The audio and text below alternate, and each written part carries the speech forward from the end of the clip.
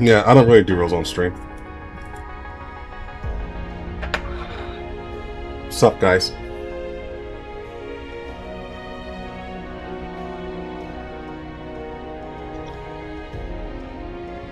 Well, rules. I don't do polls on stream. Unless it's like on another account. My own polls is kind of like whatever. I don't.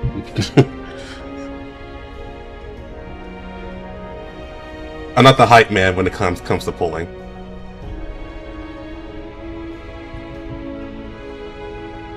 Like, it's either get them or I don't.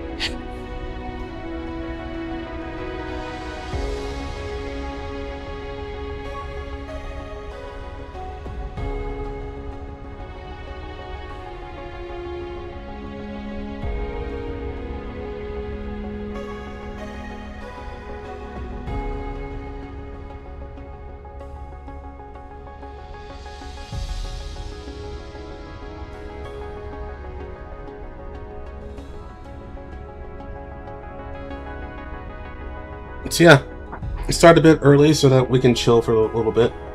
Because once 3 o'clock hits, which is within 15 minutes, I'll be entirely focused on getting as much as I can done. This is likely going to take 3 days. Possibly 2, but I'm going to assume 3 days for part 1. And I imagine part 2 is going to be another 3 days as well.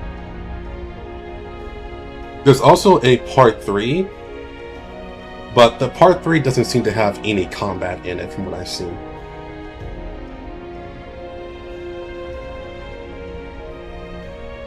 And yeah, I'm not surprised that as long...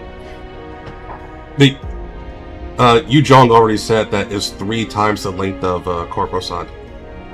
Which I should say, that's actually insane.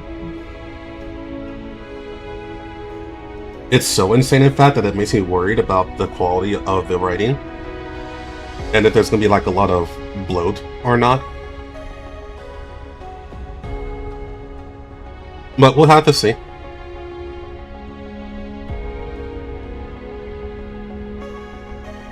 Yeah. It's 3 times the size of Corposant. And Corposant was already the largest event we ever had in Ghost Frontline history. That includes Ghost Frontline 1, so it's even longer than Mirror Stage. And I believe Mirror Stage was the longest we ever had before Corposant.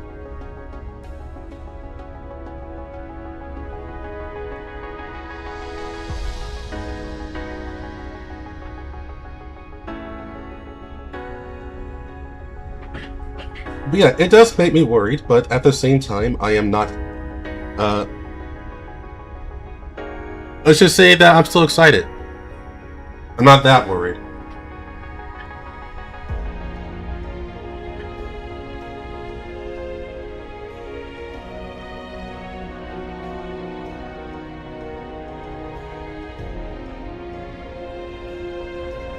Yeah, this is the end of second season Ghost Frontline 2. They even confirmed that there's going to be an ending song at the end of this event. So, yeah, you can basically see it as the end of part 2 of Ghost Frontline 2.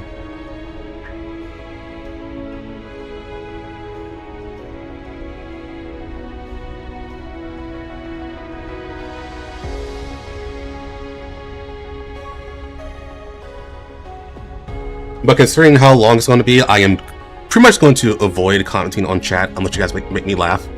So if you guys want me to respond at any point, you gotta make me laugh. Otherwise, I'm just probably not going to say anything. Because there's so much. There's so many words.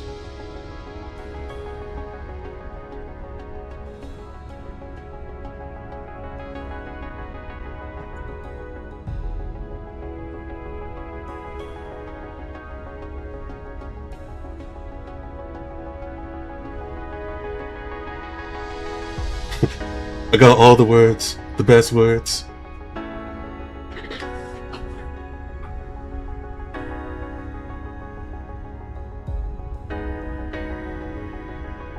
Yeah, I'm excited though. I think this is going to be good. Dylan saying random shit, yeah.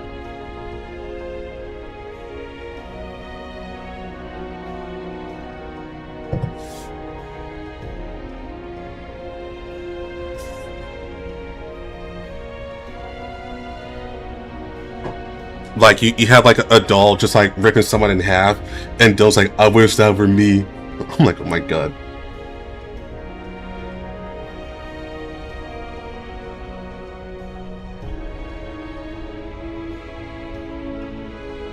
So, random thing. How many people thought Iliad was flat?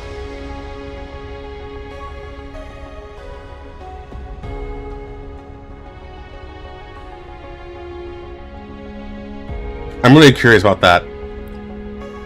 Because I've seen a number of people say that they were shocked on how large AK-12 was.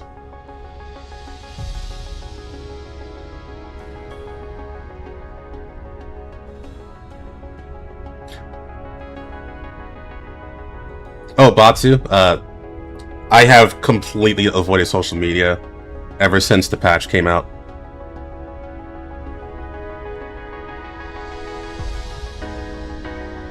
So I'm not spoiled at all, and I hope that continues to be the case. I have a dumb question, but only asking because my friend was reading the Batsu story. Would you consider Gacha stories telling a novel? Gacha stories telling a novel? I think that's just weird, a bit weirdly, but I think what you're asking is that is Gacha stories basically writing a novel? I would say yeah. In fact, that's that's games in general, especially RPGs. Hey, Sergeant Gunnery, how's it going? So, if you ever played the series called what's it called? Like Trails of the Sky, the Trails of series. They're basically one continuous novel. Well, I'm saying continuous. It's a series of novels. And it all lines up very well. So with Gacha games overall, especially games like Ghost Frontline 2, yeah, it's basically a continuous novel that's not supposed to end, I guess you can say. Though Ghost Frontline 1 did end, so it actually got a bookend, and it has a massive amount of pages in that book.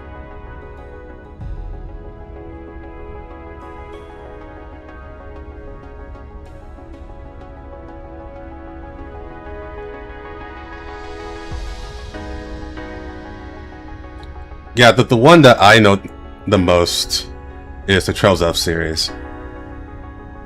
Because that series has everything connected. And for the most part, they're all direct sequels, or at least sidequels to each other. It's all part of the same world, same timelines, same situation, pretty much.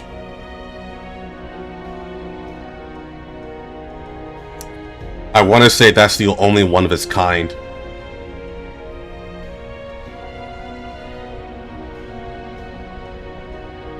It's 5 minutes left. Link on pull up the event.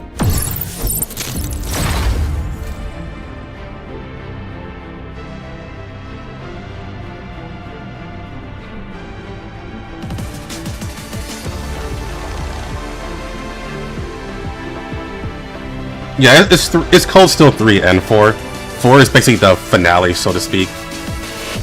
But then Trails of Reverie is like the epilogue for all those past stories.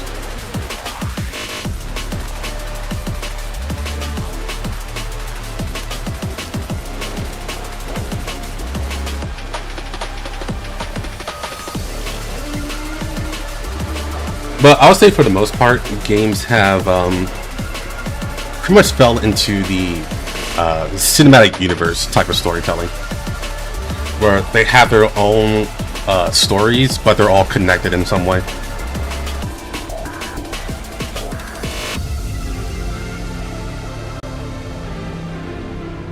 Traumatized with his.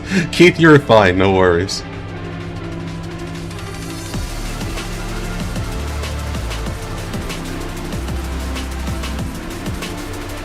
It all comes with time. Words are definitely hard.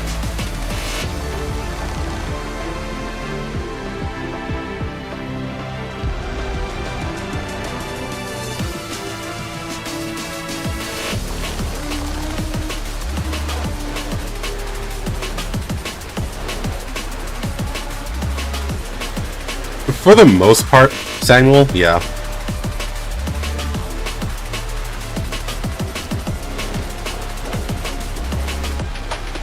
Yeah, I'm pretty sure the remake's already out for Trails of the Sky.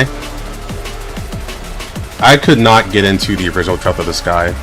It wasn't too long, it was just uneventful for me. I got into Cold Steel a lot better.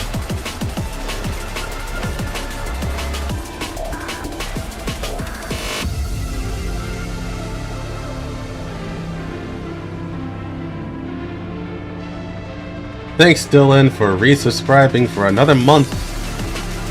14 years. You're a dedicated man. Appreciate it.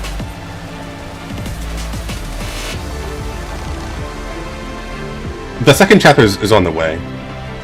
Yeah.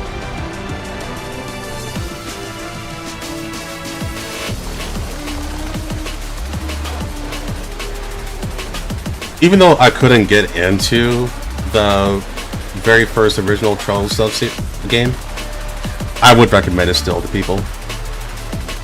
It's a good story. It definitely is. It was just a little too slow at the beginning for me. It was really hard for me to get into. So I watched the Summary instead. The Summary was really good.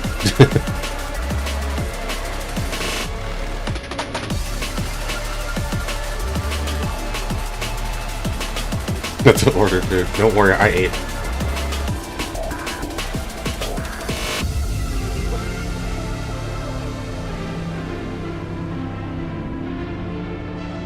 Yeah, I got plenty of drinks. No worries there.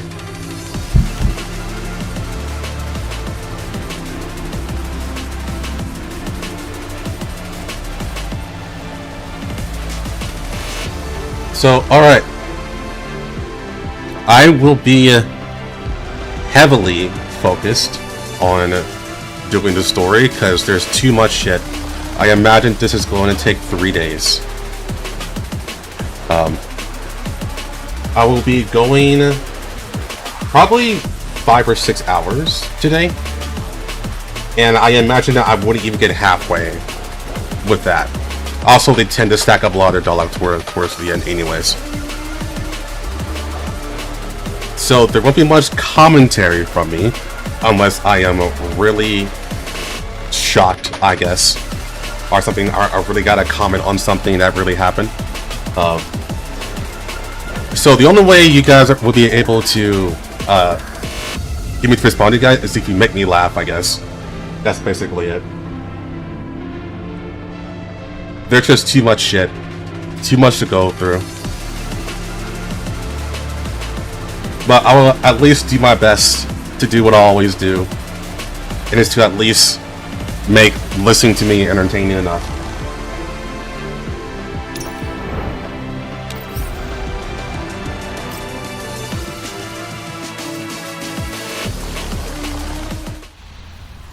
Oh, okay. Good start. My ugly face out of here.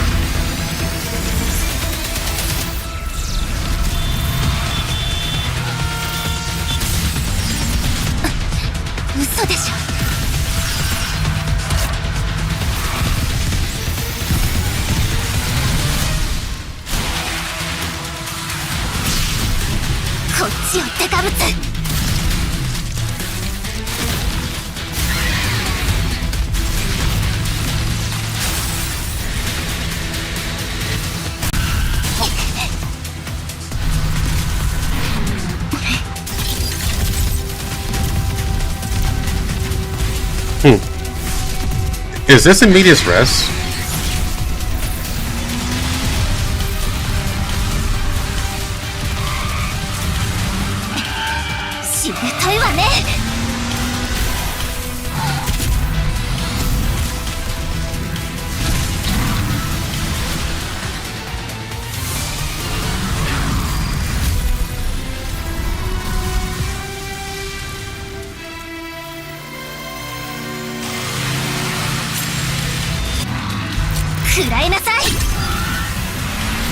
Get a load of this.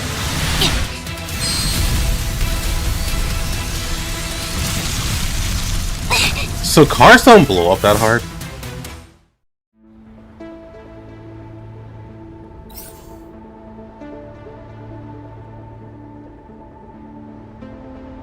Alright, where is she? There she is.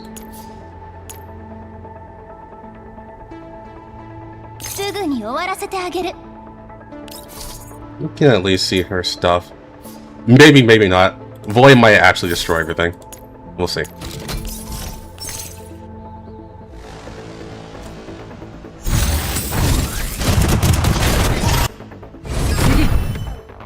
Thanks, Void.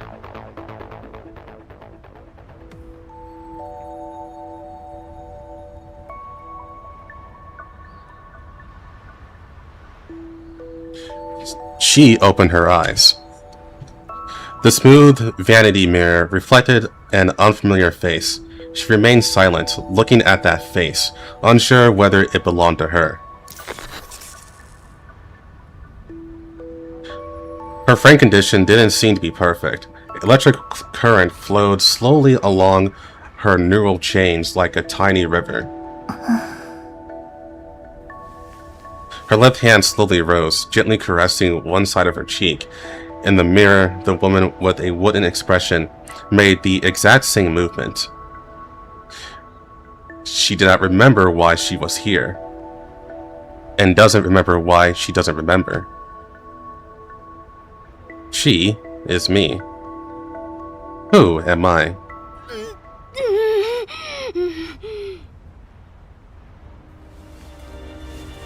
Just as she was lost in thought, an unusual noise from a squirming dark shadow in the room in the corner caught her attention.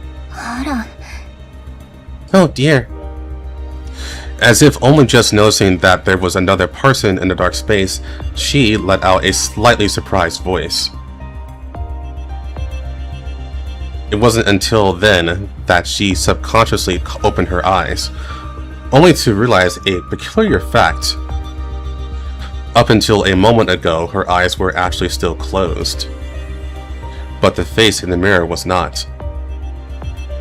Just as her vision wasn't like that either, it was as if it made no difference to whether her eyes were open or closed. But it did make a difference. This is interesting. Data flooded into her neural cloud. Even the darkness bloomed with brilliance in her eyes.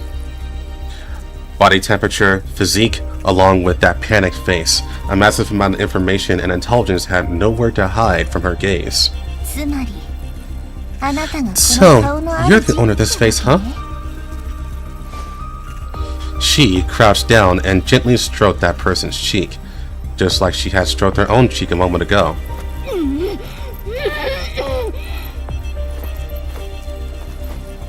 The woman, bound tightly hand and foot, struggled skeptically, her voice tinged with fury and terror, as if she could tear the culprit before her limb from limb and devour them raw. She observed the other person intently, her blue eyes seemingly trying to absorb everything about this person into her mind.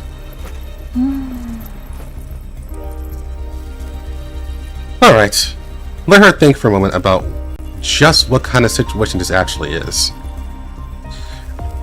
She lost her memory. That definitely isn't a normal thing, and at the same time, she isn't in a lab or a maintenance pod, but in a woman's home. The woman was tied up tight. There was no one else in the room, and she had disguised herself, disguising herself to look exactly like this woman.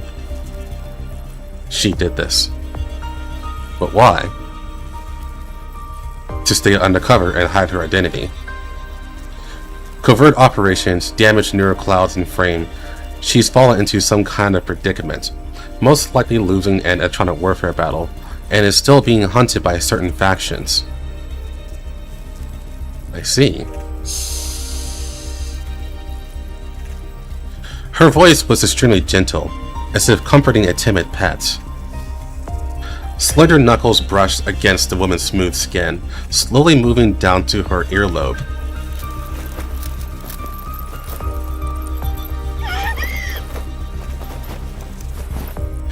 The woman's body suddenly convulsed violently, and 2 seconds later she lost consciousness. Shocking the vagus nerve is one of the proper methods for controlling a hostage. This undoubtedly requires precise skill and a calm mindset. I'm glad to see that losing your memory hasn't degraded your competence, AK-12. No, I don't know what kind of person I was before the amnesia. But I'll accept the compliment. Since it's me, of course it's the best.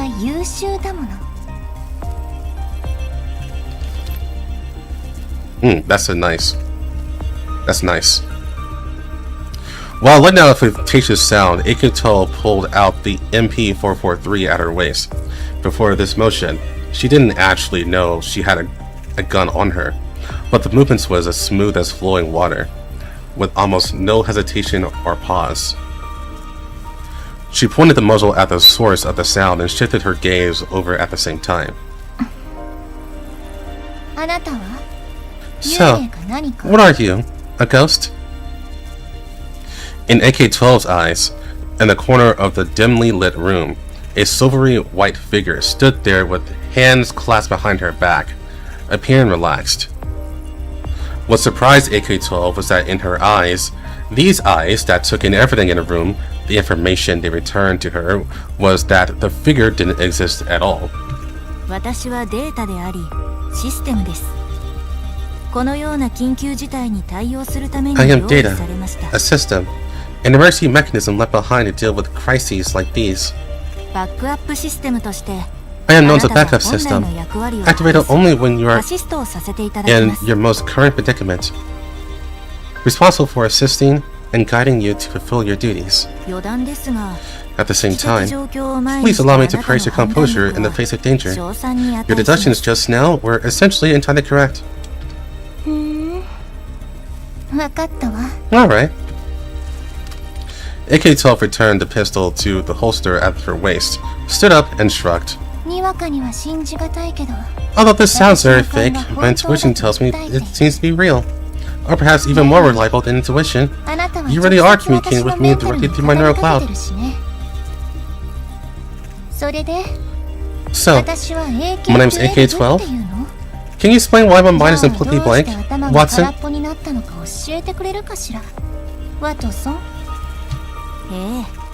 Of course.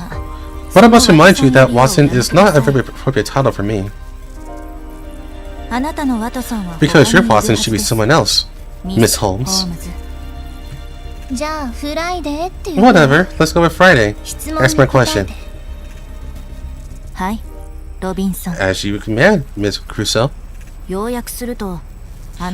summarize, 24 hours ago, you, AK-12, were still undercover as a spy unit with an organization named the Orlog Financial Conglomerate. You uncovered some secrets involving their foundation and attempted to take action against these secrets. During this process, you were exposed. Up to this point, things were still within your expectations. What led you to your current predicament is what happened afterwards. Keep going. When you realized the conglomerate's conspiracy had been exposed, and you were close to being uncovered, you did something truly shocking. You copied the contents of the conglomerate's entire database, and took the storage device for a certain technology they were secretly developing. Regrettably, that is exactly where this problem lies. Which part? The database, or the certain technology? That technology was the anti-life equation virus program they developed specifically to target an entity of extremely high computational power. And when you connected the storage device to your frame and tried to view and copy the contents, the virus entered your neural cloud.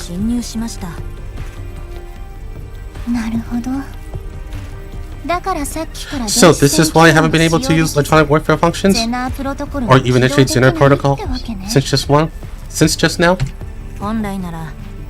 Normally speaking, with your electronic warfare capabilities and special underlying encryption methods, there shouldn't exist a virus program capable of defeating you. However, both you and I must admit, this time is completely different.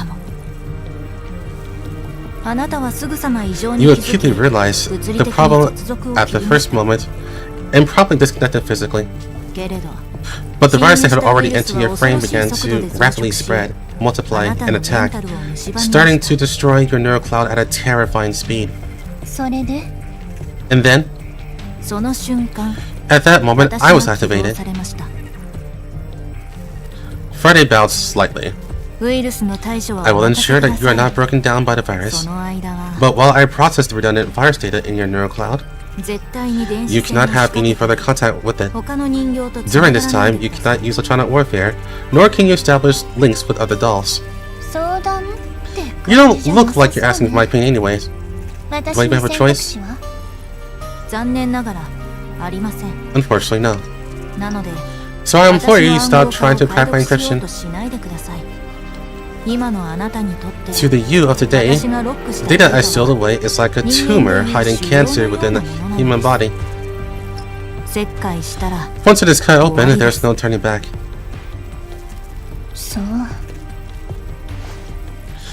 AK-12 spread her hands. Alright, I'll just try to out casually. I don't suddenly have an interest in committing suicide. You know, I feel a bit distrustful of you for some reason. Logically, it all makes sense. So, looking at the current situation, I suppose I have escaped the danger. Otherwise, I shouldn't be so leisurely visiting the home of a single lady living alone, right? Yes, after you realized you were infected by the virus, you made a prompt decision and shook off the pursuers in the most decisive manner. Afterwards, before the data was completely locked down, you made your final arrangements. You arrived here and entrusted the subsequent arrangements to me. I think at this very moment, the financial conglomerate is still initiating a manhunt against you. They should have already confirmed the fact that you are infected with the anti-life equation. But based on their trust in your abilities, combined with the fact that they haven't confirmed your state of your frame's remains, it wouldn't be too hard for them to deduce that you probably prolonged your life temporarily by sealing off your neural cloud. At the same time, they must also retrieve the storage device you stole to ensure it doesn't fall to the wrong hands of others. Huh? Where is that device? I don't seem to have anything like that on me. You entrusted it to the person you consider trustworthy under the circumstances at this time. Because at that time, you were not yet certain whether you could withstand the fierce assault of the virus.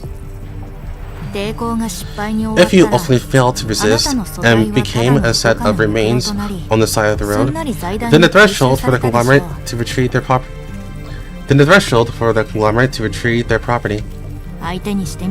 would only be reduced to the difficulty of bending down. Unfortunately, I ended up perfectly fine and alive, and chose this poor little beauty as a human shield. Even for me, this disguise was a little too successful.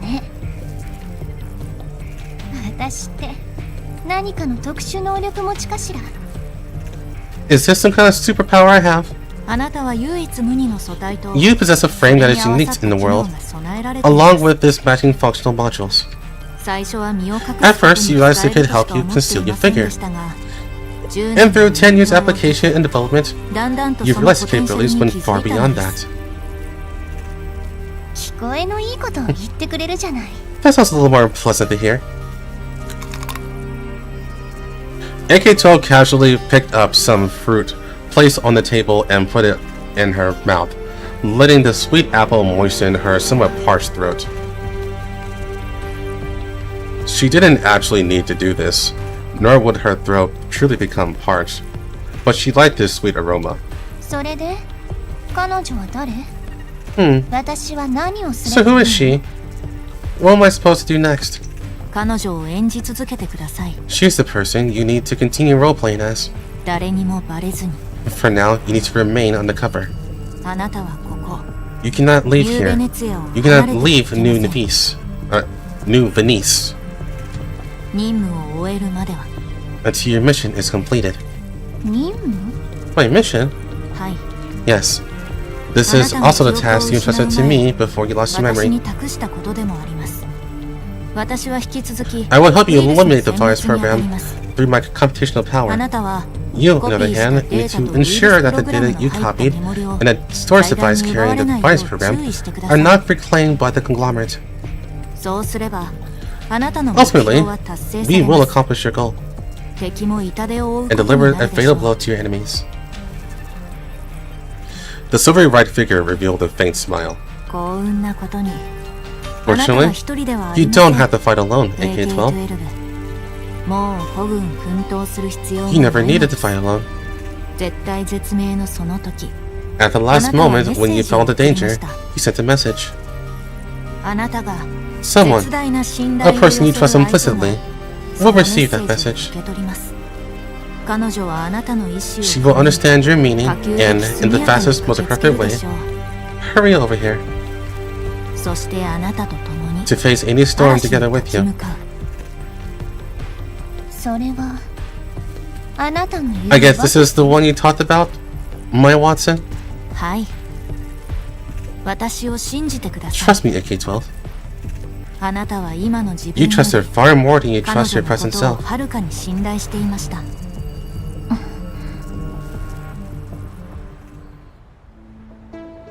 土下座されても許さないのね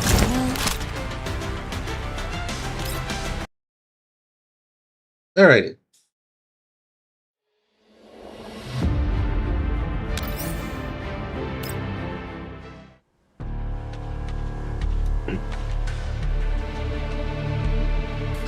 White Zone, Bobbin Group, top floor, Special Representative Office. This place occupies the most expensive prime real estate of all of New Venice. The top-tier climate control system isolates it from the severe cold and extreme heat outside, and the air is forever filled with a cool, fresh, and pleasant atmosphere. But at this moment, this perfect artificial environment made the reporting secretary feel a little suffocated. Although the room temperature was kept constantly within the most comfortable range for the human body, cold sweat still silently soaked through the back of her expensive formal suit. Zimmerman stood with his back to his desk, his hand clasped behind him as he gazed out the massive floor-to-ceiling window. The reports on various projects have been going on for an hour. The representative, normally known for his gentle demeanor, was acting completely out of character today, remaining silent the entire time. This deathly silence was more agonizing than a reprimand. Aside from occasionally turning his head to check the time, he was like a frozen statue. In addition, New Venice's opening ceremony was scheduled for next week. The group's PR department hopes you can attend in person. A detailed itinerary will be sent to you for confirmation later. Zimmerman suddenly raised his hand, index finger slightly pointing up, cutting off the secretary's voice. So, huh? The secretary glanced in panic at the wall clock. The representative always had a special sense of nostalgia in certain areas. At this moment, the hour hand on the wall clock was pointing at 1:59 p.m. The second hand returned to its place. Tick, tock, tick, ding! The bell for 2 o'clock rang right on time. At almost exactly the same moment, the equally old red phone in the corner of the desk let out a piercing screech. Ring, ring! You may leave first. The secretary, as if granted a pardon, hurriedly bowed and left. She didn't dare to ask, nor did she want to know who was on the other end of that phone she had always thought was just a decoration. As a heavy soundproof door closed, the office returned to dead silence, with only that old-fashioned telephone screaming persistently in the spacious room, its echo ear-piercing. Zimmerman slightly turned his head, casting his gaze into the shadows in the corner of the room. "Hey, babe." A pink-haired woman emerged from the darkness like a ghost, bowing slightly in salute. "Environment secure, Mrs. Zimmerman. The line has been physically isolated and encrypted, and all eavesdropping frequencies within a 200-meter radius has been jammed." Later. Zimmerman adjusted his breathing, sat at his desk, and steadily picked up the receiver just as the fifth ring was about to fade. "Good afternoon, General." "Good afternoon, Representative Zimmerman. I'll make it short. I clean up the mess on your end for you." "I've always admired your resolute decisiveness, General." "Cut the shit. You didn't even know you were raising a ghost in your own home, flipped half your assets upside down, and almost leaked out your accounts too. This has absolutely nothing to do with resolute decisiveness. I'm just wiping your ass." "Fortunately, my people reacted fast enough. That rat has already fallen into the sea. Confirmed with our own eyes. But you better tell me, who did it pass the item to before going into the sea?" "That is exactly what we're trying our best to track down, General." "Trying your best?" "Zimmerman, I don't have time to listen to your pleasantries. If even the slightest bit of our affairs is leaked, you know the consequences." "Rest assured, General. The Faben Group will handle everything." "You had better handle it well. I don't want to lose the hard-earned trust between us. In fact, considering that all you have recently invested a massive amount of extra military forces to maintain public security around New Venice, the Faben's Group Board of Directors have just passed a resolution to establish a special security fund. In addition to fully bearing the repair costs of New Venice, I will personally inject a sum of money into the fund to express my gratitude to all of you for guarding the peace of the URMC." There was a 2-second silence on the other end of the phone. "This score can't be settled with just money. My people deployed helicopters and heavy vehicles in the city just to trap that rat. It caused quite a stir. You probably know about it." "Yes, I noticed.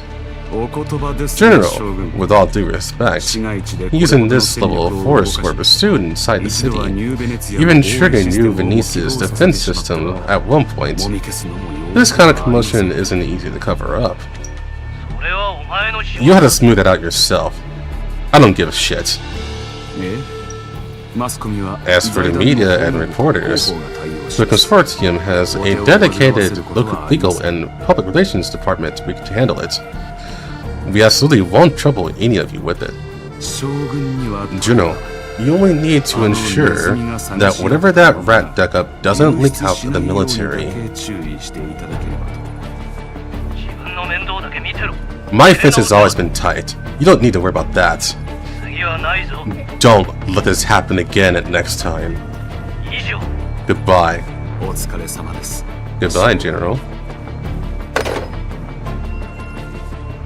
The receiver was slammed heavily back onto the phone base. As that irritating static hum faded, the calm expression Zimmerman had maintained throughout the entire call instantly collapsed, leaving behind only a few traces of sinister gloom. He rarely massaged his throbbing temples. "Vulgar old bear." He released his temples, his gaze sweeping over the two unplugged communication terminals on his desk.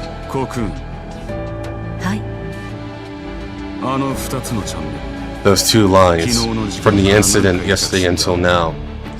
How many calls had they received in total? Up until I unplugged the lines, the A frequency band received 47 calls, and the B frequency band received 31. The sources cover 7 subcontractors, the financial representatives of 3 affiliated entities, and 2 local officials. Their demands are highly consistent, requesting confirmation on whether certain information has been leaked, and how the Fobbin group will handle it. 47 plus 31. Huh! That's 78!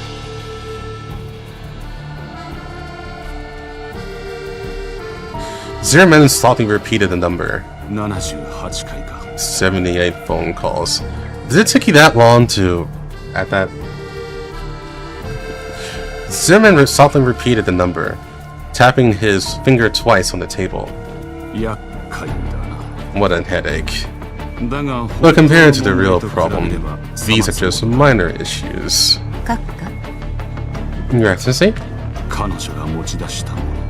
The things she shook out, whether it's bribery records or the FDA penetration of SPVs. In the end, it's just a drop in the ocean of the database. Embarrassing and troublesome, but not fatal.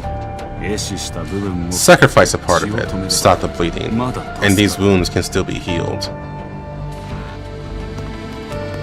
Zimmerman stood up, put his hands behind his back, and walked over to the floor-to-ceiling window. You should know what is truly keeping me up at nights.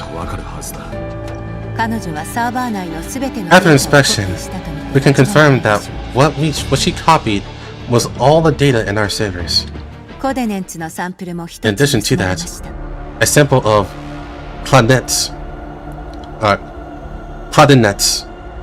was also stolen. Zimmerman didn't turn around, but his fingers behind his back clenched for a moment. She touched the lullaby files. Your Excellency, the core documents of the Lullaby project are protected by multi-layer encryption. Given the time and authorization she had back then, it was almost impossible for her to decode them completely. But it's possible that she has already obtained the complete data. Possible in our situation equates to already obtained. If the things are leaked out, even just a little bit, any analyst with a brain could piece together the general outline of the plan from it. The people at Stinkset aren't stupid, they're just missing an entry point. Zimmerman fell silent for a few seconds, then turned around. What about coordinates? That is precisely the focus of our next report. Cocoon took out a terminal and brought up a timeline chart of data streams on the screen. After discovering her actions, I and our new friend launched a full-spectrum electronic warfare siege against AK-12. During the process, I detected a key signal, a frame connected to an external storage device at some point. She plugged it in. The signal characteristic perfectly matches coordinates. I'm guessing she probably tried to read and copy its contents. And then? The coordinates program, encapsulated within the chip, began to spread the instant she connected. Of course, given AK-12's electronic warfare capabilities, conventional virus programs pose almost no threat to her. But facing coordinates, even she is nothing more than a reed in the wind. I observed severe fluctuations in her neural cloud within electronic warfare data stream, confirming that the virus has successfully infiltrated. Although she's physically disconnected immediately, a portion of the program still managed to enter her core system. In other words, she's infected. Once Claudinets enters the core system, it will continue to spread. The process is irreversible. And since she did not receive it completely, there will only be one outcome: being melted down by the incompletely executed program. Given the capabilities of Claudinets demonstrated on our new friend, I have no doubts about its reliability. However, if everything was smoothly, logically speaking, she should already be via pile of wreckage by now. But why is there still no news to this day? Zimmerman's gaze grew sharp. Enough time has passed since the incident. If she were dead, whether in the water or on the shore, our search team should have found the remains of her frame by now.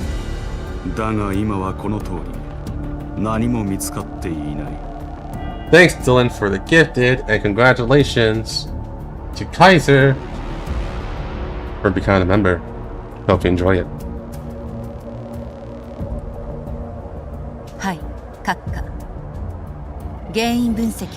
This is also a question I've been analyzing. Cocoon swiped on her terminal a few times, pulling up another set of data. I simulated this many times using the computational power of my new friend. Not a single time was AK-12 able to defeat the equation in a head-on confrontation. But there indeed exists an extreme countermeasure that can help her prolong her life. Wipe the data while locking down a neural cloud to cage the unspread virus. This way, we can barely help her temporarily avoid a meltdown. Is that something that can be done?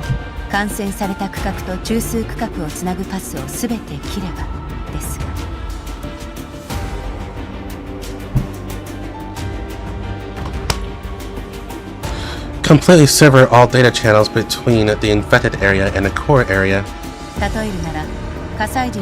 Similar to in a burning building, blowing up all the connecting corridors to confine the fire to a local area.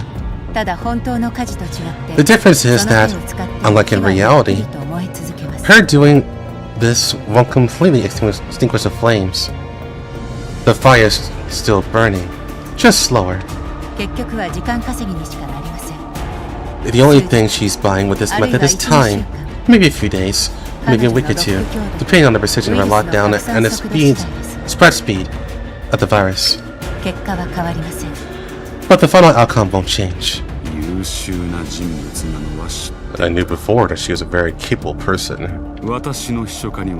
My secretary has dozens of staff, and over time, there might have been hundreds.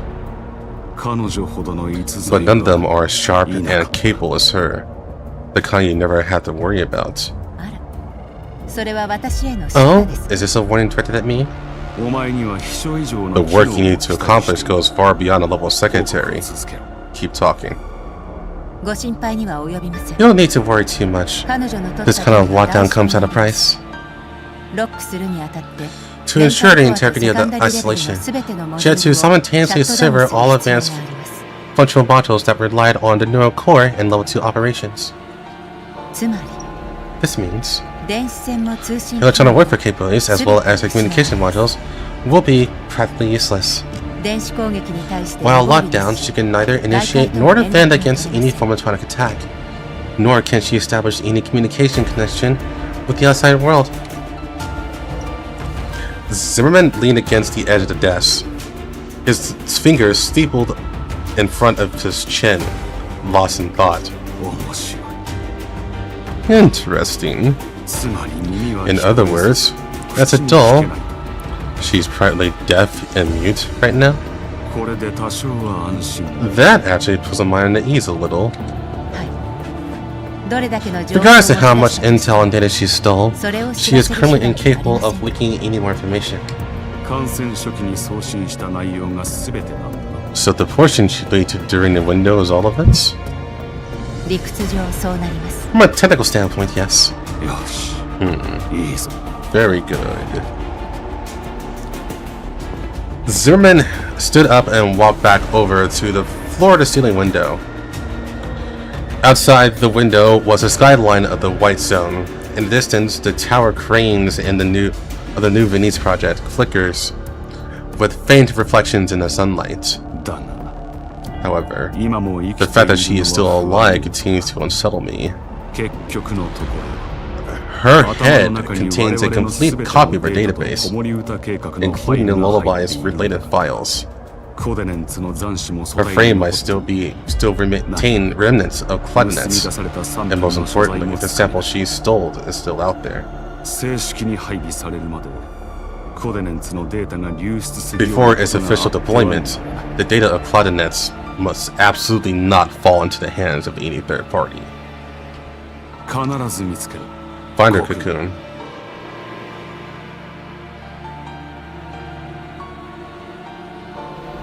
Breathage. Thanks for $30, Dylan. I appreciate that. A little much, but I do appreciate that. Dead or alive, find her. Retrieve that storage device and ensure that all the data inside her frame is completely destroyed before the opening ceremony.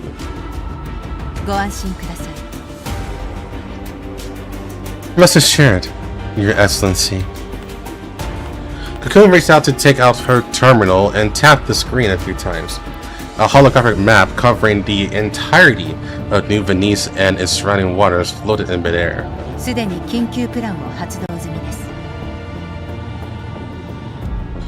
Right after the incident, I immediately activated the contingency plan. 3 search teams have been deployed in the coastal waters, covering all sections of the coastline where the ocean currents might carry the target.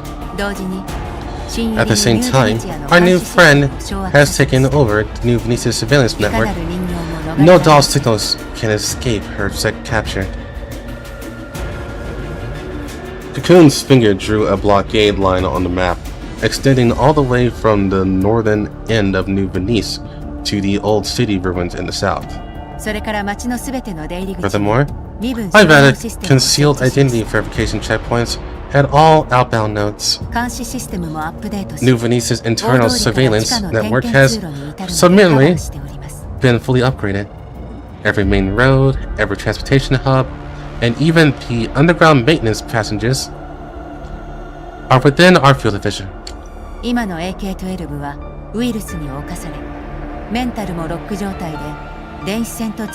her current state, infected with the virus, neurocloud lockdown, having lost electronic warfare and communication capabilities. Even if she miraculously survived the undercurrent, it would be impossible for her to pass through this net. I assure you, New Venice is her cage. Very well. In addition... Yes?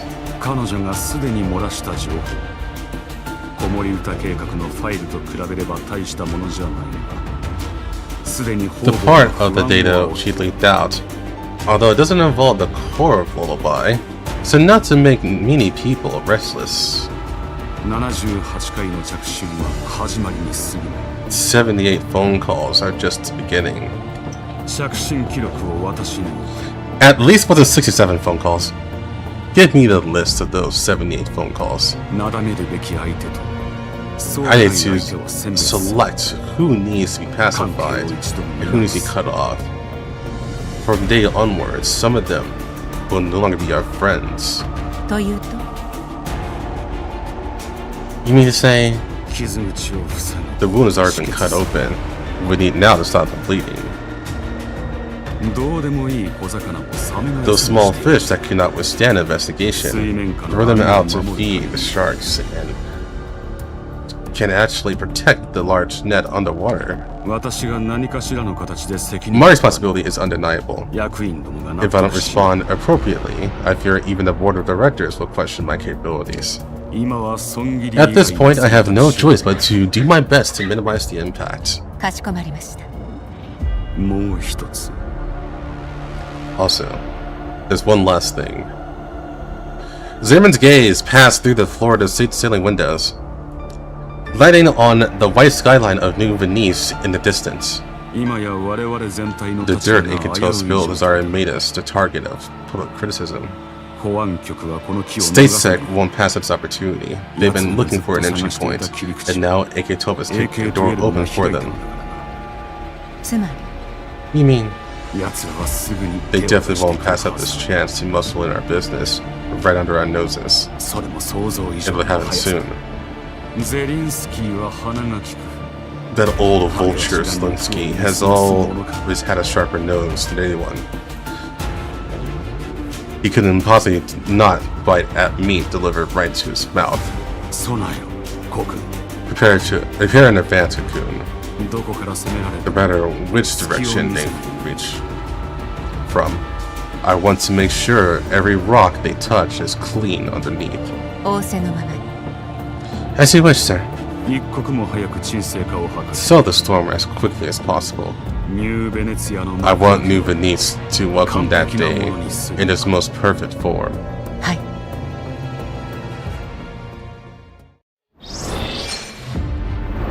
Whew, okay. Give me a second. I'm gonna go ahead and snatch some get some Starbucks. I'm not hungry, but what I need more is like a probably an energy drink. Actually, I'm not gonna get I'm not gonna buy a drink from Starbucks. I'm just gonna actually just order from the store. Get like 2 energy drinks and like no, 3 energy drinks and 3 coffees. I think that's great because that'll account for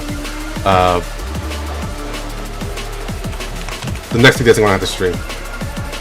Let's do that. Also, this music is fucking awesome. This is fantastic.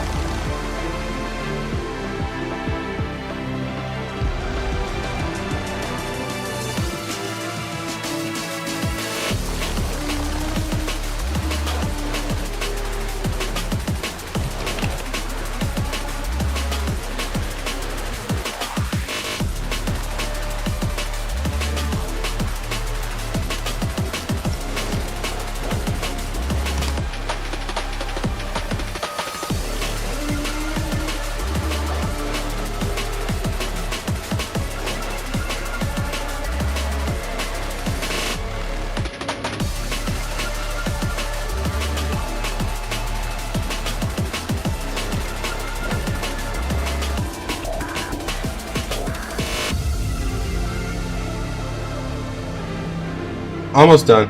Almost done.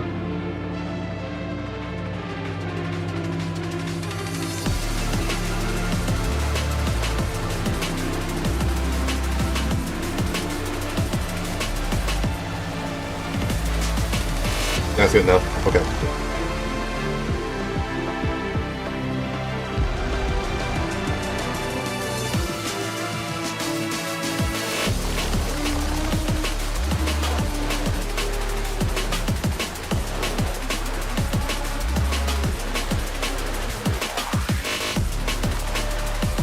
Alright, it'll be here by probably when that cutscene's over. Not gonna lie.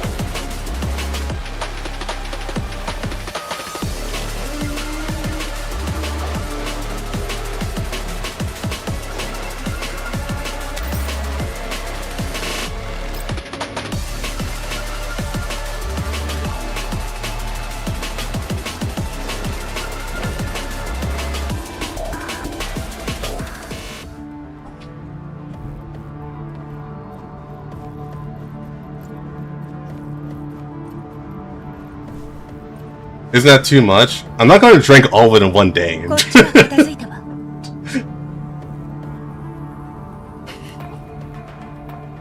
This batch has been cleaned out too.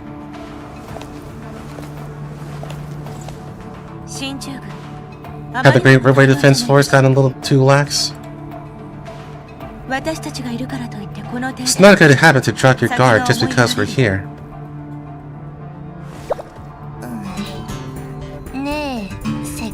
I want to ask that question again, Sexes.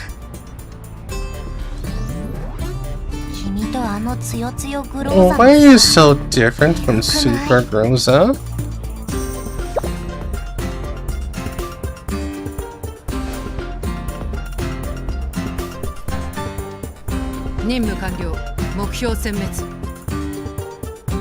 Mission accomplished.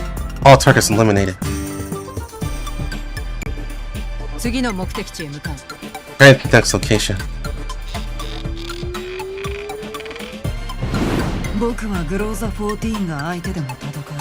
I dare to cross swords with LTS-14, but do you dare cross swords with Wimstina?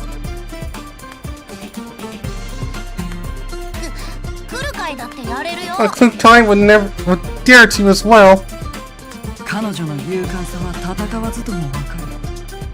Her courage doesn't need to be demonstrated in this manner.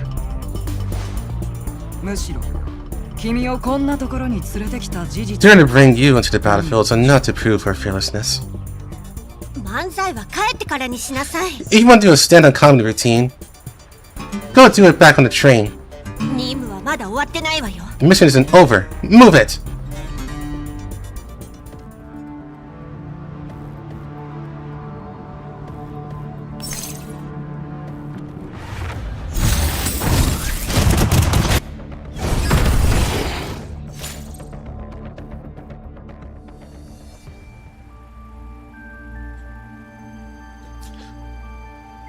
Year 2074, Yellow Zone, the almost temporary base.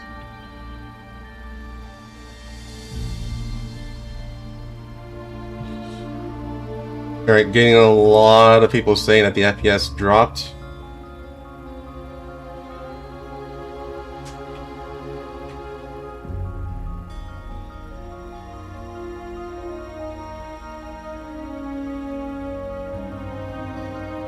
Yeah, it did. Looking back on it, yeah, I did. I got no issues on my stream. Or, I got no issues on OBS, but it's all over stream.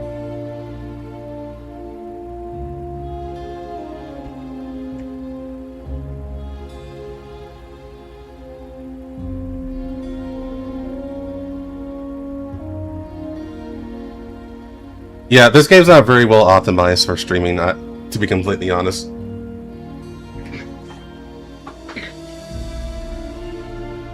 The greyish white sky hung low. The almost still running engine let out a rhythmic low hum in the wind, like the tireless lungs of this giant steel whale inhaling and exhaling the dust of the Yellow Zone. From here, a sufficiently resilient lifeline began to stretch and extend to places very, very far away.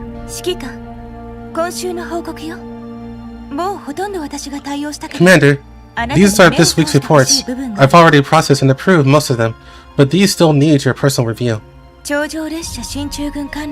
Most of it is about the railway defense forces. Although they work closely with us, they are still official UNC personnel after all. The details of their dealings with wanted criminals like us need to be confirmed over and over again. Alright, I get it. Just leave it there. Miss Springfield has already safely delivered a new batch of crops to Makosh. She's returning now. I had her bring back a batch of materials according to the previous list. It will come in handy over at the thermal power plant. Ulrich mentioned that the doll community recently took in another batch of stray dolls. Many of them are severely damaged. It's a miracle they can move. So, I'd like Mei Ling to help repair them. Alright, I'll go let Mei Ling know. What Kolfin's side? Captain Usuri must have not to say Captain Asuri, but Captain Usuri's supply issue isn't as severe as we imagined. We settled a batch of wounded, and the monsoon squad covered a few shifts for that team from last week. Worldwide and the others brought ammo and supplies over yesterday for the shift change. They should be able to help them resume normal operations within the week. However, compared to Makosh and the underground brokers, the Great Wall Railway's defense forces as an organization is too broad and expensive. We cannot help all of them. You must think this through clearly, Commander. The Great Wall Railway Defense Forces accounts for our largest export volume, but when evenly distributed, the specific amount of goods they receive is the lowest. I know. Just focus on Captain Usuri. You can leave the specific distribution and allocation work to him. It's impossible for us to take care of everyone. Recently, the collaborative relationship between the Amol, the dog community, Makosh, and the Great Wall Railway Defense Forces have grown increasingly tight.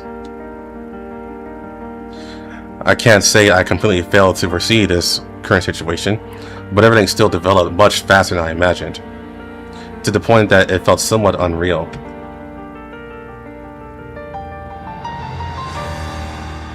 This is not something I can achieve alone. It's not even a responsibility that the Amol or Makosh can shoulder. It's just that when people realized that there was truly opportunity that allowed them to stand united and face the problem, many were willing to seize it. Makosh's success was like a spark falling onto a pile of long parched firewood.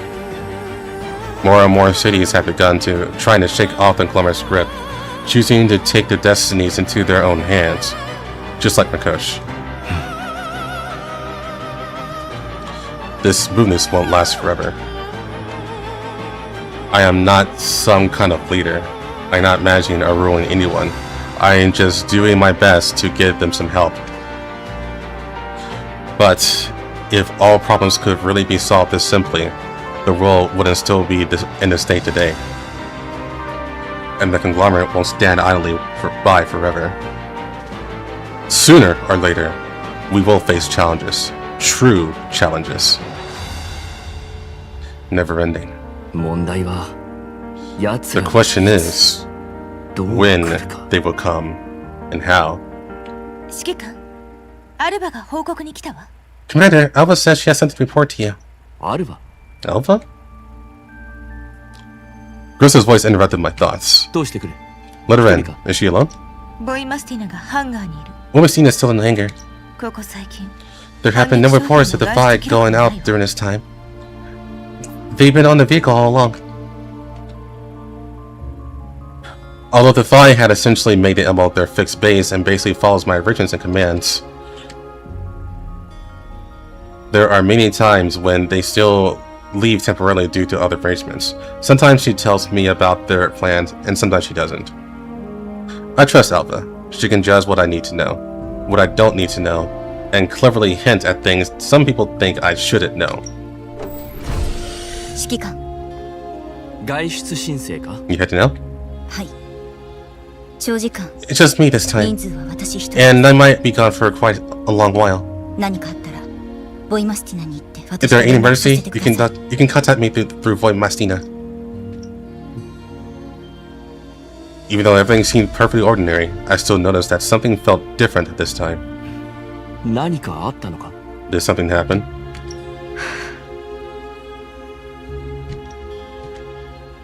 Alva took a deep breath. Usually when a human does this, it's to calm their mood. Alva was the same. Last night I received a message from Kevin. Something happened at 12.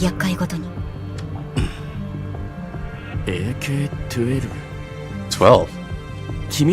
You're telling me she's Undercover in the Frontline conglomerate? Yes. After I received the news last night, I've been trying to contact her. We have a dedicated communication channel.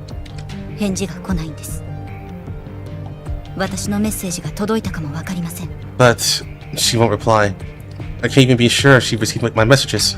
To put it more bluntly, Commander, we lost contact with her.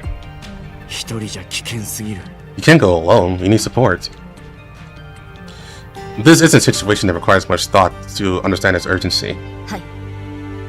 Yes, indeed. That's why I went for support. The place where she is, we have no way of sending an army in with a big show of force. That's also why I didn't bring Messina along. Besides the fact you need her more than I do.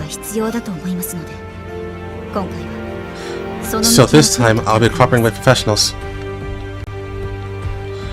I think Rosa probably wouldn't like those professionals, but fortunately, her expression doesn't change much.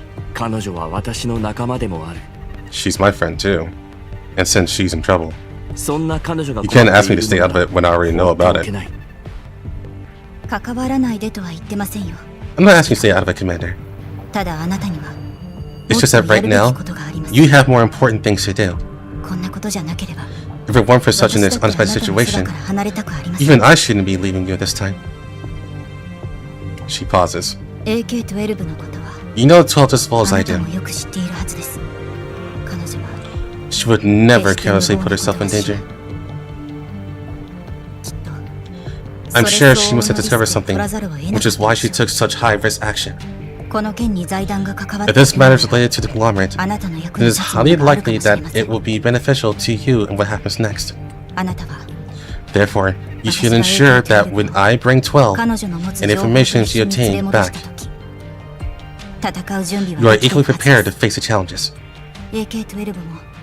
Having your current endeavors hidden because of 12 is definitely not the outcome she wants.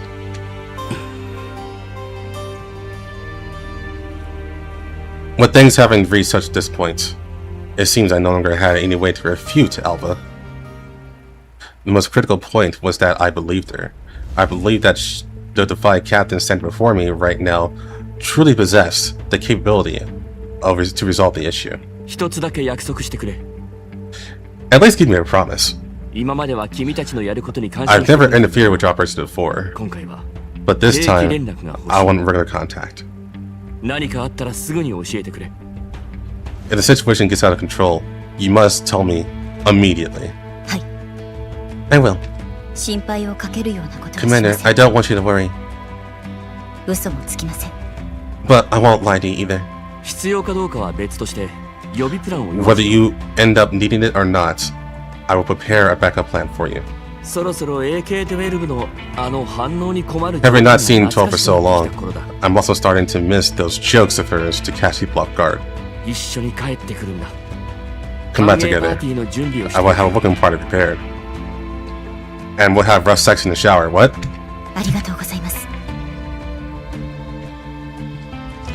Alice's tense expression finally relaxed a bit.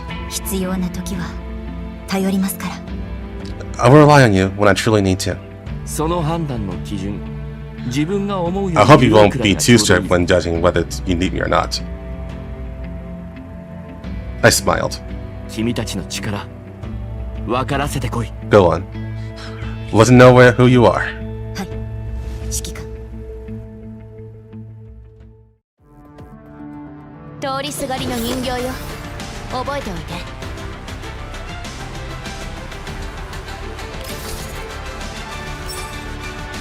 Yeah, it's been that time.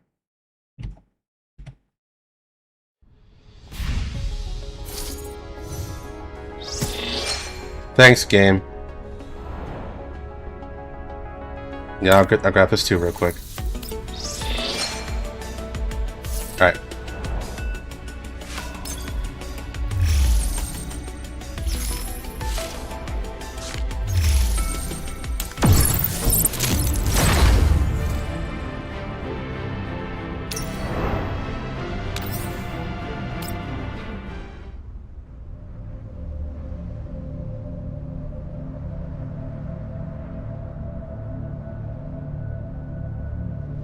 Year 2074, Yellow Zone, a safe house.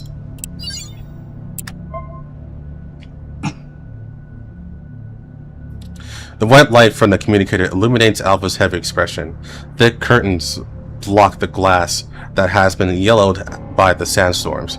In a dim room, this sole gleam of light appears so callous. 暗号キー確認 Communication command confirmed. ちょい Anna Viktorovna Soy. チャンネル接続ログイ Channel ン connected. Login ID. Snowwolf.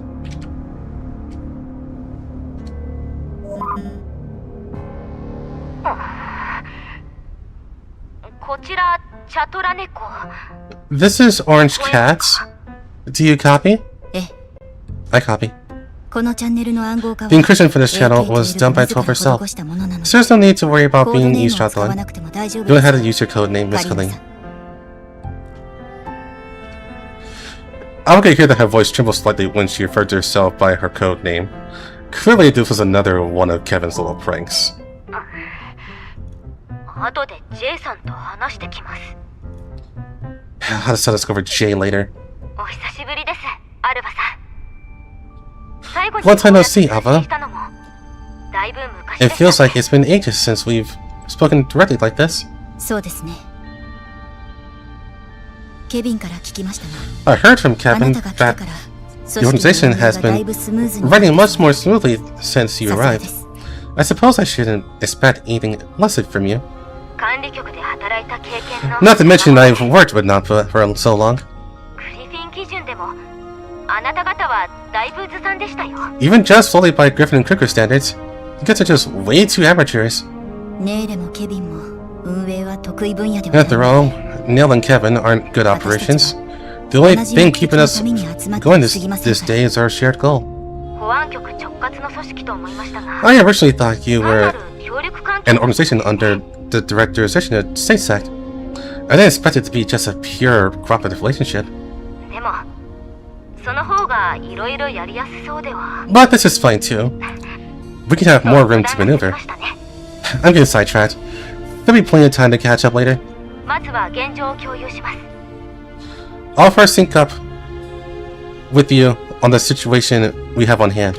はいお願いします Alright, thank you for the trouble. おとといの午前10時 Earlier the day before yesterday, specifically around 10:20 a.m., AK-12 sent back a message outside of the scheduled contact window. 秘書課の人間として She mentioned in the message that she accompanied Zimmerman as a member of the Secretariat and relocated to the Veneto ニューベネチアをご存知ですか heading to New Venice. Do you know New Venice?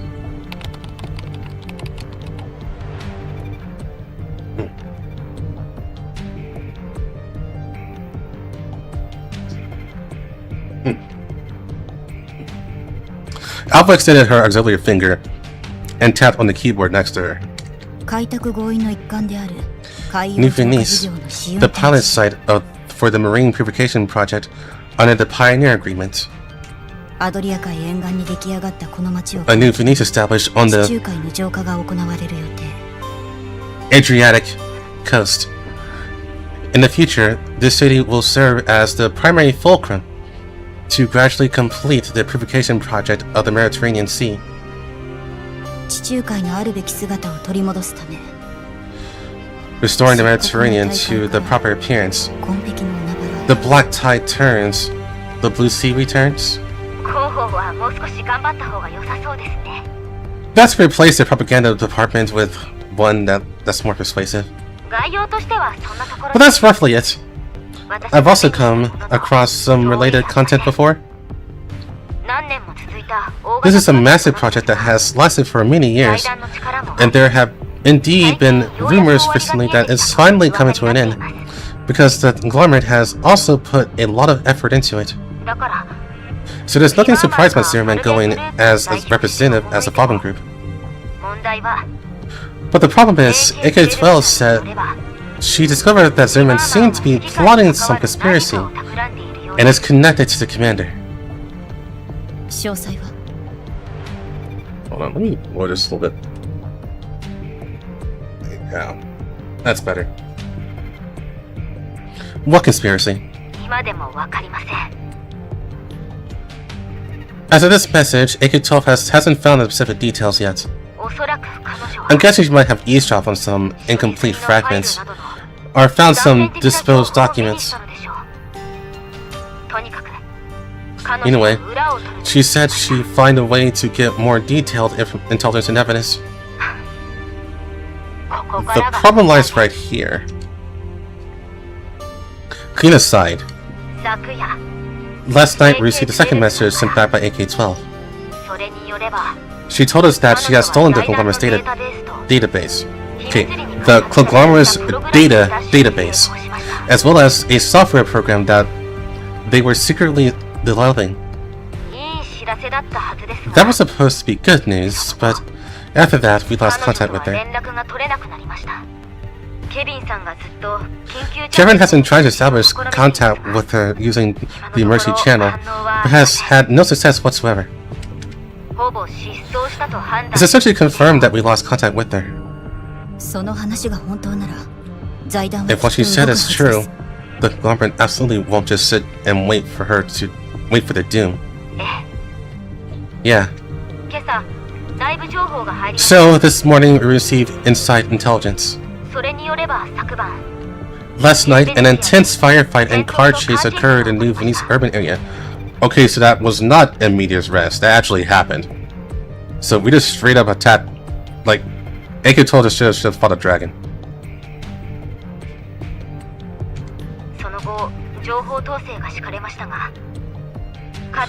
The official authorities locked down the news, but it's basically certain that one of the parties was AK-12. Did they catch her? According to information I've received so far, not yet. But the matter goes far beyond this. Clean aside. Alva, before 12 lost contact, right after telling us she had the package, she did something crazy. Through the network, she massively disclosed a portion of the content she copied from the database. A portion? Right. Transaction records, operational archives, and all those other unsavory things. Although the conglomerate's information control was very swift, you know that this kind of thing can't be covered up. She's creating cover for herself.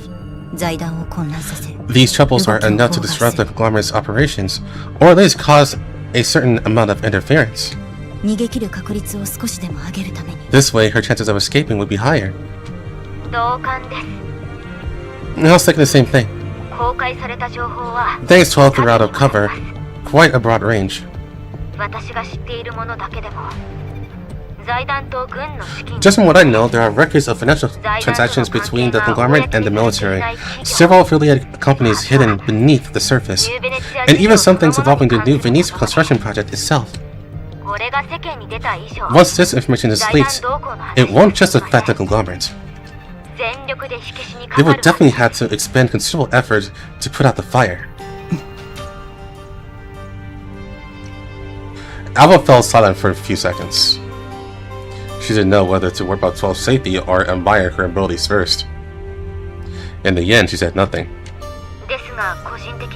However, what concerns me more is the secretly developed software program she mentioned. She didn't specify what was inside. Probably didn't have time, or maybe she wasn't clear on what it is yet herself. But since she singled it out, it's important it's probably on par with the database. Maybe the reason the conglomerate is reacting so strongly. That reason is part of it too. Earlier, didn't we hear rumors that the conglomerate was hiring and poaching software engineers in massive numbers? Whatever it is, it must be very important to the conglomerate.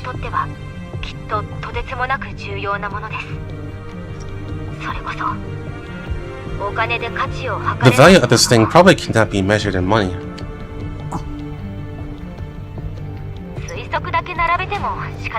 Let's set aside these unprovable fact matters for now. That's what 12 dug up.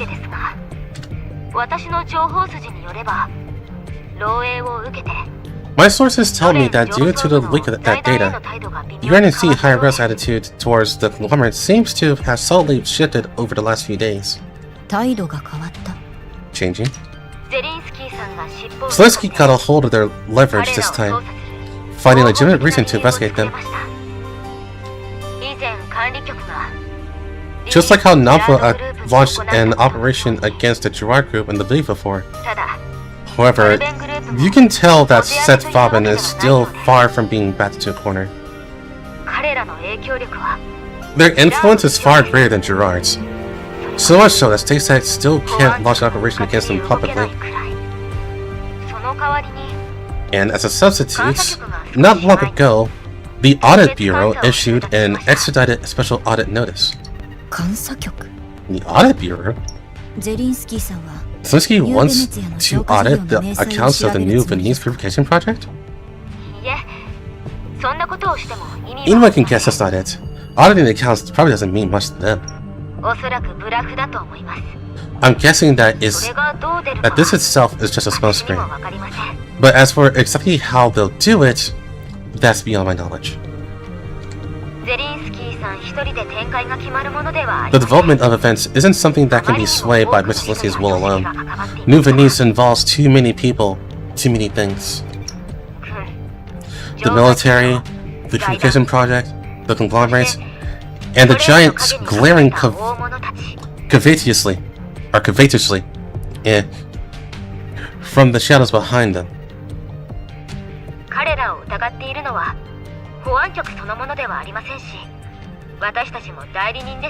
StateSec isn't the only one having doubts and suspicions about them. We are also just proxies. However, the Audit Bureau's operation has given us an excellent opportunity. The other team needs to head to New Venice for a field investigation. That is to say, a team with legal authorization, one that no one can turn away, is about to enter New Venice. And the person behind this team just so happens to have a long-term and stable cooperation relationship with us. Kalina paused for a beat. I recall you having a suit, right? Right. Congratulations, Alva. From now on, you are Anja again. I'm not sure how to pronounce that, so we're gonna say Ant.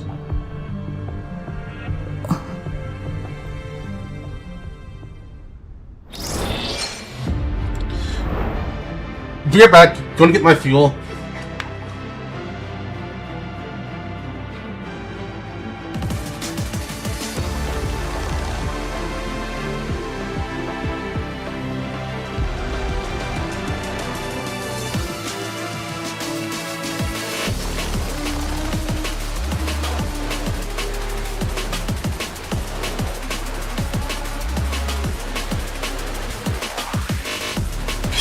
It's not a door. Hold on.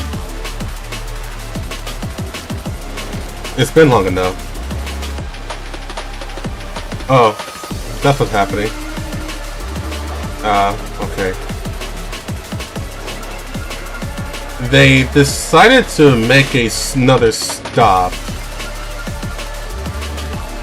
before coming to me.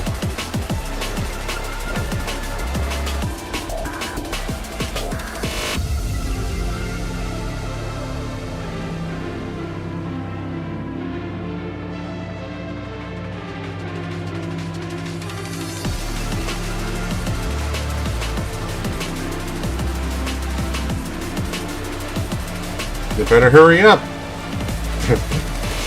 I'm gonna say it's late.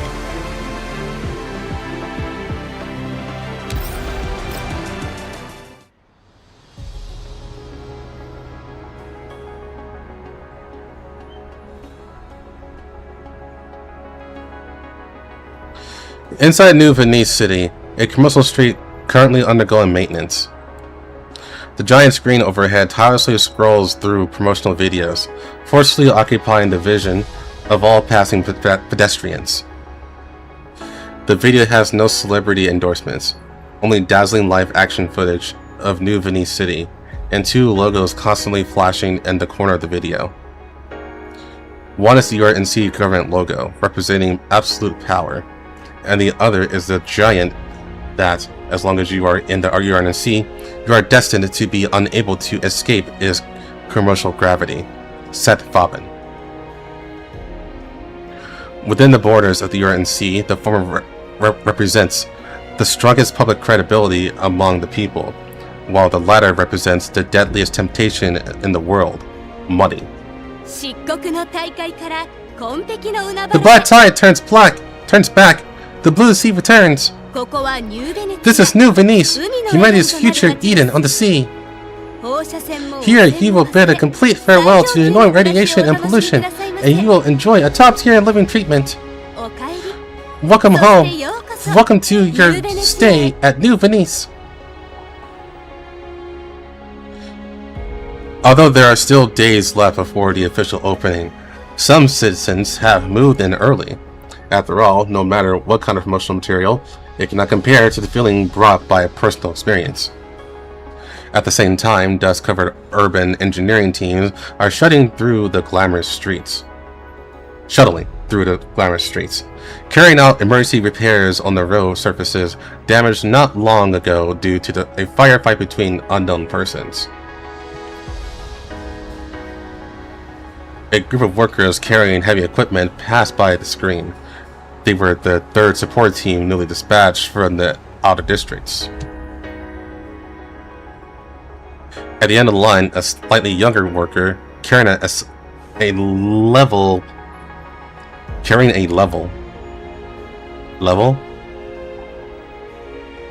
Okay, carrying a level suddenly stopped in his tracks, lifted his head, and stared blankly at the luxurious food and breathtaking scenery flashing across the screen, his eyes revealing a kind of unrealistic longing.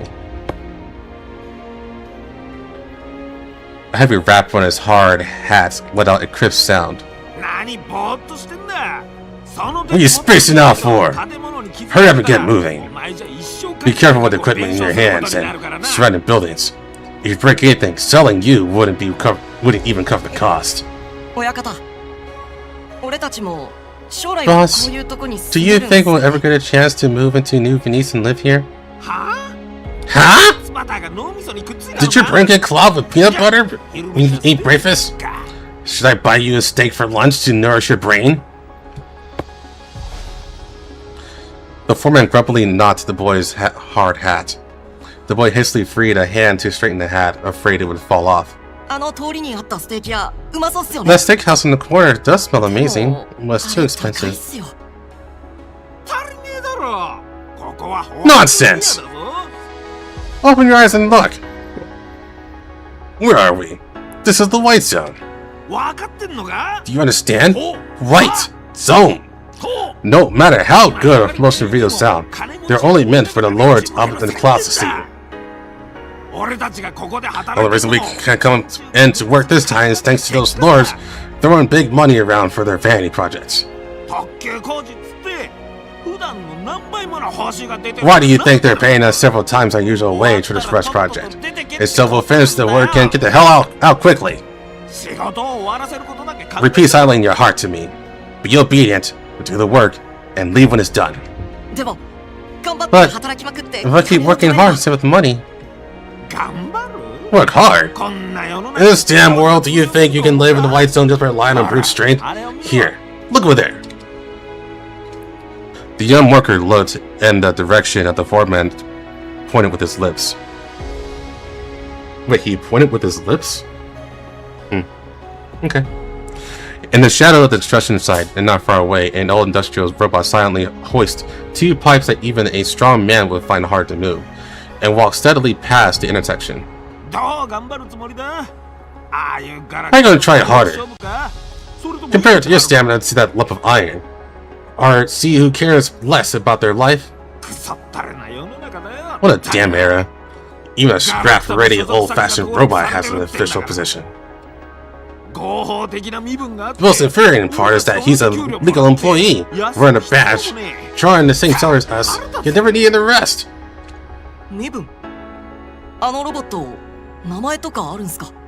He's a badge? Does that robot have a name too?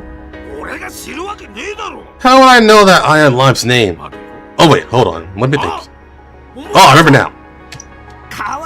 But the one who brought him along to report was a very pretty little girl. They should call them Paul! The young worker mules over the name he just heard, his head full of questions about that robot, and his steps unconsciously speed up a bit. Perhaps he was too lost in thought, completely missing the raised pavement beneath his feet. The boy suddenly trips, losing his balance, and smashes into the front of a nearby fast food restaurant. Heavy equipment and all.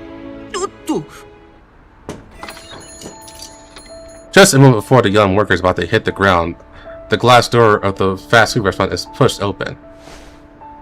A hand with slender fingers firmly caught the boy's shoulder, while the other casually propped up the heavy piece of equipment just before it smashed to the ground. Careful now, okay?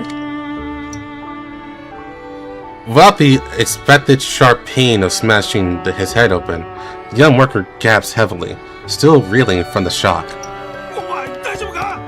Hey, you okay?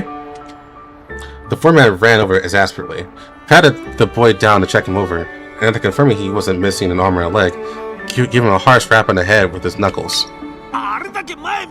What did I tell you? I told you to watch where you're going! Watch where you're going, damn it! Good thing the equipment isn't broken. Hurry up and take this gentleman.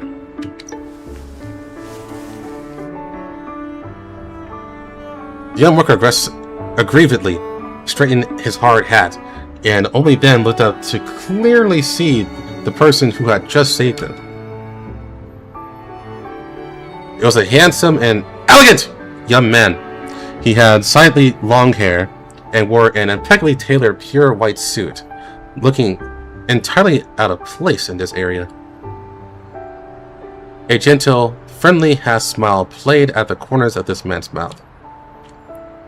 The pure white cuff of his suit had inevitably caught a glaringly obvious stain from catching the dust-covered worker, but the man didn't seem to mind at all. You hurt? No, sir. The man nodded in satisfaction. He then crouched down and began picking up the things that had just fallen to the ground during the rescue. Several paper wrapped straight fast food burgers. But sir, we are so sorry about your broken clothes. Let us pay you for the cleaning fee. The foreman clenched his jaw, saying these words with trepidation. Although those burgers stung his wallet, he could afford them. But this white suit, which looked incredibly luxurious, he probably couldn't afford to pay for even if he threw in several months' salary. He could only bite the bullet and pray that the other party would only ask for the cleaning fee. No need. The suit just needs a wash when I get back. And the burgers are wrapped in the paper anyway. Don't worry about it. How could I?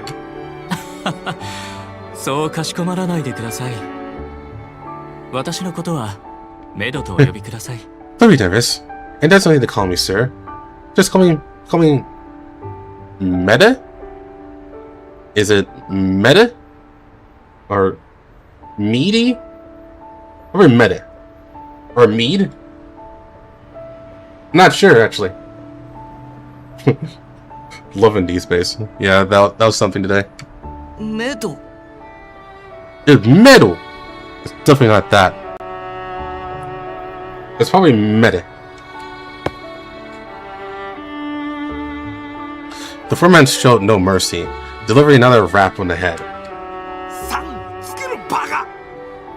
Mayday? Mayday! Mayday! Mayday! Call him sir! Show some manners! Mr. Meta. Alright. I really don't mind.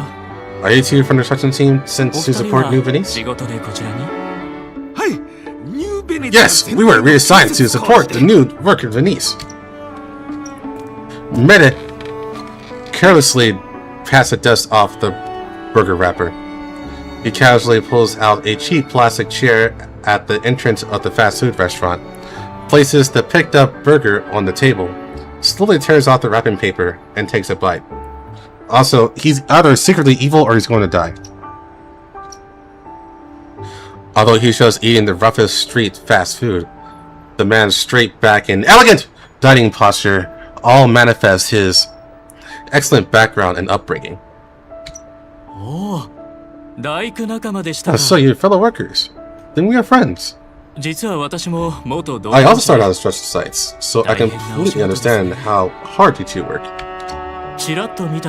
I just looked around. The construction progress here should be almost finished, right? Reach glove. The foreman, who had been roughing it for sighting for years, acutely sensed from the man's demeanor that he was no ordinary person. He hurriedly straightened his back to answer.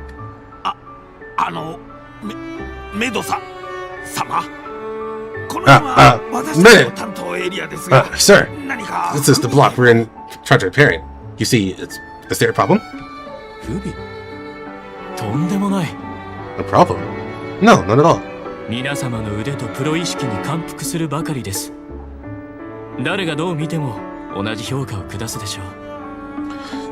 Even looking at it with the most critical eye, the street has now been completely restored, perhaps even surpassing its original appearance. I genuinely admire the professional level of everyone involved.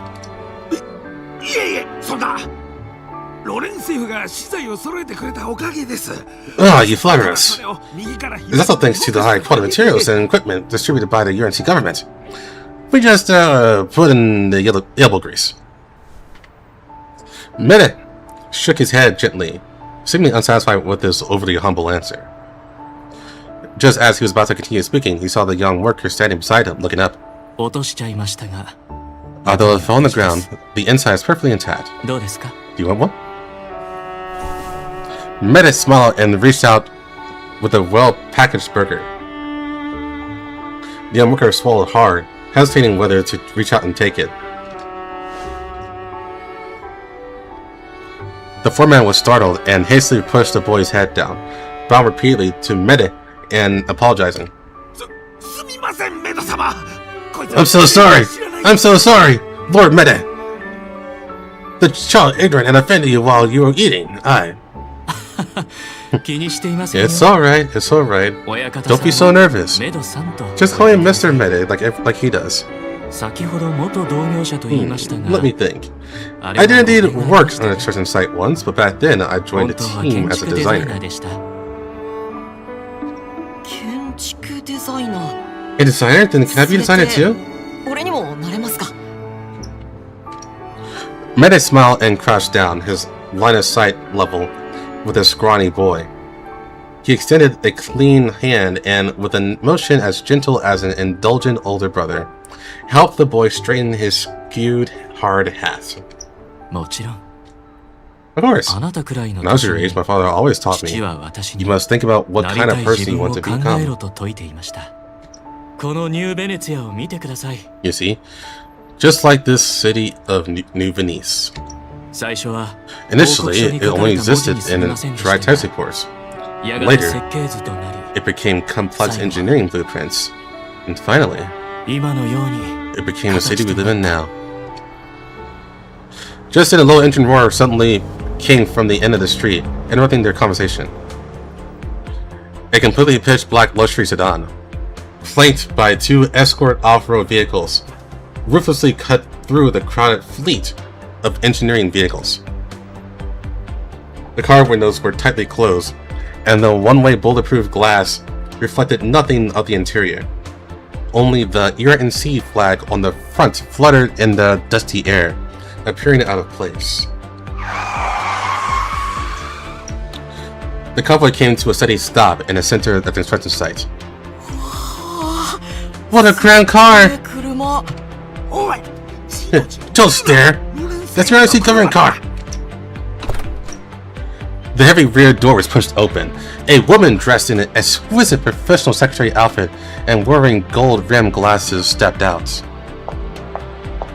She completely ignored the surrounding workers holding their breath to watch the commotion, and in her high heels, walked straight towards three people sitting on plastic chairs. The crisp clatter of high heels sounded particularly clear on this construction site. メドさん、 Yeah, I knew it お was 時 you. 間です。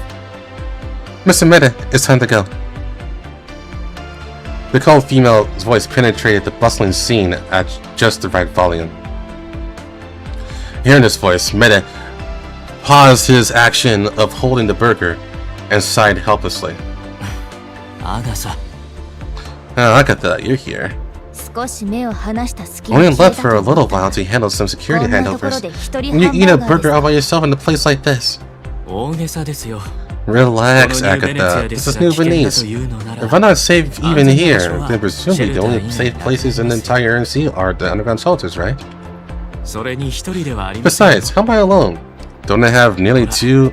友達 Don't I が have 二人増 two えました newly made friends right here? Agatha looked at the trembling foreman to the side, then at the dust-covered young worker, her eyes revealing a hint of accustomed helplessness. あなたが視察好きなのは存じておりますが、もう少しご自分の立場を意識してください。 You ran off to the construction site on your own again. No matter how much you enjoy observing the conditions of people, please be mindful of your status. いいじゃないですか。 There's nothing wrong with it, Agatha. ここは水上の遊 This is the utopia on the water, ロレンの未来 the future facade of the Earth and Sea. いろんな人がこの場所 Everyone に has gone through a lot of trouble to gather here to build this もてな place. すのは当然 As the host, it's only right for me to do my part as a gracious host. こう言えばああいう You're always right, but please, in the future, we go on スケジュールにもう incognito 少し気を払 expressions. ってください。 Consider the schedule a little. 面目ない。彼らはご到着に。 Sorry, they've arrived? Agatha sighed as she had the driver unfold a brand new, crisp, custom-tailored suit from the car and hand it over. Pinned prominently on the lapel of that suit was a shiny badge symbolizing a high-ranking official of the UNC government. はい。 Yes. お早めに短く Please tidy up 整 your えてくだ appearance さい。 quickly, Counselor メド Mede. 3時。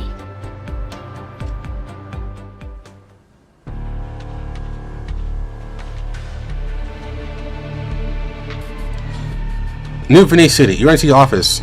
Special conference room.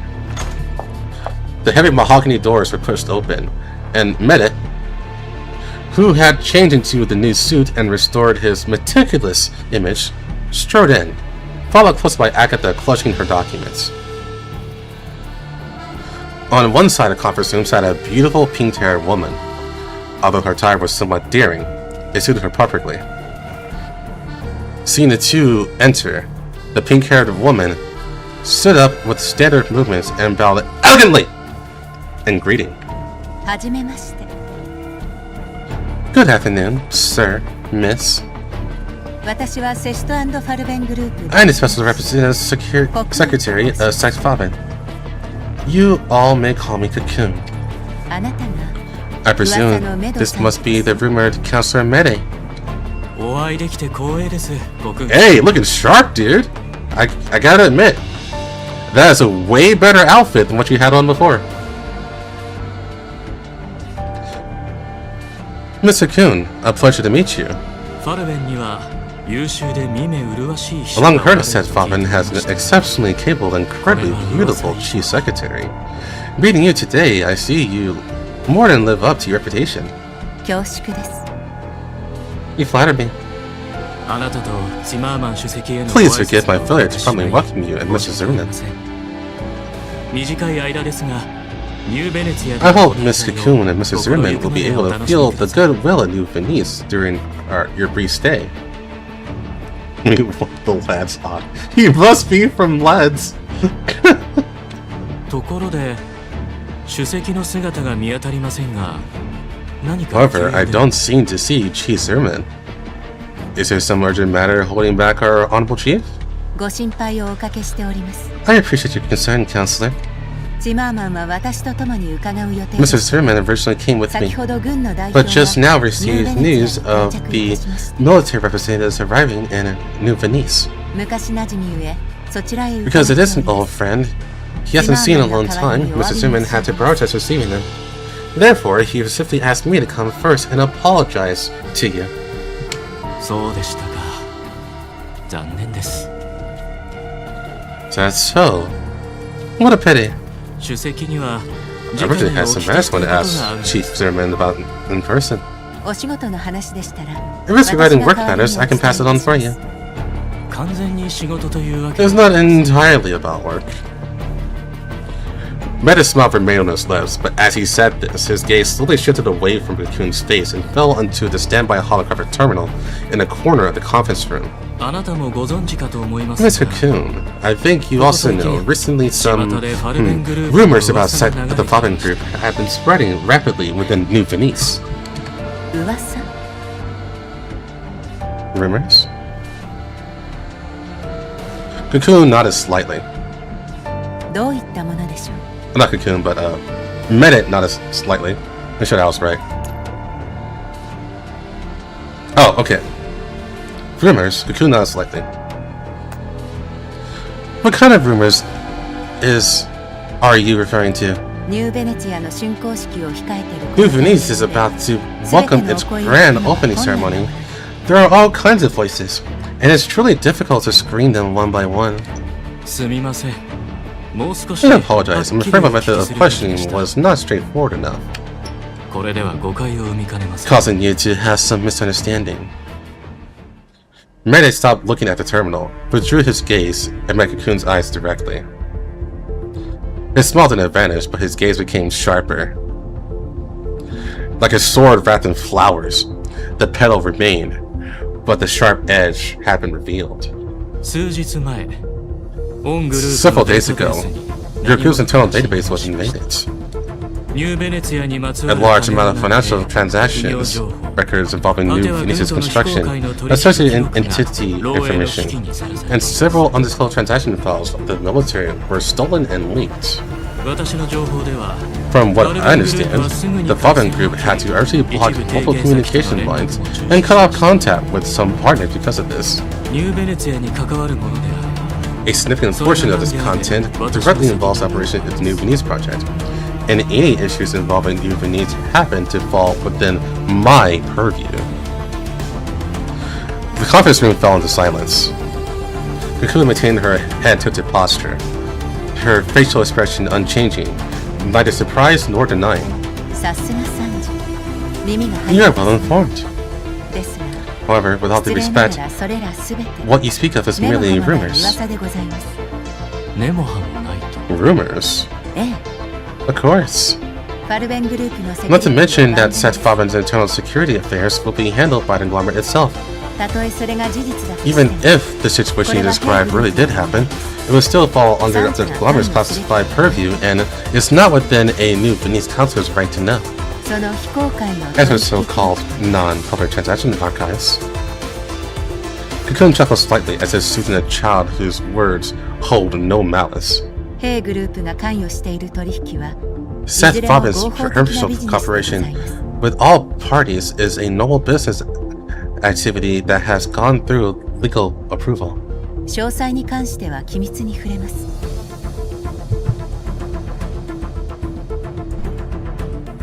The specific contents and details involved in the conglomerate's commercial secrets.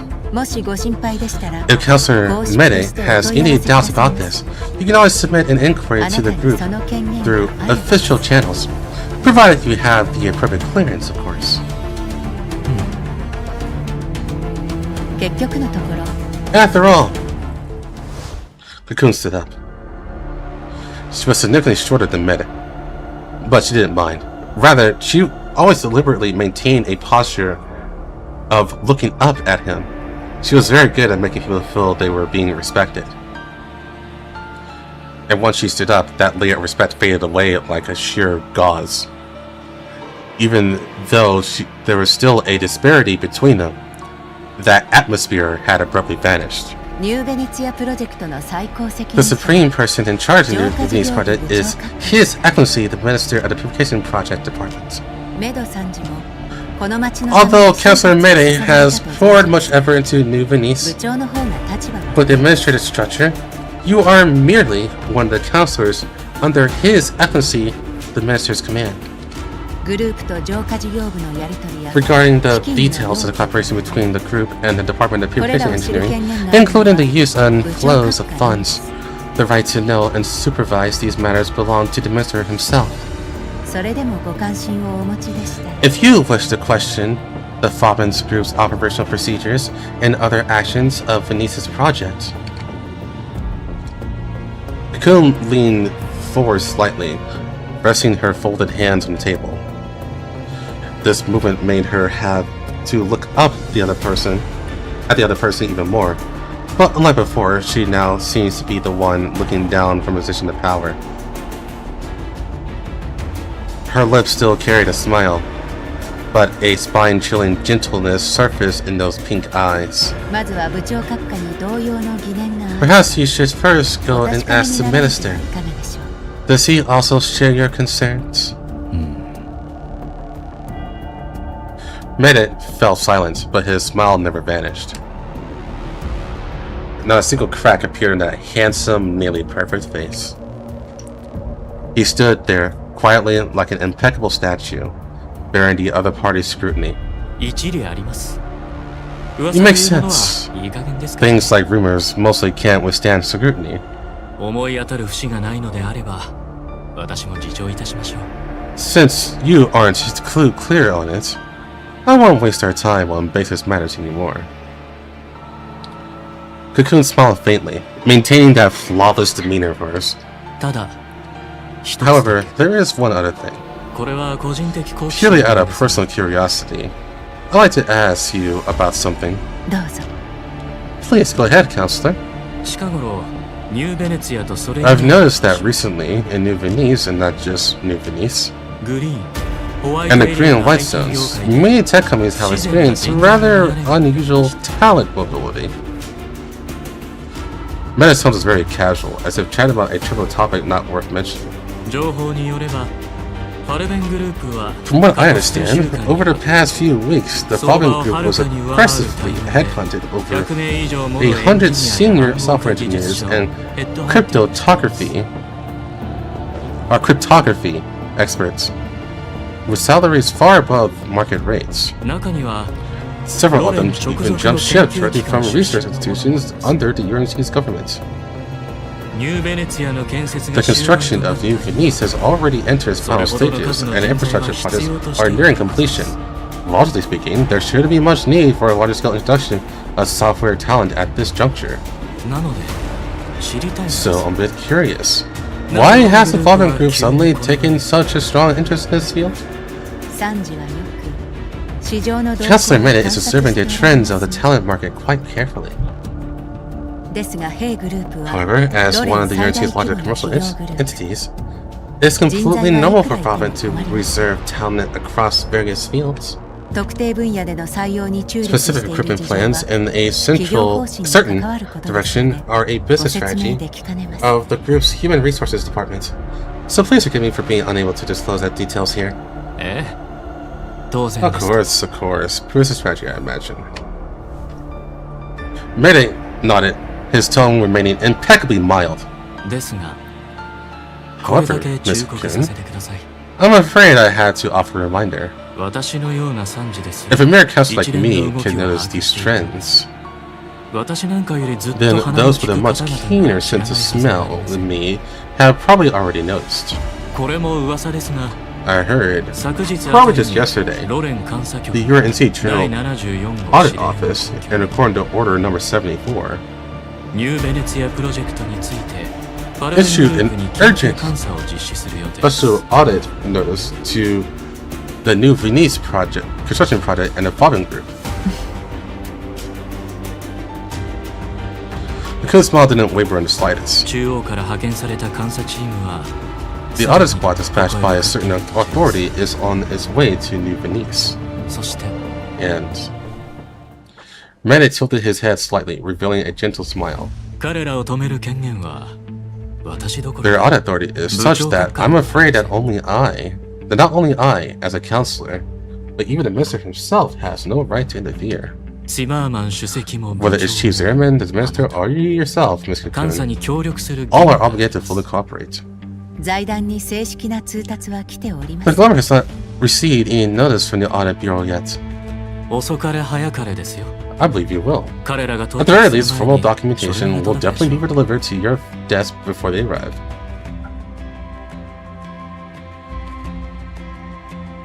Mayday dropped his smile.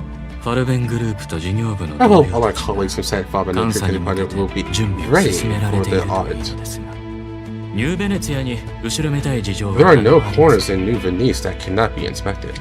これは私の信念であると This is 同 my 時に belief, and also the この町 cornerstone の of the 礎 city. なのです。 Not waiting for Cocoon to answer, Mayday turned around himself. 今日はこれにて失礼いたします。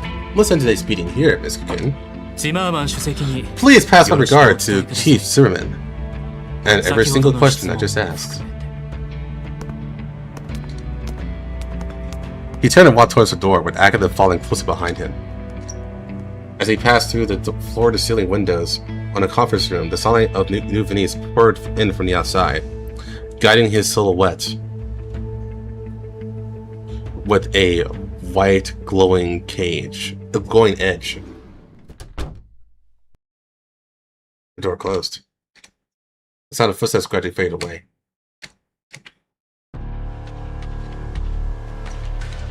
Cocoon stood alone by the table, maintaining her smiling posture. Even with no audience presence, she would not allow herself a single flaw. She reached out and gently pressed down on a communication terminal on the desk. チマーマン閣なんだ What do you want from me? 下メド参事が来訪され Counselor Mayday 中身 came が and 変えら then れま left. した。何の用事だ What did he come for? 先日の漏洩について He seems quite 随分 furious about those documents leaked a few days ago. あなたと直接対面するつ He もり wants to でしたが confront you face to face, but I politely declined. ただ But どうした what? 悪い知らせが一つ He brought some bad news. 監査局による緊急監 The 査が UNC 実施さ General れ Audit ます Office issued a special そのた audit めのチ notice. ームがす The でにこ audit こ team へ向 is かって already い on ま the す way. ある程度予想できたことだ It's not anything worth being surprised about. AK-12 が漏らしたものに It's suspected that State Set wouldn't just ignore some AK-12 stirred up. 今はとにかくこれ以上漏れないことが最優先だ For now, make sure there are no leaks and silencing them. 監査チームに餌を与えてやるなよ I don't want the audit team to smell anything when they arrive in New Venice. かしこまりました Understood. メイドは放っておけ As for Mayday, ignore him. ここで下手に対立する Opposing him at this crucial juncture will only make things hard to resolve. 好きにさせると Let him mess around. A counselor. Zimmerman's voice paused slightly on the last word. 何もできん The sky won't fall. 仰せのままに As you wish, sir. Communication disconnected. Cocoon withdrew her hand from the terminal and walked up to the third floor, to the floor-to-ceiling window.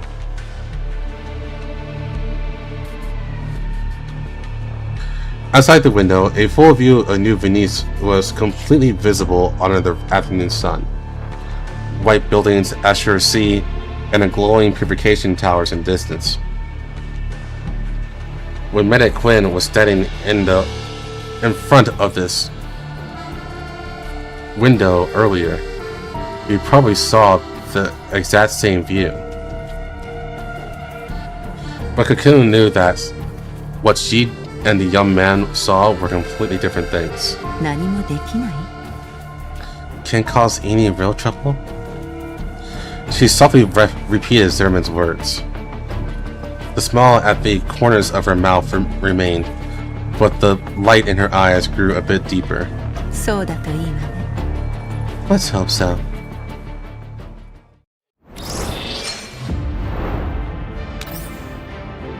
Alright, now my stuff is here. Yeah. It's here now. We're back.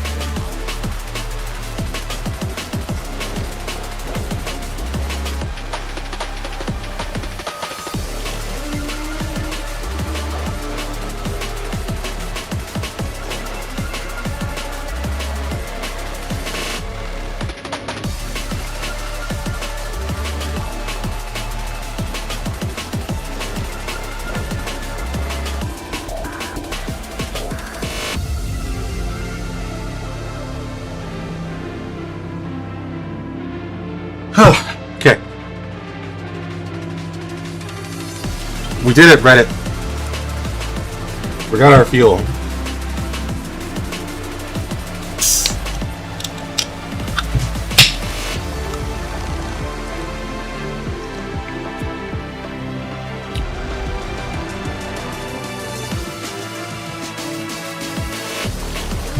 My thoughts so far is that nothing's happened yet.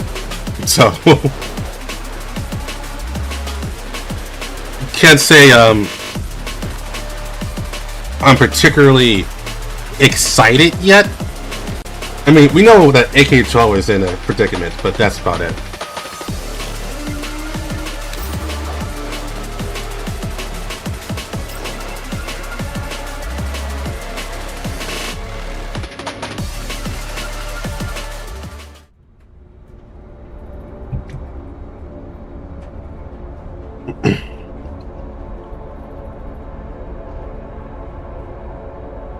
How was New Venice? The cabin is very quiet. So quiet that one could hear the faint crunch of tires rolling over gravel and feel the engine's vibration like a taut string, traveling all the way from the metal chassis from one spine. Alva hadn't ridden in such a decent car for a very, very long time. So decent that even the breasts of the passengers in the car seemed to have been ironed. Ah, that looks nice. Ange felt her clothes were slightly tight, but it was probably just an illusion. Her body shape couldn't have changed, and she always had maintained this suit very well. She might have had a solution because, compared to the other people in the carriage, she truly seemed out of place. Ange raised her eyes. Rows of dark suits occupied the benches of the transport vehicle, surrounding her in layers. Compared to her, these humans looked more like unsmiling robots. Their ties were neatly tied, their cuffs clean, and the tips of their shoes spotless, without a speck of yellow zone mud.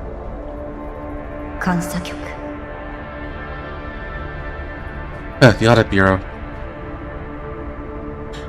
This is what Kalina meant by the alternative plan chosen by StateSec.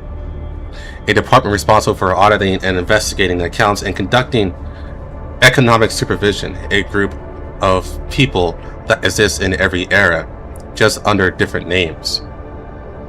The officials of the audit department before her carried their respective briefcases containing forms, authorization letters, process descriptions, and signatory regulations as part of her disguise. And how do you say her name? Someone tell me what that pronunciation, how to pronounce that. Ange's briefcase contained the same things. Ellipses. Ange guessed that perhaps it was precisely because of her presence that they maintained such silence. She didn't know what kind of arrangements StateSec had made for her, but she could be certain that they absolutely had not told these official leads the whole truth.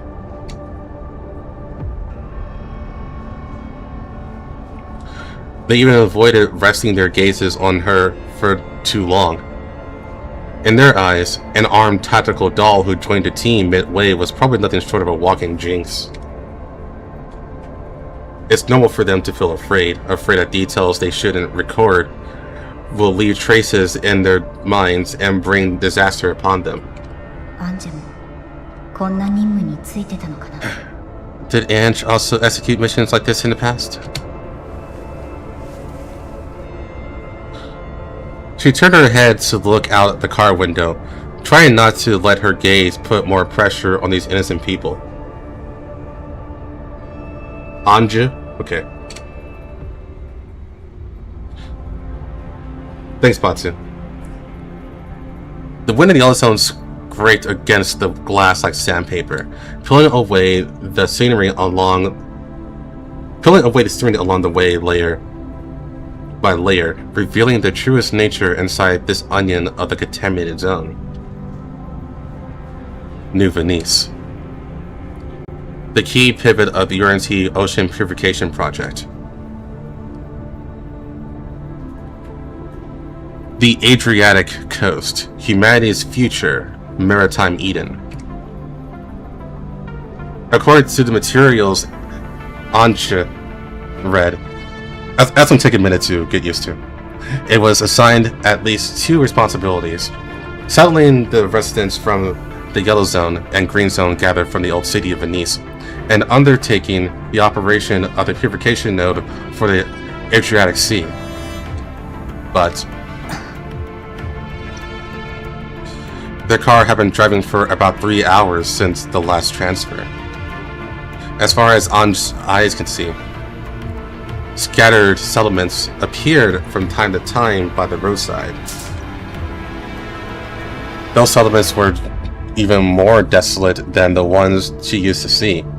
The shelters, pieced together from sheet metal, plastic tarps, and dilapidated shipping containers, clung to the skin of this wilderness like a plague sores, scattered by the wind. The dense smoke rose from places, the columns of smoke very straight, using the last bit of fuel to maintain that pathetic semblance of life. And in some places there wasn't even smoke, only hollow frames and overturned buckets, looking like gnawed skeletons.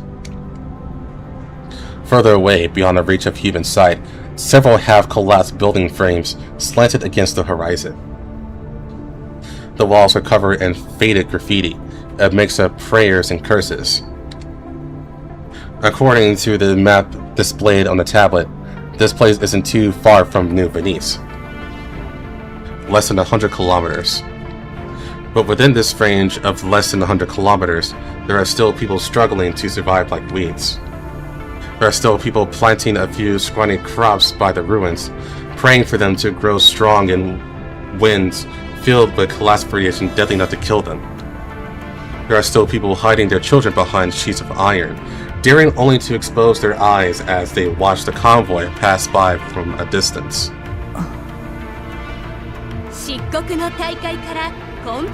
Black Tide recedes, Blue Sea returns! This is New Venice City, humanity's future maritime Eden. Here, you bid a final farewell to annoying radiation and pollution, and you will enjoy the top-tier living treatment. Welcome home! Welcome to your new stay in New Venice City! The tablet emitted a passionately surging voice, breaking the silence in the cabin. Anja hurriedly turned off the promotional video, but she seemed to have overthought it. The auditors didn't feel disturbed and just kept their heads down, flipping through documents.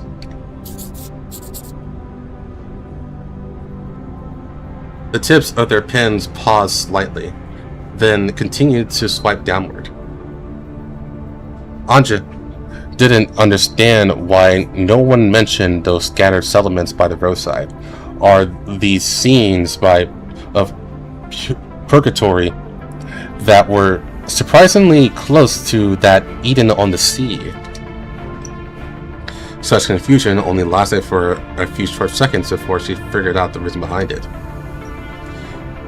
It was precisely because they saw it. It was precisely because they saw it that they chose to remain silent. The wheels continue rolling forward.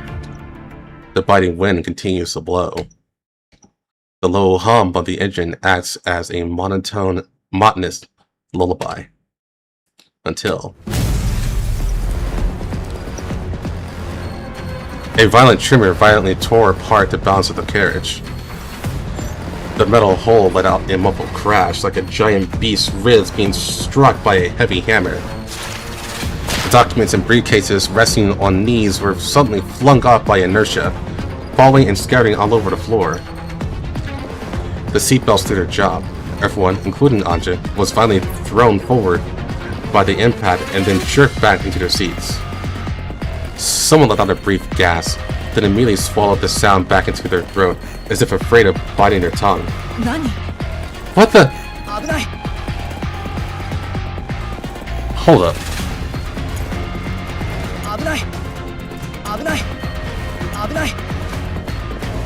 That doesn't match, but we'll go with it. Look out! Amidst the chaos, only one person remains calm. Calm down, don't move around. Keep a safe posture. Anja grips the handle, keeping her body as stable as possible during the turbulence, while also trying to catch the broadcast that sounds like static amidst the loud crashing sounds and chaotic voices. Ahead! Contact! It's ELIDs! We made contact with the ELID swarm! The next second, a grayish black shadow flitted past the car window. In an instant, it was like a tide of rot surging onto the highway. Those familiar, variously shaped monsters were like hungry ghosts crawling out from underground, swarming madly at just the scent of the living. Stay in your seat. Anja's voice wasn't loud, but it sounded so powerful it announced steady cabin. In a brief moment, as she unbuckled her seatbelt and got up from her seat, the convoy shuddered once again. She threw down her narrow, long suitcase and cleanly retrieved her weapon from it. The gunfire from the escort vehicles rings outside, crisp and dense, sounding simultaneously is the rain-like patter of splashing flesh and blood. No, it should be fine, right? We have guards! Sorry, but I'm afraid the situation is not optimistic. Anja's voice was very deep. At the same time, she was prepared to leave the vehicle at any moment. Outside the gunshots, she had also heard another, more piercing sound. It was the sound of ELID's claws slashing through metal.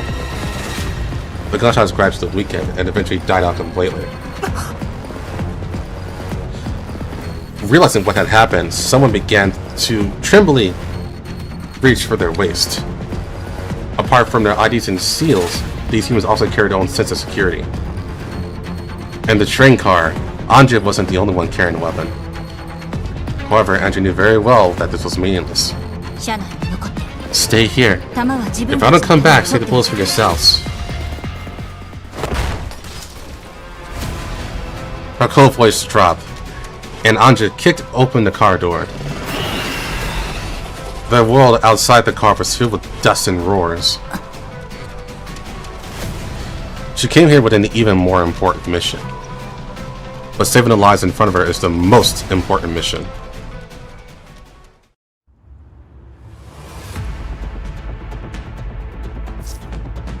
Help! It's the ELIDs!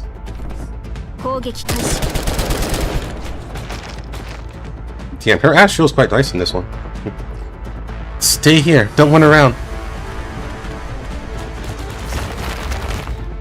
There are way too many ELIDs. Most of the people in the car are ordinary people with no combat power. Even if there are site agents planted here, they definitely can't stop so many ELIDs. The firepower is clearly insufficient, but I had to find a way to hold on.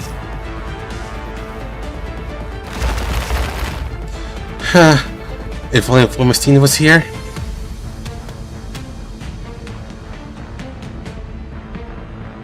Don't worry, she is here.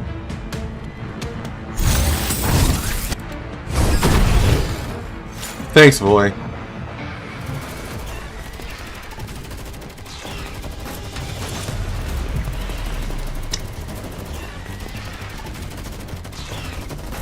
On the highway to New Venice,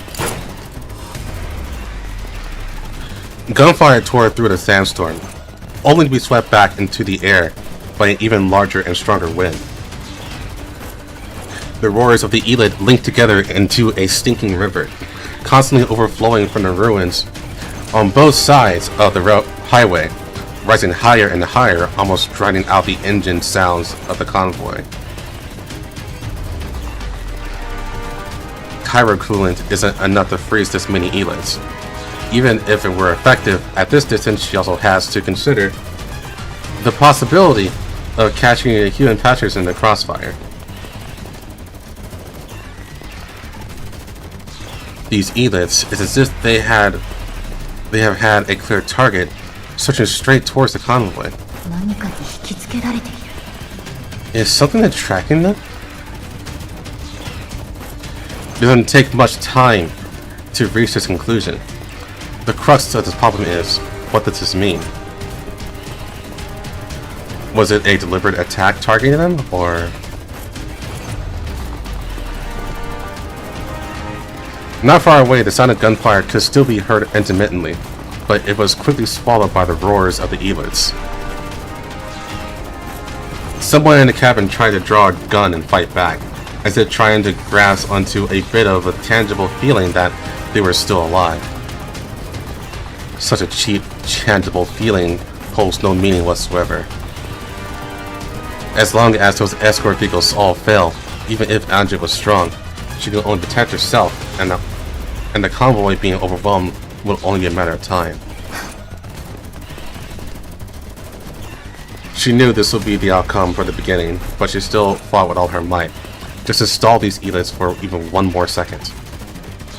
She was waiting for a hope that could keep the convoy from being torn apart, and prevent those suits and the vehicles from turning into blood-stained rags. This isn't just wishful thinking. This place is very close to the city. With the riot going on for so long, it's impossible for them to remain inactive forever. The question is, how long will it take? They should be here by now. She loaded up another full magazine. The sounds of the escort vehicles have completely vanished. The lives of the people in this vehicle hang by a thread within this confined space. Even if this brief delay might cause her to miss the optimal time to evacuate, she would not turn back. And at the right moment, just as she was about to take her first step, another sound cut into the chaos.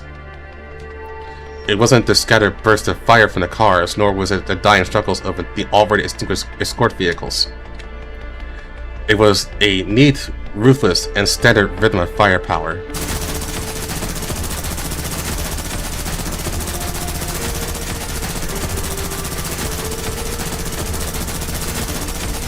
Dense, heavy machine gun fire swept across both sides of the highway like a brush.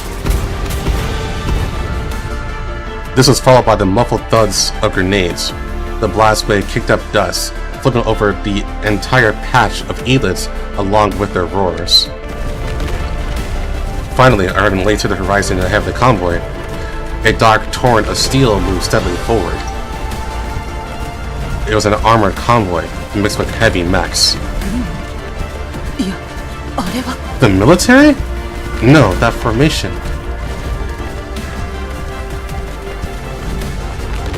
Anja breathed a sigh of relief.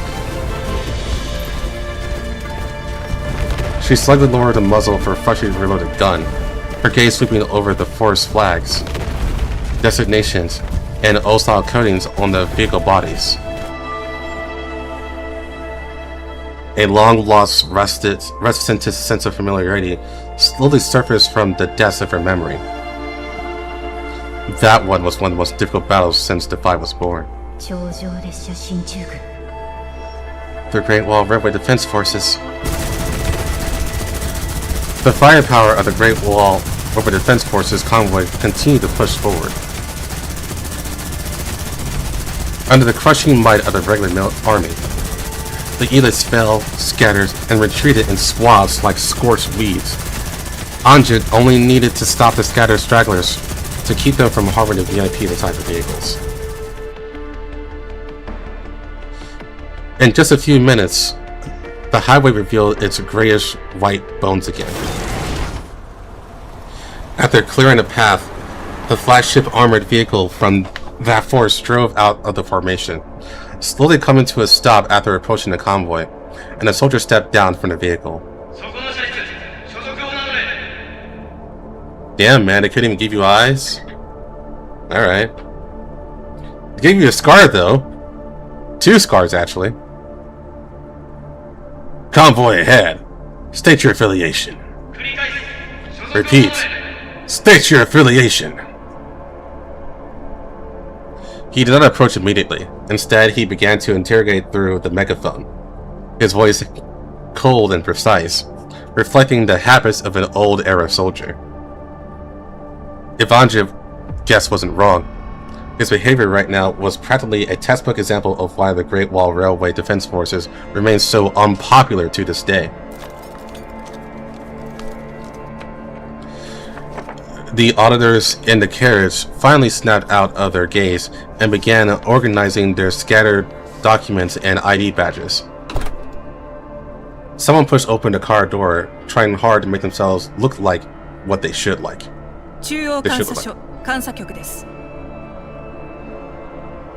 We are the audit office under the Central Audit Department. I am person in charge of this team. ID number. The other party did not urge her to interrupt. They merely kept their weapon muzzles at an appropriate angle, neither pointing at the convoy nor completely relaxed. And from the perspective of a third party, especially a third party who had just been in grave danger, this appeared to be somewhat unfeeling. I need it confirmed. Apologies, but we must act according to procedure.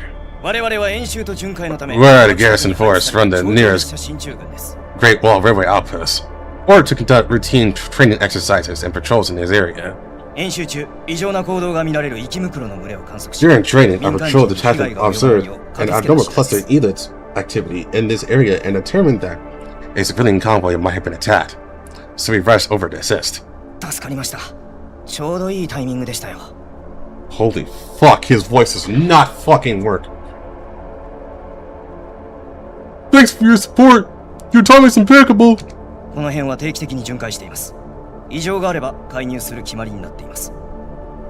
Your voice doesn't work either, actually. But his is way worse.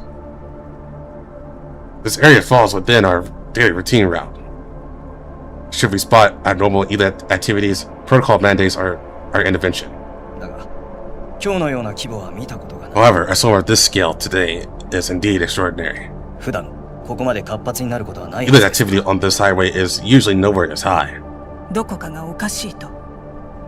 Are you saying the attack is abnormal?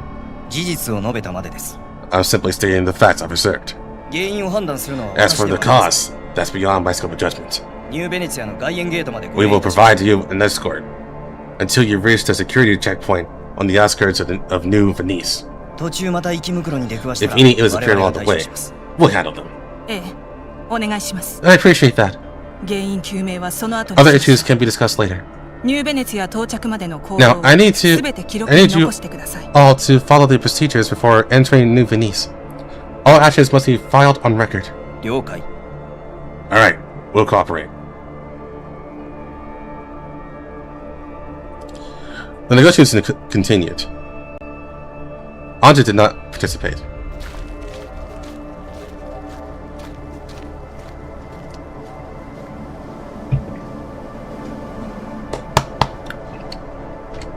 While both sides had their attention focused on the procedures and documents, she walked alone along the highway and began inspecting the now silent wreckage of the escort vehicles. The hood of the first escort vehicle had been torn off by the ELIDs.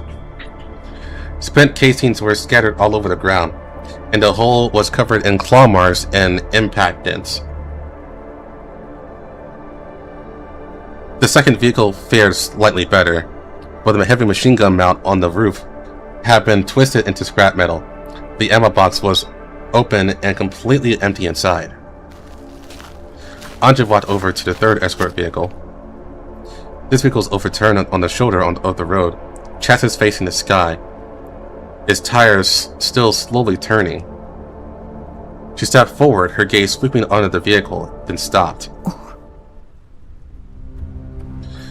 On the inside of the exhaust pipe mounting bracket on the escort vehicle's chassis, there was something that did not belong to this car. It was very small, only about twice the size of an adult thumb, magnetically attached to the metal surface of the bracket. The casing was a matted dark gray, without any markings, nameplate, or serial number. But it had an extremely thin antenna, half bent in the rollover crash, yet its original shape was still recognizable. Anja reached out her fingers and carefully removed it from the bracket. It was very light but not empty. There was residual faint heat inside the casing, obviously. It had been operating until just a moment ago. 車のパーツじゃない。 This is a party escort vehicle. 通信装置や Nor is it any communication or navigation equipment. She turned a small device over. On the back was a tiny port with very unique specifications. It wasn't military, nor was it civilian. Anja had seen many kinds of devices, but she couldn't find a match for this port's specifications in any known database. She looked up, her gaze sweeping over the ELID courses on both sides of the highway. Then looked down again, staring at the silent, unknown device in her palm. That soldier said the ELID activity on this highway was usually nowhere near this high. Anja didn't make a sound. She gripped the device in her hand and stuffed it into her jacket's inner pocket. やぶ蛇はしたくない。 Can't let the enemy. She stood up, brushed the dust off her knees, and walked expressionlessly back to the convoy. No one noticed what she had just done. The auditors were still confirming the escort details with the officers of the Great Wall Railway Defense Forces. Some people were making phone calls, some were originally organizing boxes, and some were just standing by the side of the road in a daze, probably still not fully recovered from the fight earlier.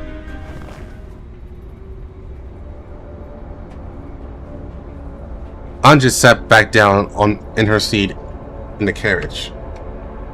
Her expression was as calm as ever, but the residual heat of that device in her pocket was gently pressing against her fingertips through the fabric. 監査チームをニューベネチアから遠ざけ It ようとしている seems someone doesn't want the Audit Bureau to raise New Venice.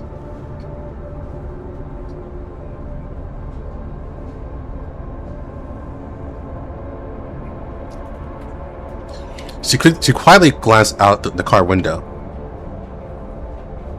In the distance, at the end of the highway, a slender line of sight was floating on the horizon. That was a reflection of the sea.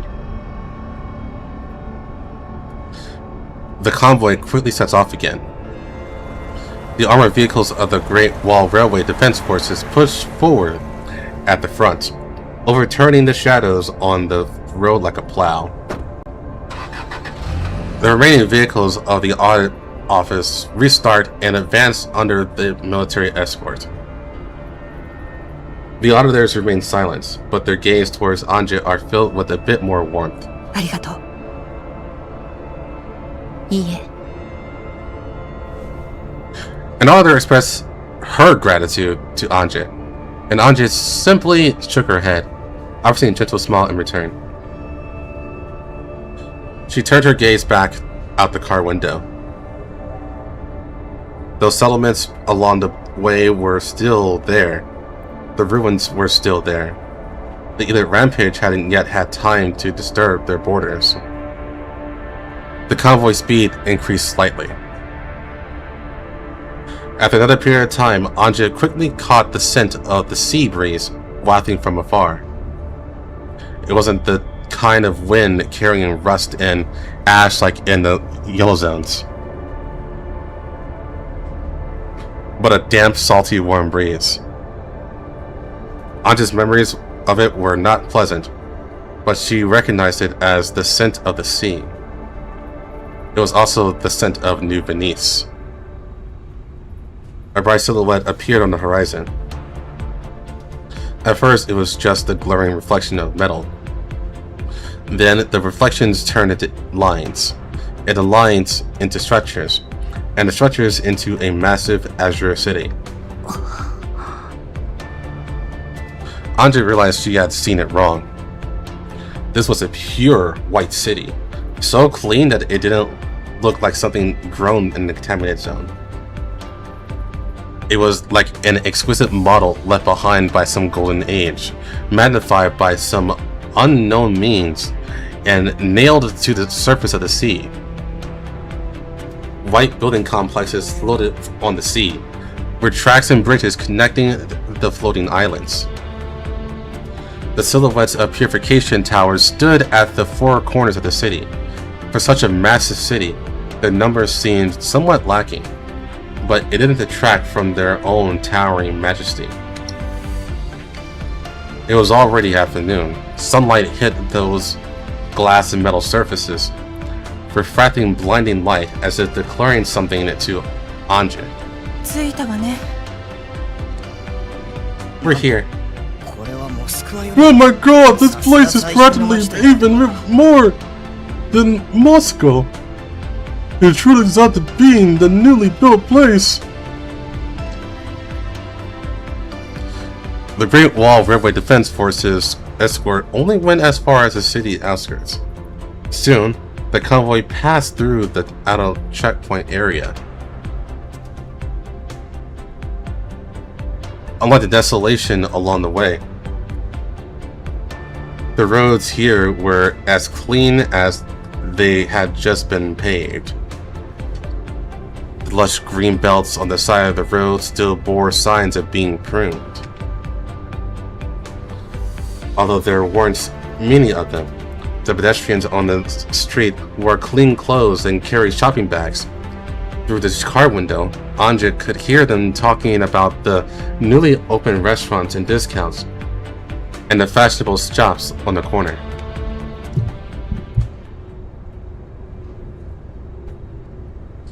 Their tone was exceptionally steady. So steady, in fact, it was as if they had no idea that just 100 kilometers away, people were using sheet metal and plastic tarps to fend off sandstorms and radiation.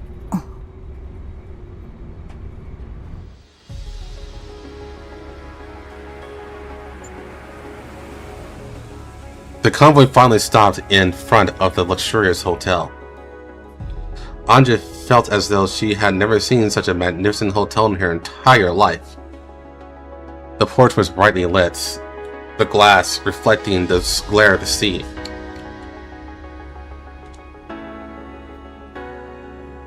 Reception staff stood at the hotel entrance. Those in front held registration clipboards, while those in the back carried trays holding warm towels and deep red beverages. Anja also took a glass to avoid seeming too out of place. Mulled wine. She suppressed the urge to crush the cup. Welcome, Audit team, to New Venice. Everyone's accommodation and office areas have been prepared according to protocol. Please cooperate with registration. I will. The auditors carried their briefcases, their ties neatly arranged, ironing themselves back into a respectable shape.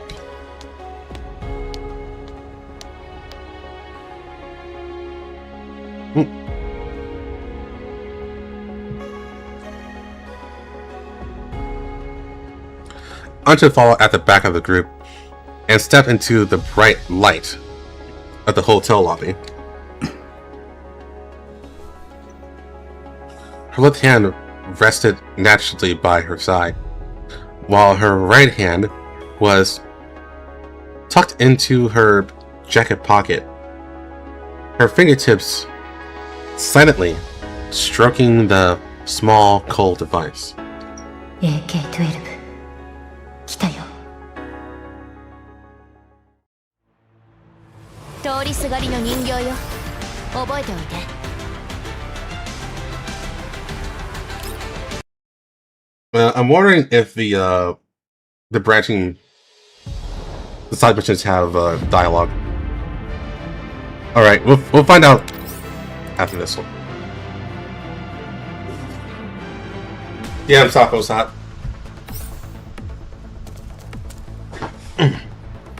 Oh, we start off with a combat.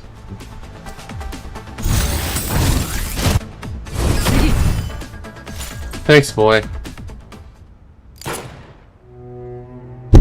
Hey, yo!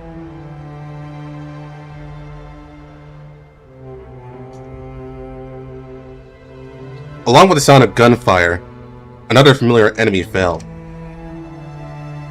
The white soldiers were like a swarm of fearless ants.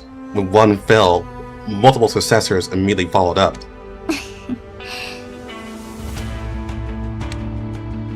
The frame forgotten by the time in the past was battered and broken. Having just experienced a drastic change, even facing such a situation, it seems somewhat powerless. Hey, it's Light! What's up, dead boy? Miss 12, take my ammunition with you. あなたはどうするの? And what will you do? そんなにカッコつけ You taught all that such a good game. Aren't you planning to be buried with me here? Of course not. It's just my assessment that if you hold on to these things, my survival rate would be higher.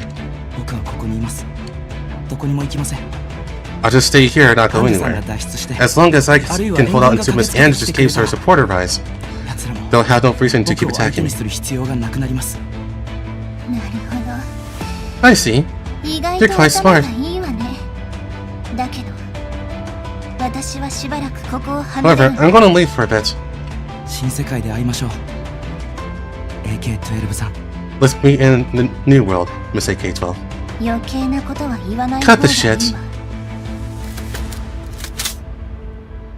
Shoving a full magazine into the magwell, AK-12 briskly racked the charging handle. Let's show those Paradise brats just how incredible true tactical dolls are. The scene froze at this moment. The scarred but still unyielding Wolf King's fierce and ferocious expression made even her feel a little unfamiliar.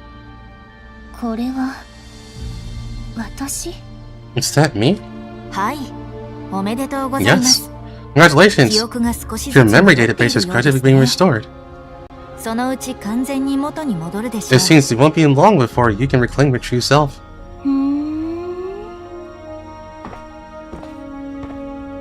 She circled the frozen image with great interest. In this virtual space of level 2, the frozen scene resembled a paused holographic image. Every bullet, every wisp of gunpowder smoke, every drop of coolant splashing from her old frame was suspended in midair, completely motionless. It's hard to imagine that even I would be pushed to this extent. What is the cause of this and effect? And how did I get out of trouble? Friday didn't respond to her, at least not immediately. A piercing electronic noise suddenly rang out, and fine cracks abruptly appeared along the edges of the virtual space. Immediately after, Friday's figure emerged from behind the frozen image. You look way worse than last time. A layer of fine mosaic-like noise flickered occasionally along the edges of her shoulders and arms. The tips of her silvery white hair occasionally glitched into a string of garbled characters before returning to normal. And her face, which remained AK-12's own face, bore several faintly visible spreading cracks. Those cracks extended from her left temple down to her jawline, pulsing with a dark red light every few seconds. This was clearly not some kind of fashion statement, but rather an intense, ongoing data battle. お気遣いどうも。 Thank you for the concern. あなたの中枢を I'm currently engaged in continuous confrontation with a program invading your core system. 予想以上に強い It's a bit more tenacious than I estimated. While Friday spoke, the fingers of her right hand suddenly shattered into a cluster of pixels, just for an instant before recoalescing into shape. She seemed used to this and didn't even spare it a glance. あなたの質問にお答えしましょう。 Let's return to your question. 抜け出せては Unfortunately, you did not. Excuse me? Come again? あなたはあの状況から You did not get out of 抜け出せ trouble, ていません AK-12. この戦闘であな You た were は destroyed in that battle. Even your core was taken away. あなたにとっての For you, this is unquestionably a complete Waterloo. ふーん After hearing Friday's words, AK-12 didn't seem very dejected. She reached out and carefully touched her own frozen fearless face. Naturally, it only caused a few ripples on the virtual image of level 2. そうなるまでにやるべきことがあった Then のね something must have happened that was worth me doing that. それに私のこと And I must have 後 definitely の made ことをちゃ arrangements ん on と for 考 having え that, た right? 上でしょさすがの自信ですね Just as expected of you, AK-12. Truly full of confidence in yourself. 客観的事実よ That's just an objective fact. 私が後先 I don't think I'll be an idiot who charges in like a moron without making any plans. Well... AK-12's gaze turned towards Friday. そうでしょ Right? はい Yes. 確かにその通りで You す did indeed make completely proper arrangements. あなたの尽力により Thanks to your efforts, あな not たの only 守る target べき you needed to 対象 protect, そしてあの少年 but even that young boy managed to escape. AK-12 という戦術 Besides a tactical doll named AK-12 herself, 誰もこの事件の no one else perished in that 被害に遭いません incident. でしたやっぱりね Great. さすが I 私 knew it was the best. Regarding her own death in action, she didn't show any concern whatsoever. She withdrew her hand from her stagnant self and turned around. Yeah, Fred is right. That's basically what that is. Then her gaze fell to the dark red cracks on Friday's face. 一つ問題 I have a question. どうぞ Go on. あなたは緊急時にしか You said you're my 起動しない backup system, 私の activating バックアップ purchase to シス assist テム and だ guide った me. わねそしてあなたは今 And now you're fighting against the 私を program that 乗っ取 affected ろう my と core してるプロ system. グラムと戦ってるはい Yeah, でもそのプログラムは but even I 私 can と defeat that 勝てないほ program. ど強力だった自分のメンタルを So much so that I had to lock down my own 自 neural 害に cloud, 近い方法で using しか命令できない self-mutilation to keep myself barely alive. AK-12 tilted her head, bearing a bit of curiosity. 私を倒せる相手に A thing that can どう crush して me. バックアップシステム Why が can't a 実行してい backup るの system fight against it? Freddy remained silent for a beat. In that split second, the visual noise on her shoulder expanded slightly before slowly shrinking back. 確信をついてきますね Your ability to add incisive questions to distract us ever. いいから答えて I know. Answer me. 簡単です私 The とあな reason is た very は simple, because there's a decisive difference between me and you. Friday raised her right hand that had just shattered and reassembled, opening her palm. In the palm of her hand, a cluster of dark red data streams was slowly rotating, like a small catcher flame bound in place by some invisible force. あなたは極めて効率的で Undoubtedly, you are a complete, constantly operating tactical doll. 感覚 Your neural cloud is processing massive amounts of data every second. 記憶 Perception, judgment, あなたの emotion, メン and タル memory. は常に大量の情報を処理していますそのために稼働するすべてのモジュール All these modules are online 膨大で複 simultaneously, 雑なネットワークを interconnected, 構築しました forming an extremely complex network. しかしそれは逆に至る And the ところ virus が attack method ウイル takes スの advantage 付 of け入 this る式 very となって network's しまったので complexity. す It spreads along data channels, permeating every crevice like flowing water. The more complete you are, the stronger it becomes. The stronger you are, the more it can exploit. So, I'm different. I am not a complete system, just emergency backup. An extremely streamlined program encapsulated at the lowest level, normally in a state of hibernation. I lack your electronic warfare module and cannot communicate independently. I certainly do not possess your rich emotions, nor do I even have the capability to operate on my own. My structure is simple enough that there are no cracks big enough. She slowly gathered the massive dark red data streams in her palm, clenching it into a fist. AK-12 looked at Friday for several seconds. So what you're saying is, the reason you can handle it is precisely because you're not strong enough? Well, if you prefer to see it that way. Interesting.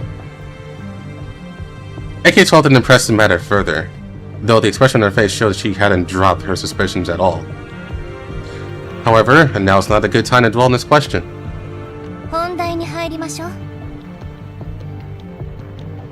Alright, let's talk business. I remember you telling me before that, prior to being exposed, I entrusted the stolen storage device to someone else. Yes. I can't remember who I gave it to.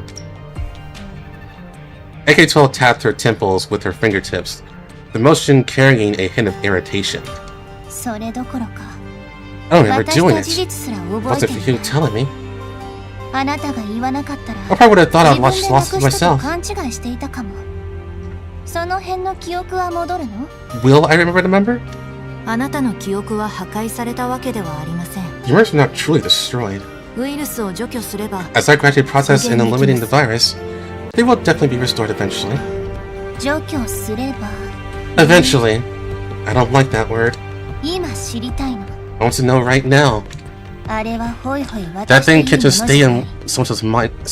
That thing can't just stay in someone else's hands. I understand your urgency, but I don't think you need to feel anxious about it. Why? Calculations indicate that your reinforcements have received your message. She should have arrived in New Venice by now. You mean the girl I trust even more than I trust myself? I understand your desire to do everything by yourself, but I must give you a serious warning. AK-12, please bear in mind that the financial conglomerate is still aware of the news that you are alive. That's right. After all, they couldn't even find my destroyed frame. They must know that what happened. Not only that, considering the equation originally came from their hands, the situation you would find yourself in is probably also within their grasp. If you insist on going to shoot yourself, you will very likely put both yourself and the device in danger. That's true. I had to act at the right time, in the right way. The corners of AK-12's mouth curled up. It was a confident arc, carrying a hint of danger. She subconsciously touched her face. She felt as if she hadn't smiled like this in a long time. I should continue to play my role well. Wait for the movements of my reinforcements, and contact her at the appropriate time. I might have lost my teeth, but I still have my eyes. They will regret for the rest of their lives not dealing with me a fatal blow when I was careless. I admire your resolve. No need for admiration. All you need to do is help me put out that fire as soon as possible. Once I fully recover my condition, that's when the real counterattack will begin. Yes, my lady. that should be your hint. That should be like the most giant hint ever. Friday bounced slightly.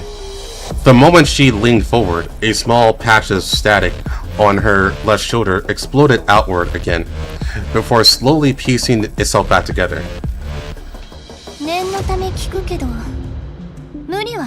Just in case, let me confirm, you're not pushing yourself too hard, right? Please don't worry about me, AK-12. Compared to your own safety, my condition is insignificant. I'm not worried. It's just that if you break down, it'll be very troublesome for me too. Friday let out a soft laugh. That laugh was short and slight, yet carried an indescribable warmth. Please rest assured. Until you no longer need me, I will never fall. That's good. AK-12 turned around, her back facing Friday. In front of her, the frozen scenery began to slowly melt away. It's about time. I should go to work. I wish you all the best. Smooth sailing for those with good luck. And I don't need luck, because I'm smarter than everyone else.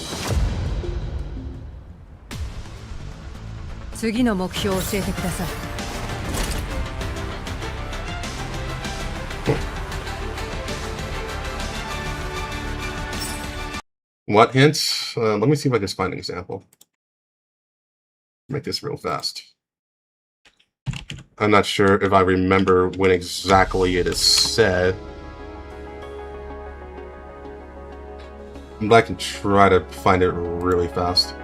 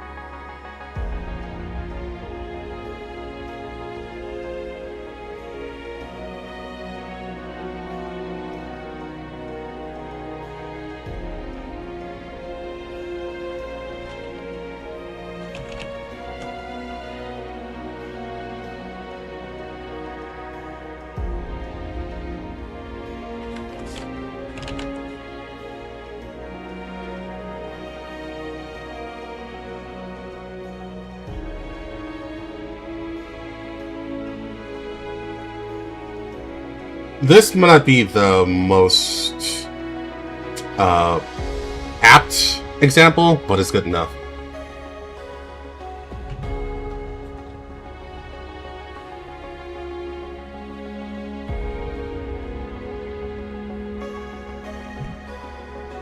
Let me just pull this up.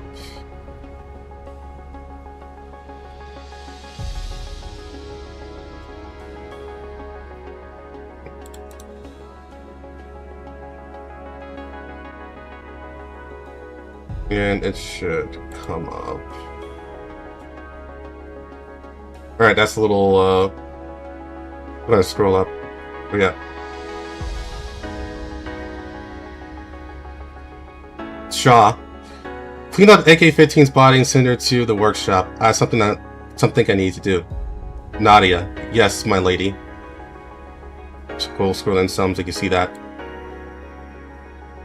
And if you know who Nadia is, then yeah, the hint is obvious enough.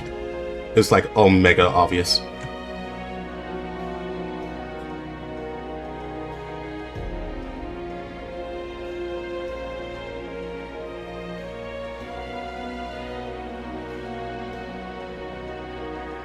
New Venice, the guest rooms of the major hotels in this massive yet to be fully operational city were almost completely booked out.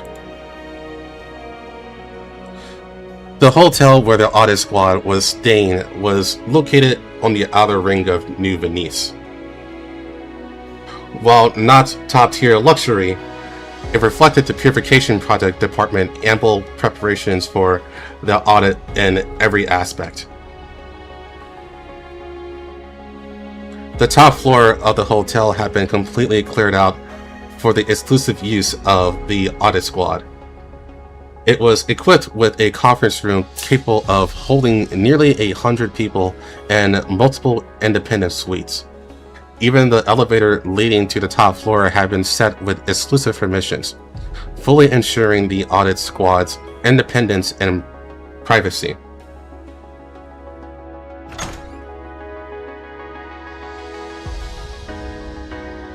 Anja pushed open the door with her own room at the deepest end of the corridor. Considering Anja's identity, everyone implicitly allowed her to choose the spot when assigning rooms. Unless something special happened, almost no one would deliberately venture deep into the corridor. She meticulously inspected every corner of the room. Only after confirming that there were no surveillance devices did her tense body relax slightly. Very smooth. There's no deliberate difficulty made for the Audit squad. You could even say it was green lights all the way. Anja took out her portable terminal. Ostensibly, she was still a member of the Audit team, so she had naturally the right to view the team's entire schedule. At 7 p.m., representatives of the Purification Engineering and the conglomerate were coming to the hotel to meet with the Audit team. Anja checked the time. It was just past noon. That meant she still had plenty of time to search for clues first. She casually pulled up the map of New Venice. According to the intelligence gathered in advance, the coordinates of the recent firefight in the city were some distance away from the hotel. Anja quickly planned her route in her mind, picked up her suitcase, and expertly pushed open the bathroom door. The bathroom window faced a direction that conveniently avoided the noisy main road. Outside the window was a somewhat narrow shaded alley. Pushing open the window sash, the strong wind from outside rushed violently into the room, kicking up the remaining dust on the windowsill. Anja's movement stalled in midair. She looked down at the well-tailored suit she was wearing, her movements pausing for a few seconds. From a mission perspective, at this point in time, using this blind spot alley for a fast rope descent is the optimal solution. After a few seconds of hesitation, she withdrew her hand, gently closed the window, and turned towards the main entrance. If Voimastina were here, she would probably question her again for sacrificing mission efficiency for the sake of an outfit. No, or perhaps Elwyn would understand this bit of selfishness of hers. The figure of her past partner surfaced in Anja's mind, and a very faint smile unconsciously graced her lips. After bidding a brief farewell to the Audit squad members, Anja stepped into the elevator cabin. As the elevator doors slowly closed, completely shutting out the noise from the outside, the cabin began to a steady descent. Within the enclosed metallic space, there was only a slight hum of operation. The smooth doors reflected her current appearance like a mirror, a well-fitting suit, gentle eyes and brows, and a trace of an undispersed smile lingering at the corners of her mouth.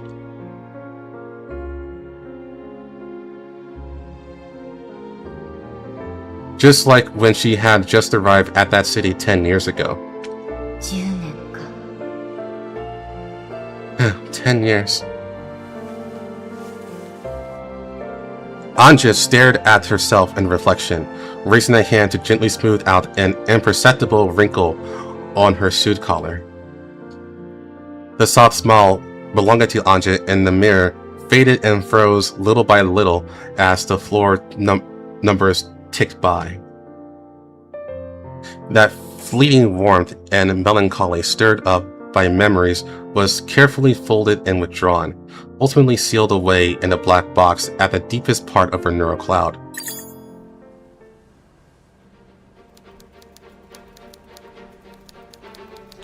A crisp chime sounded. She had arrived at the first floor. The metal doors slid open to both sides. The noisy voices of the lobby and the dazzling sunlight instantly poured on, shattering the dead silence inside the cabin. Anja picked up her suitcase, avoided the crowd, and stepped out. In the instant her leather shoe stepped onto the marble floor, that mild and harmless UNC auditor seemed to have been left behind in the elevator. Walking through New Venice once again was the snow wolf of the five, having caught the scent of her prey. The structure of New Venice was incredibly complex.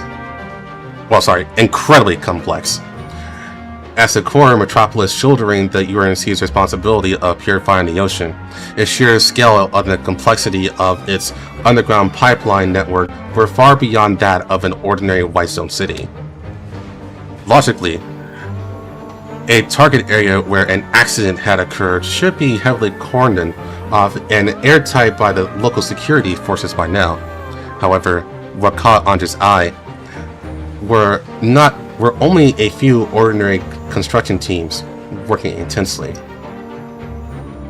Anja stood in the shadows on the outskirts of the construction site, quietly scanning every detail on the street repairs. The infrastructure repairs is highly completed, which means the original structure damage was slighter than estimated. No large-scale positional warfare occurred. Her gaze shifted downward, landing on the road surface. Several patches of brand new black asphalt stood out like scars, winding forward. The road surface was partially repaved.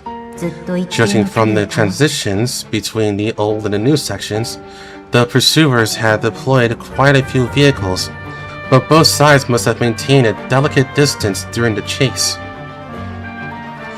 The all-too-familiar figure surfaced in her mind, along with that vehicle with exaggerated performance, the center. Since 12 was driving, this distance was absolutely no accident. She was deliberately stringing the pursuers along. It seems like even while on the run, her penchant for showing off her driving skills remained unchanged. Anja walked slowly, following the direction of the repairs. After crossing a block, the faint smell of dust in the air grew thick. This was a new construction site. The repairs here showed obvious vertical distribution characteristics, mostly concentrated on the exterior walls of the buildings. Through the scaffolding that had yet to be dismantled, Anja quickly sketched out the distribution of the damaged walls in her mind. The damage is concentrated in the lower and middle sections. She slipped sideways into the construction site, dodging the workers' line of sight, and gently brushed her fingertips over a section of the wall that had just been covered with putty. Residual traces of gunpowder, the pursuers couldn't close the distance, so they attempted to provide covering fire. But even under the density of barrage, 12 still found a way to break free. Anja walked out of the construction site and slowly closed her eyes on the street. In an instant, the noisy sounds of the construction site faded away, and in the silent world, a chase began to replay frame by frame within her neural model. Let's organize all the current clue information. The starting point of the chase is located in the heart of the city. 12 stole key information, but her whereabouts were exposed, forcing an emergency evacuation. The configuration of the pursuing party inferred to be the military or a special operations department with equivalent conventional firepower. 12 chose a route full of counterintuitive sharp turns, using buildings to cut off their aerial vision. They should have dispatched armed helicopters for air-ground coordination. While the situation is critical, she still accurately chose routes that could cut off the air-to-ground line of sight, completely nullifying the helicopter's advantage. However, following this logical chain brought it to a breakpoint. Checking off pursuers of this caliber would have been a breeze for her, but she didn't leave. Instead, she was forced towards a distance.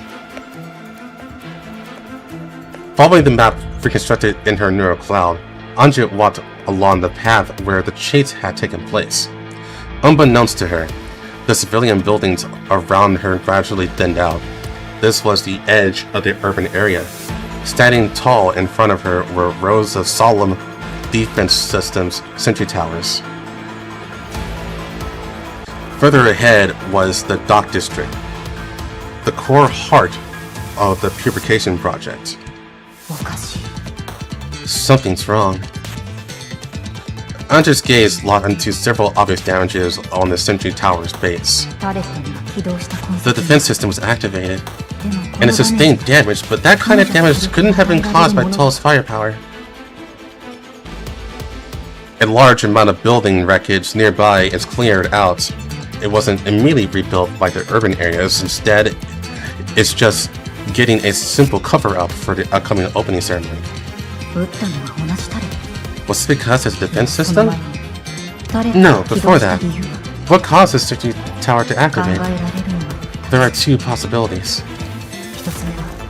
The first possibility, the pursuers mobilized the defense system, attempting to intercept 12 ahead, but Anja quickly calculated the initial distance between 12 and military pursuers in her head.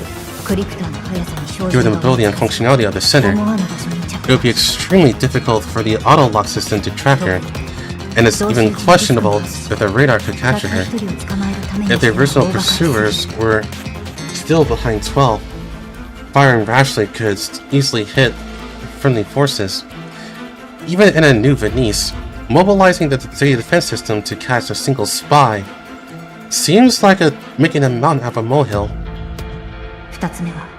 The second possibility is that 12 reverse hacked the defense system, using the watchtower as cover to snipe the pursuers behind her. But this doesn't fit her behavior. Just for those pursuers, she wouldn't make such a big commotion. The deduction had hit a dead end again, unless a new variable needed to be introduced. If I were 12, not hesitating to cause a big commotion, even force dragging in the defense system, the only purpose could be a new enemy appeared, and she had to use the environment to delay for time. The vehicle's signal ultimately disappeared and the pier ahead, which means that even the defense system failed to successfully stop the opponent's actions. An ominous premonition crept into her heart. Able to tank the firepower of the defense system, and with enough speed locked onto the center, even Void Mestina would only theoretically be able to do this with Zenbreaker output at full power. An opponent, even a match of Void Mestina in that state, could it be a new 3rd-gen doll?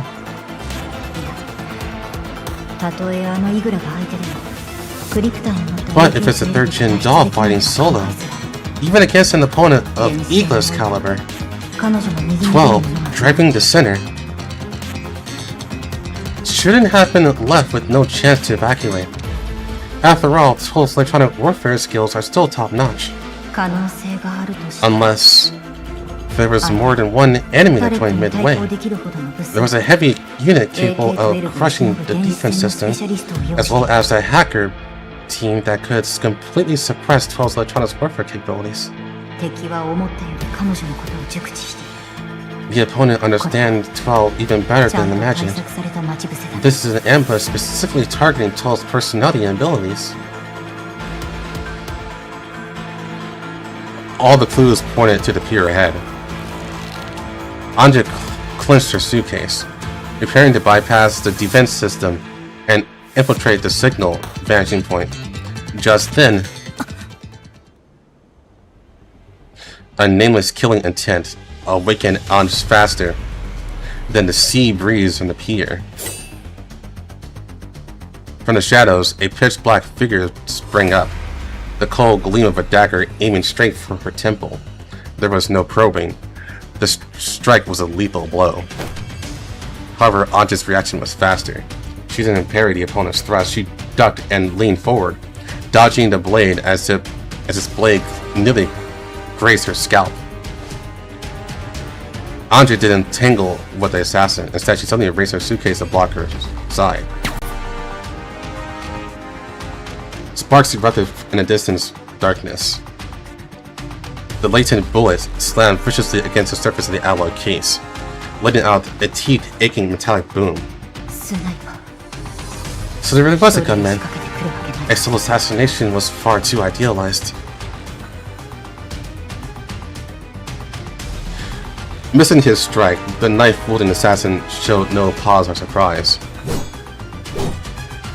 The dagger in their hand instantly flipped, the offensive shifting from a straight thrust into a watertight barrage of slashes, every blade aimed closely at Anja's vitals. Gunshots rang out around them again. There was more than one ambushing gunman. Clean movements, tacit cooperation, reacting to my every action. The assassin should be a tactical doll. The gunner's firing frequency and rhythm seems human, but the tactical discipline is extremely high. In the intervals between dodging, Anja's peripheral vision swept over the silhouette of the fallen gunner in the distance.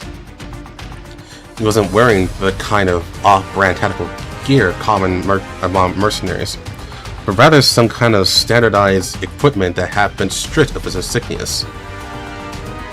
The material of the fabric, the distribution of the pockets, and even the model of the knee pads all pointed to the same source. Military standard issue. Only the serial numbers and the armbands have been removed. Not mercenaries, regular army. Regular army with their identification marks wiped clean. Anja shifted her footwork, dodging the blade by a hair's breadth within a tiny space. While dodging, she used the weight of the suitcase to drive her body's rotation, constantly keeping the hard suitcase between herself and the unseen shooter in the dark. The military's people. Is this from the same source as the Pursuit 12 encounter? This seems won't let me leave easily. I can't count on a low-profile retreat. The assassin launched another vicious low sweep. Anja borrowed the momentum to leap back, the soles of her shoes scraping loudly against the ground. She slid smoothly into the deep alley to the side, instantly cutting off the outside shooter's line of sight. In the end, my clothes still got dirty. The assassin followed closely into the alleyway, the dagger thrusting straight at her face again, but the narrow alley also restricted the assassin's lateral dodging space. Now! Anja finally got serious. She no longer retreated. Instead, the instant the opponent dashed forward, she engaged her core and violently hurled the suitcase. The briefcase flies towards her face. The assassin is forced to raise an arm to block it. At that blind spot of vision, Anja closes in. Close in distance, she plants her left foot into the ground like a stake, extending her leg to block position while straining her left hand. She accurately slips into the assassin's inner guard, cutting off the opponent's path to retreat. Following the motion, her right hand grabs the bouncing briefcase, using a dual momentum of inertia and acceleration to slam the briefcase and her opponent fiercely into the ground. A dull thud echoes through the alleyway. Without stopping her movements, Anja doesn't follow up with another ankle strike. Instead, the moment her opponent loses balance and falls, she flips open the case lock with one hand, and a pitch-black gunstock slides into her palm. Return, raise arm, quick fire. Smooth and flowing, without the slightest hesitation. Towards the blind spot of the sweeping fire into the shadows behind her. Several muffled thuds of bodies falling echoed from deep within the shadows. 3 ambushers preparing a sneak attack were shot in the legs, instantly losing their mobility. The alley is the most suitable location for an ambush. Your true plan was to lure me here, wasn't it? The fallen members made absolutely no sound. Of course, Anja didn't expect the dolls to reveal any information. Disorganized, hurried footsteps echoed from the entrance of the alley. The pursuers arrived faster than expected. Anja tightened her grip on the briefcase handle. This alley had many forks. She couldn't guarantee which one. And then she heard a sound. It wasn't the footsteps of pursuers. She knew those people hadn't given up, so footsteps wouldn't be surprising. What she heard were gunshots. Not aimed at her, but coming from the direction of the alley entrance. Distant gunshots. Short 3-round burst gunshots, with intervals as brief and precise as a metronome. The interval between each shot was exactly 0.4 seconds, no more no less. Followed instantly by the sounds of bodies hitting the ground. 1, 2, 3 thuds. Those hurried footsteps that were just pouring from the mouth of the alley suddenly went quiet after the gunshots. While Anja was on alert, what followed was a 4th gunshot. Unlike the first 3, the shot came from further away. Someone at the other end of the alley eliminated a target outside Anja's line of sight with a long-range shot. Then, the alleyway went completely silent. There was only the sound of leftover rainwater dripping from the eaves, and Anja's own breathing. Considering the current special circumstance, she wouldn't have paused her own breathing. Until footsteps rang out again. Completely unlike the pursuers from earlier, the footsteps were very steady.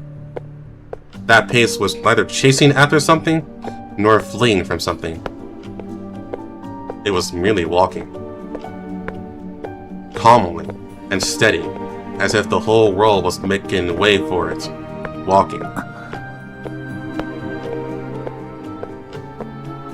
Anja gripped her gun tightly until the orange footsteps appeared before her eyes.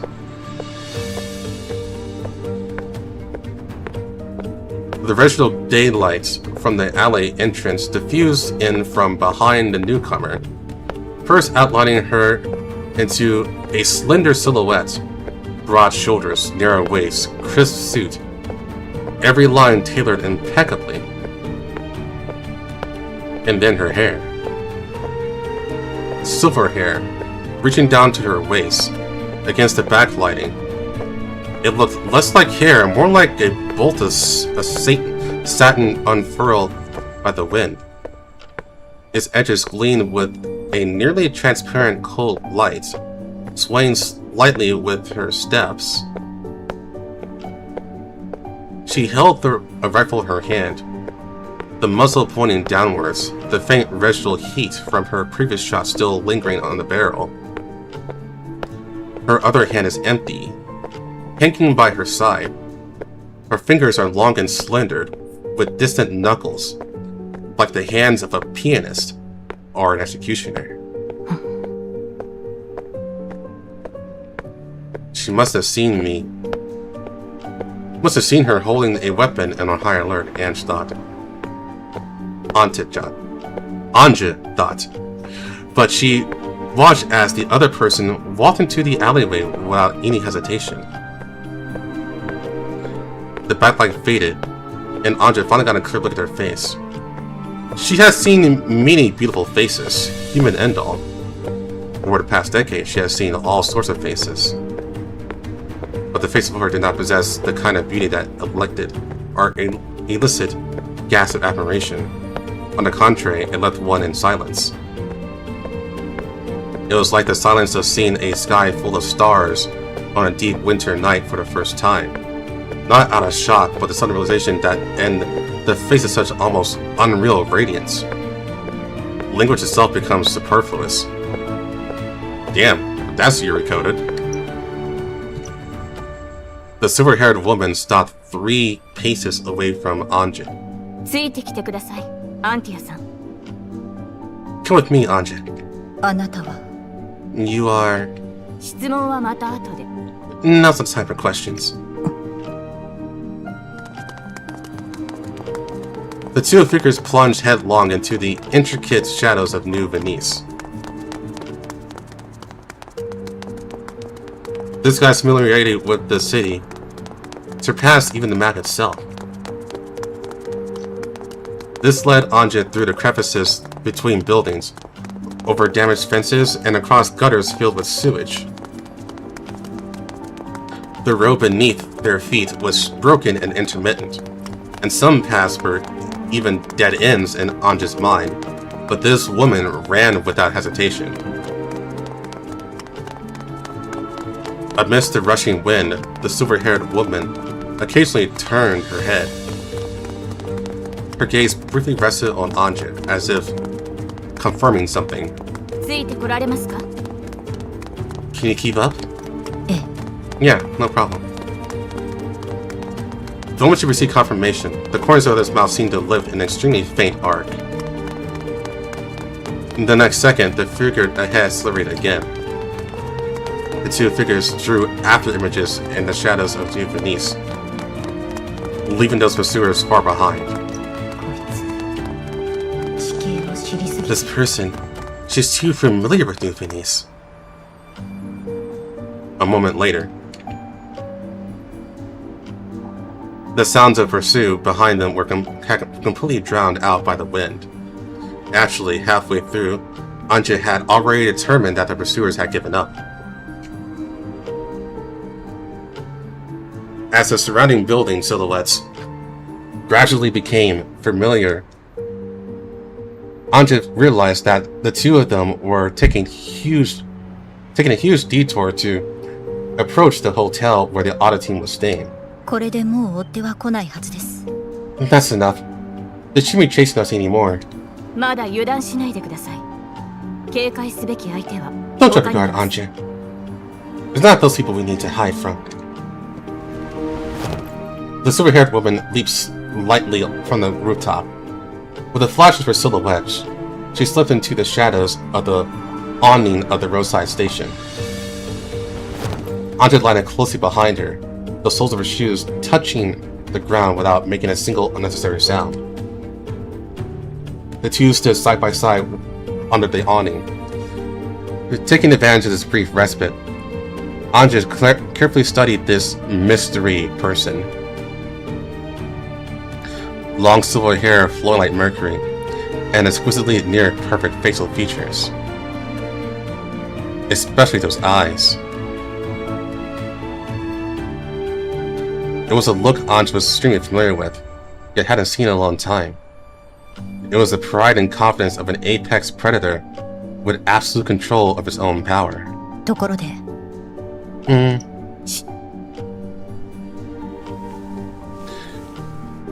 The other party gently raised an index finger to her lips, making a shushing gesture with a faint smile. 視線には常に気を払うように。 Be careful with the eyes, Anja. 奴らはどこにでもいます。 They're everywhere. 待って Hold on. Anja abruptly turned her head, trying to press for more information. However, the space beside her was completely empty. There were no footsteps. Just as suddenly as she had appeared, that silver-haired figure abruptly vanished from the street.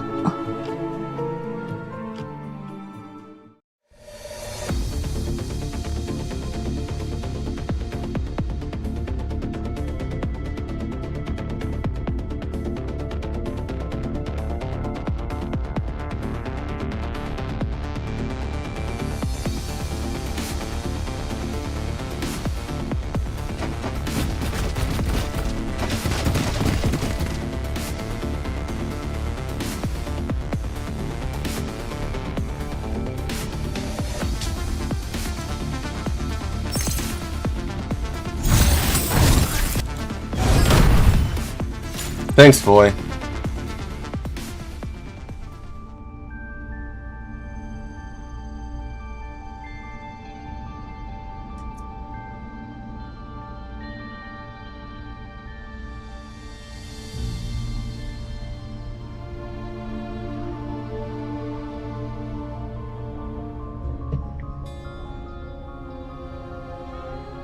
Excuse me. Anja safely retreated to the hotel along the predetermined route.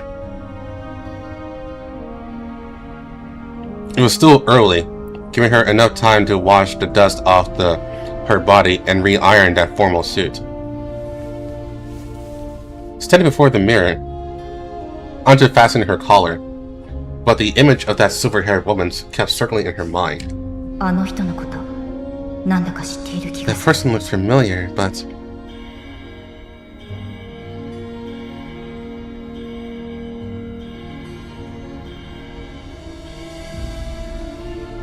So, two things come to mind right now. The first is that it's the body that AK-12 copied, or it's Anita.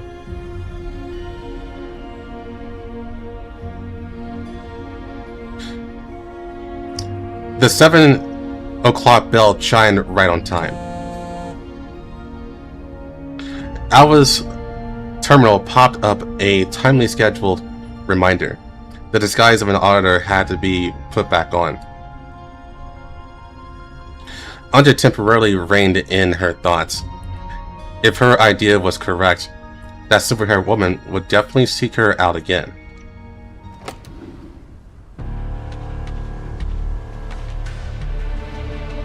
Pushing open the heavy mahogany doors of the conference room, the air was filled with the scent of high-end cigars mixed with leather. The colleagues from the Audit Bureau had already taken their seats. Even these usually arrogant elites looked somewhat constrained in their posture at this moment. Sitting at the other end of the round table was the host of this meeting, Representative Zimmerman, along with the female secretary wearing glasses. That secretary is not the third Jindal mentioned in the previous intel. Anja sat quietly in the corner seat, trying to lower her presence as much as possible. Zimmerman sat at the head of the round table, his hands casually folded in front of him, his gaze as calm as water.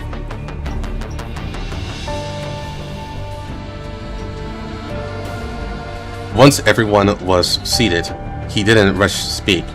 Instead, he adjusted his cuffs, then slowly stood up and smiled as he looked around the room. You have all traveled a long way on a bumpy road. Thank you for your hard work. I am Zimmerman, the chief representative of Seth Fabin. In the days to come, I will cooperate with all of you to thoroughly investigate every single investment made by the conglomerate in the construction of New Venice. I hope all our work proceeds smoothly. Zimmerman's voice carried the composure unique to a superior. When he said the word investigate thoroughly, his tone was as casual as if he were discussing the weather. The woman beside him rose slightly, her movements elegant and restrained, and bowed gently to everyone in greeting. Hello everyone, I am the Assistant Administrative Officer for the Counselor Mede of the Purification Project. You may call me Agatha. With the opening ceremony approaching, Counselor Mede is busy with official duties, but he specifically instructed that all core materials and permissions you need during the review period can be communicated directly with me.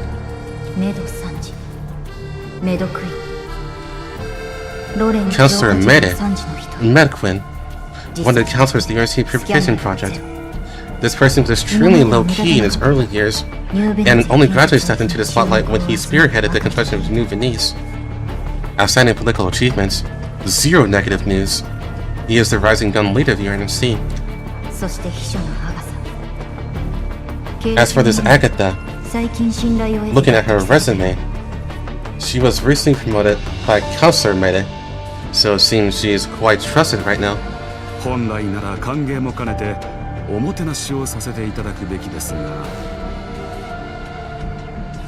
I was originally considering whether to arrange a more relaxed dinner for you all in the welcome reception. But on second thought, y'all must have seen the less reluctant side of New Venice on your way here today. If not, that's not the case, you might as well save the pleasantries for later. Let's get down to business first. The audit representative in charge of liaison opened the folder on hand. The sound of flipping pages was very soft, but everyone in the conference room knows full well that what actually needs to be audited tonight was probably not written on these papers. We are deeply grateful for the chief's thoughtfulness. New Venice is one of the URNC's recent facade projects. Is facade the right word for this? I feel like it's not. Okay. New Venice is one of the URNC's recent facade projects. As the opening approaches, every little detail will inevitably draw attention. The General Audit Office wants to clear out the accounts to prevent any gossiping. Some other departments also hope that we can check, while we're at it, whether things beyond the account books are just as orderly. That's only fitting. If a New Venice wants to stand at center stage, it must first withstand being scrutinized from all angles. If only the accounts look pretty, while the dust elsewhere remains unswept, that indeed looks bad. If the chief understands it that way, our ensuing work will surely be much easier. She paused as if merely intending to proceed along the routine process. According to arrangements, the first phase will still primarily focus on verifying written materials. Fund disbursement, project subcontracting, penetrating subject entities, engineering changes. However, since you just mentioned all angles, I would also like to ask about the matter that has little to do with ledgers, but a great deal to do with decency. Agatha glanced at Zimmerman, and Zimmerman just raised his hand slightly, signaling her to continue. Along the way, we gained a deep impression of New Venice. The order, efficiency, and security response here can all be called astonishing. Especially the resource dispatch capabilities your side has demonstrated in certain emergencies. It made me think for a moment that we had arrived at some major military hub rather than a purification engineering city. You flatter me. It's just that a newly established city will always prefer a few more contingencies than places that have grown accustomed to comfort. Every wall, every road, every purification tower experience not yet weathered any storms. The newer something is, the less it can withstand accidents. 確かに That is true. だからこそ So we can understand why certain handling actions appear a bit more decisive than the outside world expected. あまりにも大胆でした Who can say otherwise? It was so decisive, it was almost unbelievable. ホワイトエリアで攻撃 Who would authorize gunships to open fire in the white zone?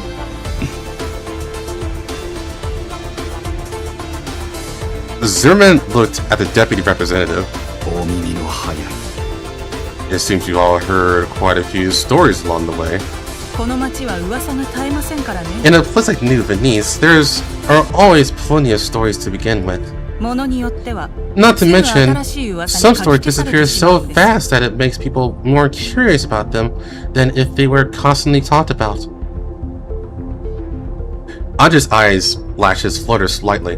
無論全てを追っているほど暇ではありません Of course, I personally never like to chase rumors. ただ中には It's just that 消え if る some のがあま rumors りにも disappear 早 too い噂 cleanly, があるのですよ to the point where one can't even find where to start asking, it inevitably raises suspicions. 馬鹿げていて話にもならない Is it のか that the rumors is not worth 聞いてほしい人 mentioning? がいるの Or is it someone worried that it's too worth mentioning? 面白い仮説ですね Your take on things is quite interesting. ただ私に言わせれ But in my experience, the reason why 前進が圧倒的に many things look like they've been handled too cleanly is often just because the outside world never knew what they originally looked like. 人は In such cases, people always mistake their own imaginations for the concealed truth. ではあなたからは本当の真実が聞ける Then surely you must have a highly convincing truth here? 例えば For instance, we've noticed that both the sea and land routes of New Venice seem to be under a strict blockade. なのに指名手配犯が But as far as we know, there shouldn't have been any terrifying wanted criminals passing through New Venice recently. 担当者の責任感の表れでしょう Instead of facade project, it should be flagship project. Okay, perfect. That makes a lot more sense. Thank you for checking, Batsu. I think this only proves that the project in charge here are fairly The people in charge here are fairly dutiful. 何かが起きてから後手に回るよりは杞憂と言われた方が It's better than waiting for things to blow out of proportion and then holding a meeting to discuss why we didn't act sooner. 何かお困りのようです It seems you have indeed encountered some trouble recently. 世界的な If a 組織で multinational enterprise told you all that it never had any trouble, that would be the real trouble. 事案によっては対処 Different 法も troubles 変わ require ります different ways of handling things. 通達の一つや二つ Some で troubles 済む only も need the のも PR ある department to issue a few announcements. 町ごと巻き込んで Some troubles with site security, 必要な tech, ものもあります logistics, even half the city spinning. 追われる身になる The people in this world we're pursuing aren't necessarily valuable in themselves. 時として It could just be because she's managing to... She's carrying something that shouldn't fall into the hands of others. だから何としてでも Say, 人形を捕 you ら went えた to all this trouble to catch that doll. 何かまずいものでも奪われ Is た it because that... 先日漏洩 Is it because she has something of yours? It wouldn't happen to be related to those leaked documents from Arias, will it? The conference room falls silent for a brief moment. The audit representative slowly closes a corner of the folder. Mouth? Yeah. Let's say that whole sentence again. The audit representative slowly closes the corner of the folder, changing direction as if unintentionally. はて何のことでしょう I'm afraid I don't know what the deputy representative is referring to. 弊グループについて I know that recently there have been some rumors circulating in the market about this Faben group, but they've never been proven. では根拠のある話をしましょう Let's switch to a topic that can be proven. 近頃そちらの Recently, we've noticed a small matter. システムエンジニアを The Faben group has been simultaneously expanding recruitment across multiple districts, absorbing a considerable number of software engineers, system architects, and some technical personnel who don't usually appear on a roster for urban construction projects. We are quite curious about this. Such a massive undertaking surely isn't just for the construction of New Venice. With New Venice's opening imminent, reinforcements on the systems side were already in the plans. City management, purification instances, security coordination, and visitor dispatch, all these require additional personnel support. Besides, the conglomerate's personnel reassignments are merely our business operations, even if they are somewhat unusual. It doesn't seem like we violate any laws, have we? Of course! But it is undeniable that your actions are no longer as simple as mere commercial activities. Indeed, it isn't within the Audit's office's scope of investigation. But you don't want to arouse excessive suspicion either, right? I can only say, when a private enterprise shoulders the operation of an entire city, any system-level oversight is no longer just a conglomerate's problem. The chief is prudent, as expected. Prudence is necessary, especially when the situation is not yet clear, and too many people are rushing to find the matter.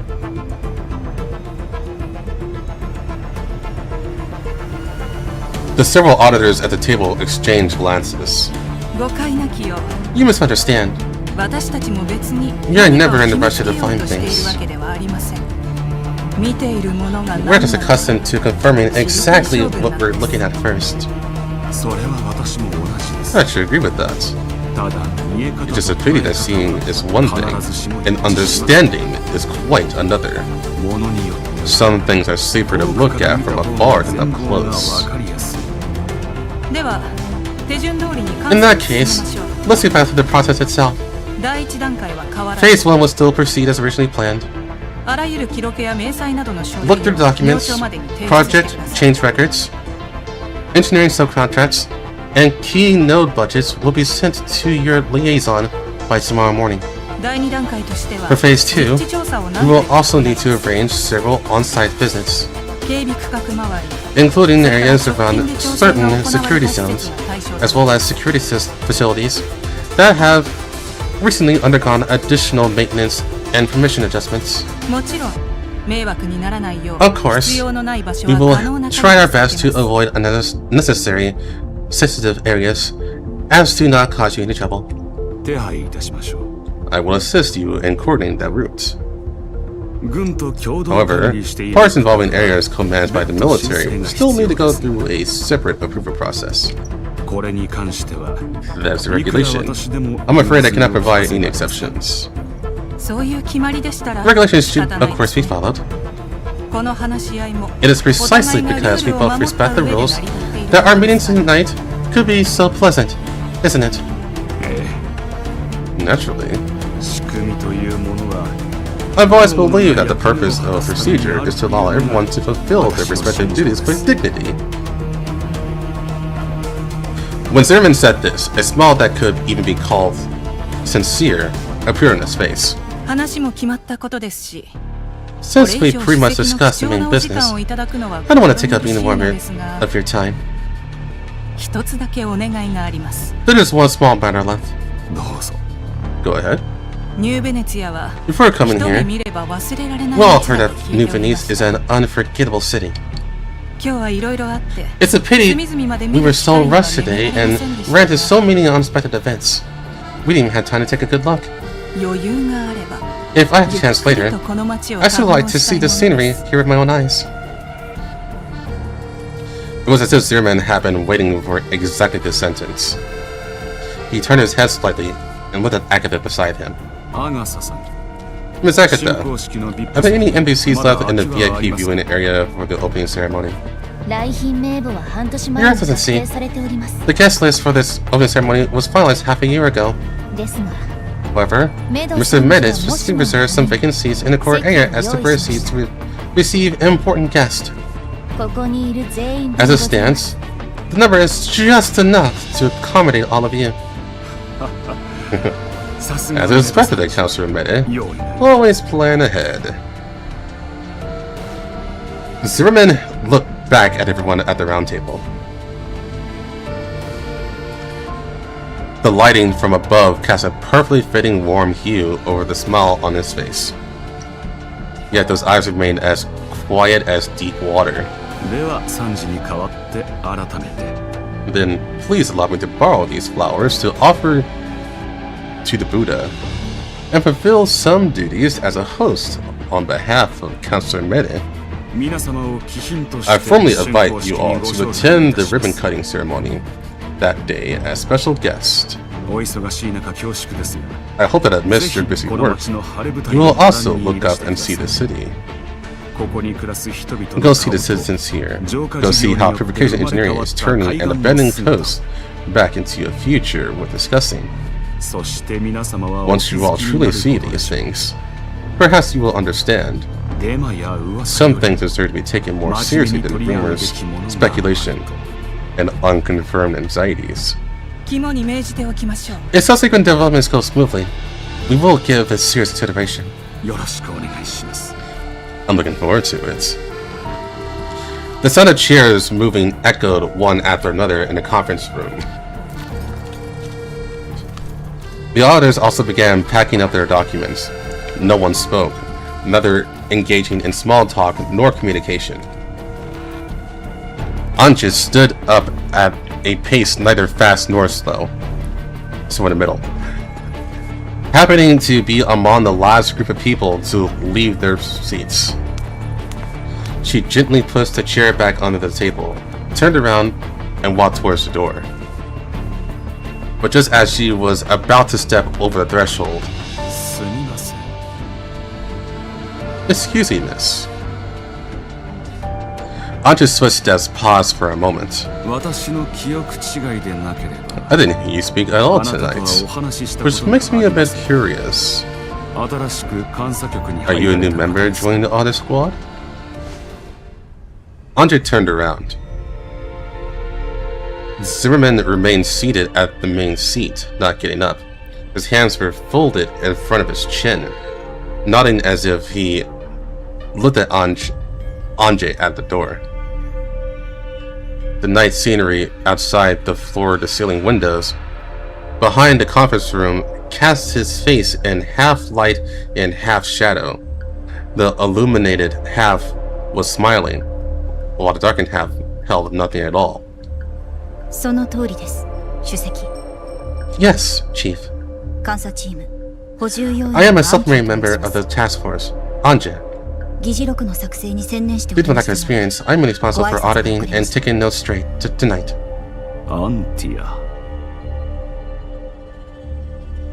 Zimmerman revealed his most gentle smile of the night.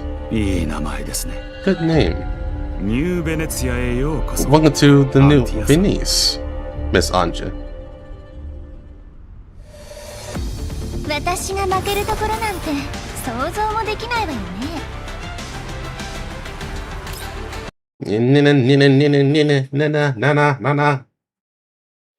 Bathroom time. You're back. How much you got left? A fucking ton, a lot.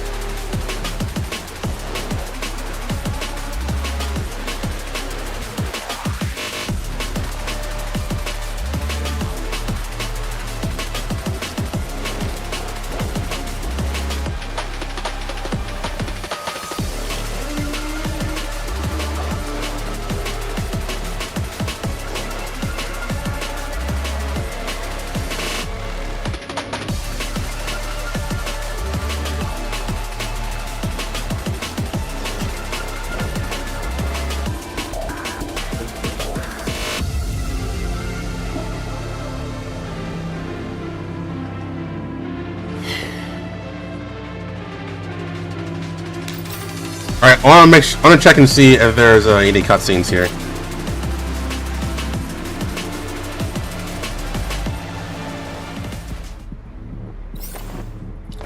looking like a no.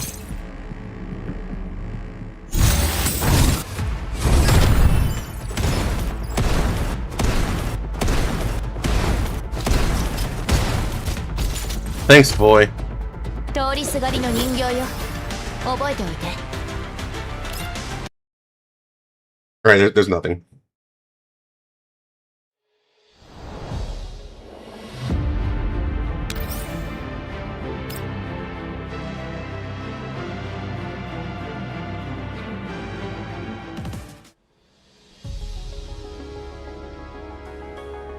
Yeah, I think recon means that I'm just going to need a part 2 stream, which, yes, I definitely will need it.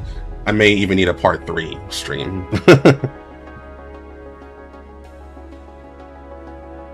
New Venice. The guest rooms of major hotels in this massive, yet to be fully operational city were almost completely booked out.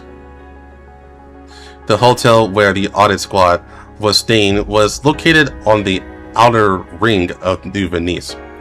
While not top-tier luxury, it reflected the purification project department's ample preparations for the audit in every aspect. The top floor of the hotel had been completely cleared out for the exclusive use of the audit squad. It was equipped with a conference room capable of holding nearly 100 people and multiple independent suites. Even the elevator leading the top floor had been set with exclusive permissions, fully ensuring the audit squad's independence and privacy.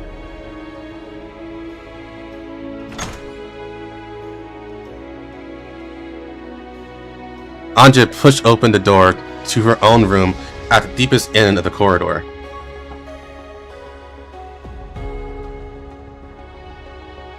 Yeah, there are just the story items that you use for the I guess I forgot what they're called, but yeah, they're not scenes, but they're like extra information, background information, which I take a look at those once everything is done.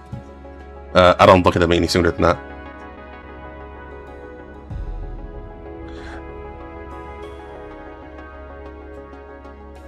Concerning Anja's identity, everyone implicitly allowed her to choose this spot when assigning rooms, unless something special happened. Almost no one would deliberately venture deep into the corridor. She meticulously inspected every corner of the room. Only after confirming there were no surveillance devices did her tense body relax slightly. Very smooth. There is no deliberate difficulty made for the audit squad. You could even say it was green lights all the way.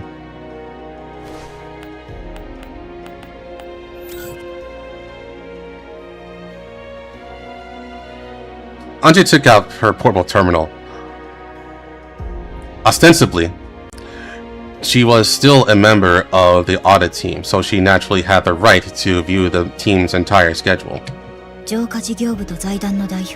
At 7 p.m., representatives from Purification Engineering and the conglomerate are coming to the hotel to meet with the audit team. Anja checked the time. It was just past noon. That meant she still had plenty of time to search for clues first. She casually pulled up the map of New Venice. According to the intelligence gathered in advance, the coordinates of the recent firefight in the city were some distance away from the hotel. Anja quickly planned her route in her mind, picked up her suitcase, and expertly pushed open the bathroom door. The bathroom window faced a direction that conveniently avoided the noisy main road. Outside the window was a somewhat narrow shaded alley. Pushing open the window sash, the strong wind from outside rushed violently into the room, kicking up the remaining dust on the windowsill.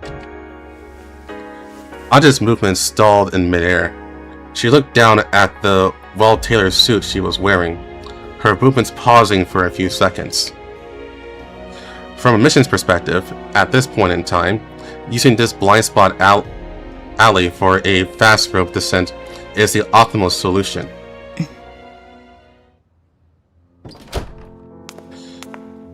After a few seconds of hesitation, she withdrew her hand, gently closed the window, and turned towards the main entrance.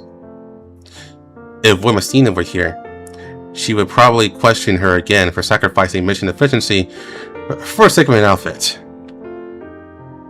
No, or perhaps Erwin would understand that this bit of selfishness of hers. The figure of her past partner surfaced in Anja's mind, and oh, frick, we already seen this.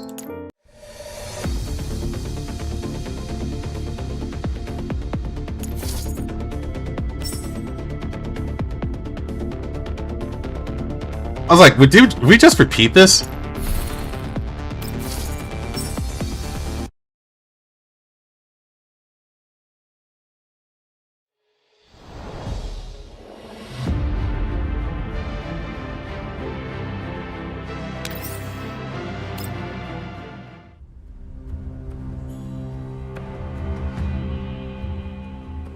White Zone, New Venice, the hotel where the Audit Squad is staying. The Audit Squad meeting with Zimmerman and Agatha ended hastily in a stiff atmosphere. The auditors left the conference room in 2s and 3s. The conversations in the corridor were kept very low, but every sentence carried the anger they couldn't vent in the conference room. Anja walked at the very back of the group, repeatedly replaying in her mind the half-second that Zimmerman had looked at her last. He noticed me. My identity has been discovered. But with the backing of the audit office, they can't make a move in the open, which is why they used assassination before. Then what will their next move be?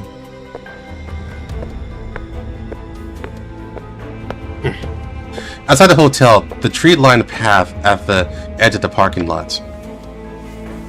Anja walked under the tree and gently loosened her suit collar.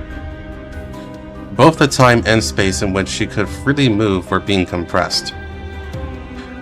12's continued disconnection was like a thorn, piercing the weakest part of her neural cloud, sinking deeper with every passing second. She can't afford to be weak, otherwise not only 12, but she herself would be in danger. In a daze, the figure of that silver-haired woman surfaced in her mind again. Those predator-like eyes, that familiar yet unfamiliar silver. Where exactly are you? Miss Anja, so you're here. Anxiety affected her perception, leaving her completely unaware of someone sneaking into close range. For her now, this was undoubtedly a fatal mistake, but it also clearly indicated just how chaotic her thoughts were at this moment. Fortunately, standing there was Agatha, still wearing that meticulous business suit and holding a tablet. I gotta call it a meticulous business suit, because all she's doing is showing her massive cleavage. But I guess that's meticulous. You are Agatha. Is there something you need? Agatha pushed up her glasses. The gaze behind the lenses were utterly calm, betraying no emotion whatsoever. Oh, silent all alone in a secluded corner like this? Have you run into something troubling? Or could it be Representative Zimmerman's attitude displeased you? There's nothing. Just coming out for some fresh air. That's so. That's perfect. I wanted to come out for some fresh air too. The AC in the conference room was too cold just now. Wasn't quite used to it. Agatha said, leaning against the tree trunk next to Anja naturally. Her posture was casual, like two colleagues bumping into each other downstairs after working overtime, having a casual chat about trivial things. But Anja noticed. The spot Agatha leaned into perfectly avoided the line of sight of the two surveillance cameras above the parking lot. Miss Anja, let me be so bold to ask, how do you feel about today's meeting? This should be content discussed internally by the audit team. True. I shouldn't have asked. 質問を変えま Then す I'll change to another question. Agatha lowered her head, her fingers subconsciously tapping the bezel of her tablet. メド3時は答えを探 Mr. しています Meda wanted some answers. メド3時 Counselor Meda? 監査局の皆さんが He wants ど to れだ know け深入りする just how deep are everyone in the audit's office trying to investigate. Anja didn't answer immediately. To be honest, she couldn't answer this question either, and she just hadn't looked deeply into the audit bureau's arrangements. But she wouldn't just say it out loud like that. なぜ本人が直接聞きに来ない Why doesn't Counselor Meda come ask this himself? 明日から少しの間 Because he's leaving New Venice for a while to starting tomorrow. お仕事の都合 Official arrangements is out of his hands.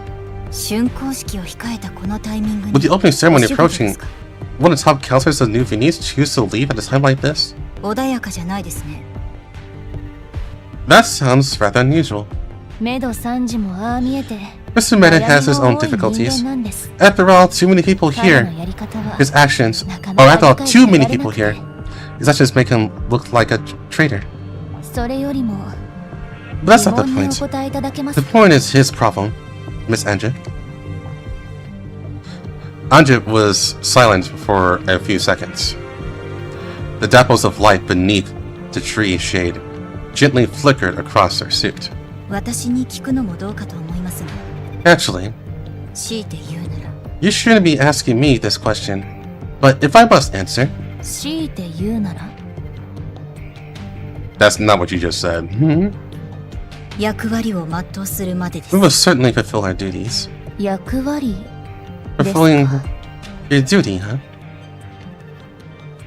Agatha softly repeated his answer, the corners of her mouth curving up slightly.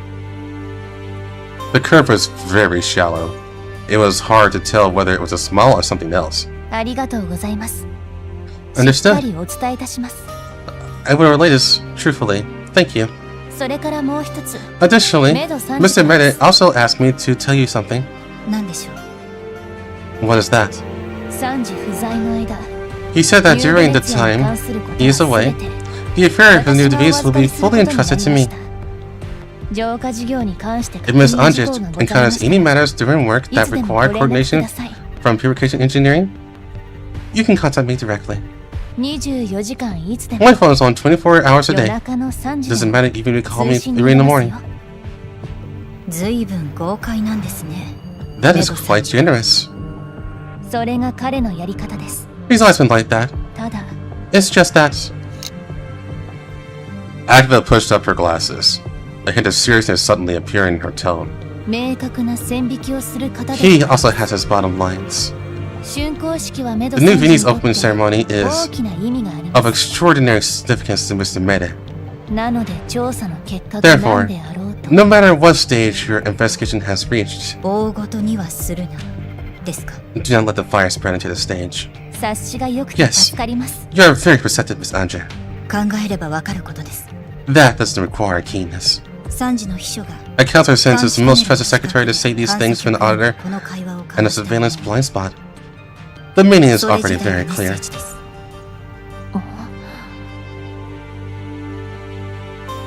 Agatha blinked, seemingly a bit surprised by the term surveillance blind spot. But soon she reverted to that imperceptible, or impeccable, secretary face. 大した方ですね Your observation skills are truly excellent, Miss Anja. そちらこそ Feelings mutual. ですが一つ It's just that I'm 気にな very る curious. どうして監査チームの代 Why did 表 Mr. Meda seek me on instead of the representative this time? そうですね Perhaps it's for reasons similar to why Mr. Simmons spoke to you privately. There's a brief moment of silence between the two. The night breeze blew in from the sea, carrying the damp smell of salt, ruffling the loose hair on Agatha's forehead. そうだ By the way, Miss Anja, これはメド3時ではなく there is one thing that has 私 nothing が to 個 do 人 with 的に Mr. 確認 Meda's したいことな commission. のですが It's purely my own personal curiosity. はい Yes? この町に来る道中、息袋に襲われましたね。 On your way to New Venice, you encountered an ELID attack, right? それなら会議で共有 That was already brought up in the meeting. ええ。 Yes, it で was. すがあなたは一言も But 喋 you り didn't ませ say ん a でした single word throughout that meeting. 死にかけた当事 It's 者 quite が言う concerning の that someone who just narrowly この件 escaped につい death て hasn't said a 何も word 話 while さない discussing のは this. 不自然じゃありませんか？私は発言する立場にないので。 I'm just a supplementary member. Speaking is not my duty. そうですか。 Agatha tilted her head. あなたにはもう Your 少 attitude し is 踏み込んだ respectable, 聞き so 方 I をした won't 方 beat が around the 良さ bush そう either. です。アンティアさんはあの襲撃 Miss に Anja, 違和感を覚えませ do ん you でした think that attack was normal? Anja glanced at Agatha. Her expression was just still that of a calm secretary, but the gaze behind her glasses was much more focused than before. どういうことですか？ Why do you ask? あのエリアの直近3ヶ月 I 分 checked の ELID activity records 息 for that 袋 highway の over the 活動 past 記 3録を months. 調べました。普段の目撃個体数 The は daily 12 average of 体以 sightings 下 in that 群れること sector もありません。 doesn't exceed 12, and they are mostly stragglers. Swarming behavior has never been observed. ですがあなたたちの時は頂上列車進駐 But 軍 the の one 記 you 録によ encountered, れば according to past 通常の post-battle damage 20倍以 assessment 上の規模で reported した by the Great Wall Railway Defense Forces, the scale was at least 20 times the daily average. どうやって進駐軍の記録を？ You can access the battle damage assessments. You can access the battle damage assessments of the Great Wall Railway Defense Forces. メド3時のお力があってのことです。 Mr. Mede's scope of authorization might be a bit broader than you imagine. Anja didn't reply. What was Agatha's purpose in asking this question? Was she probing on behalf of Mede, or... 深い意味はありません。 I don't mean anything else by it, Miss Anja. ですが、 It's just that 当時の状況を一番よく if 理解 this してい matter る is の truly はあなたです。 abnormal, then the person who is the most clear on what exactly happened on the road right now should be you. 他に聞く相手がいる And とした that Great ら Wall Railway Defense Forces 進 unit 駐軍くらい that で just すね。 happened to be passing by. 進駐軍の駐屯地 The は Great Wall ニューベネチア Railway から Defense Force 30キロ garrison 離れてい is ない場 located 所にあり just ます。 30 kilometers outside of New Venice. 最初に駆けつけたのも The patrol squad 事故処 was 理と現場検 the 証を first 行っ armed た force to のも arrive 彼ら at that scene, and also the only unit to conduct a complete survey of the site afterwards. When Agatha reached this point, her tone suddenly became very soft. So soft that it almost sounded like she was talking to herself. もしかしたら If anyone wanted to know what exactly happened at that rail highway, chatting with them might yield unexpected results. Anja's gaze flickered slightly. The direction of the sentence was a bit too obvious. アガサさん、 Miss Agatha, はい。 先ほどあなたは you just said this matter is unrelated to Mr. Mede's commission. どうも私を誘導 Does して that いるよ mean うに this is your 聞こえます personal suggestion? Agatha remained silent for a beat. そう捉えていただいても Let's say 結 that 構 it です is. She retracts her gaze, and a gentle smile blossoms on her face once again. いけない。も Well, うだいぶ遅い時間で it's す getting ね。 late. 明日もお早いでしょうし、 Miss こ Anja の has 辺 work で失 tomorrow, 礼します。 so you should rest early. メド3時には I will pass along your reply to Mr. Mede for you.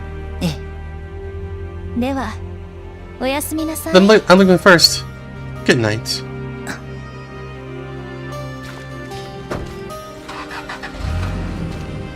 Anja watched as Agatha got into a sedan.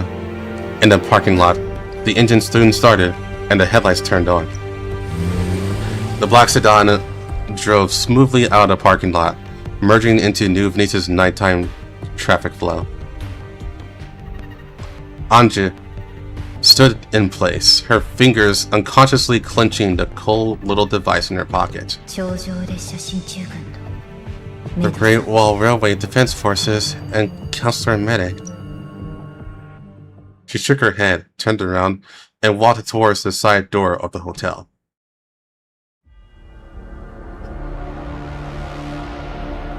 Ah, it's the villain music!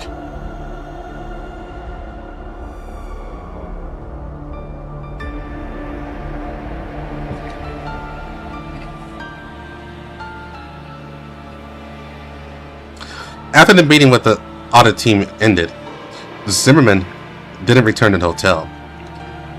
He had an office in another inconspicuous administrative floor of New Venice, one that wasn't on any public floor plans.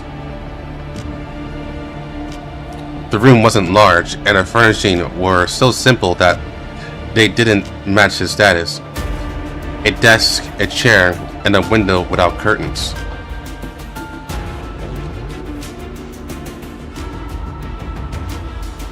Outside the window was the night view of New Venice, its lights shining brightly like a layer of shattered gold spread across the surface of the sea.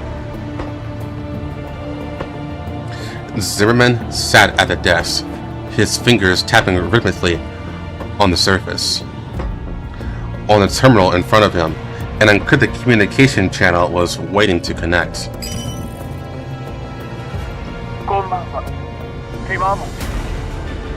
Good evening, Mrs. Zimmerman. The voice coming from the other end of the communicator was mixed with processed static, but still conveyed the message clearly. Good evening. You were so eager to contact me. I assume there's been some new progress with our arrangements. It's a great pity, but I'm afraid I don't bring you any good news. Regarding the accident your guest encountered today, I think it has some clues to share with you. You arranged it? The General seems quite dissatisfied with your move to let the Audit Bureau reach New Venice. He prefers to nip the trouble in the bud. The fingers Zimmerman was tapping on the desk paused for a beat.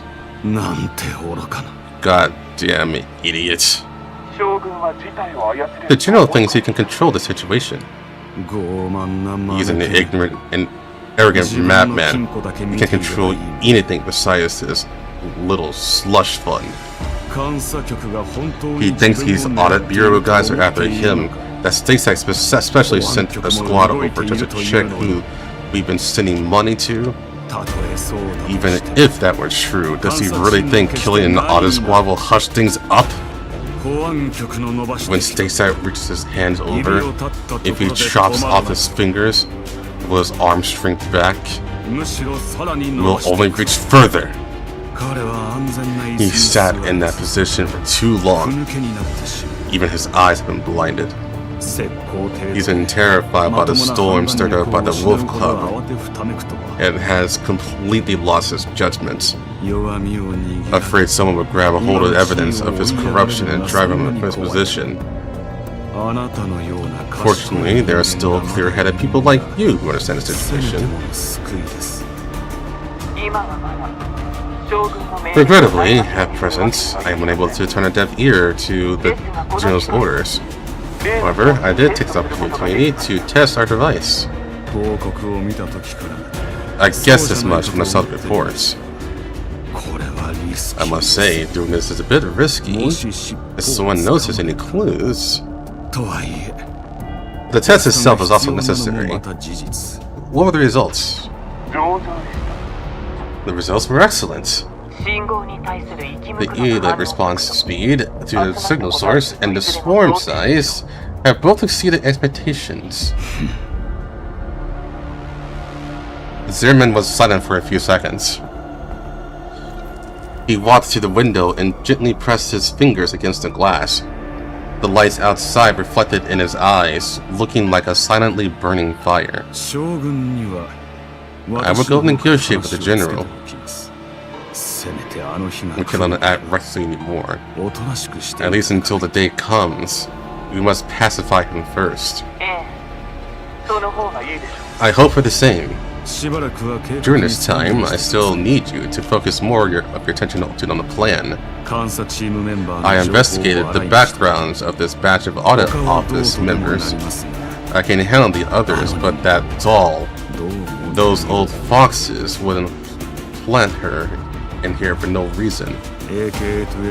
I don't want another AK-12. With the cocoon there, her activities in New Venice will not escape her eyes.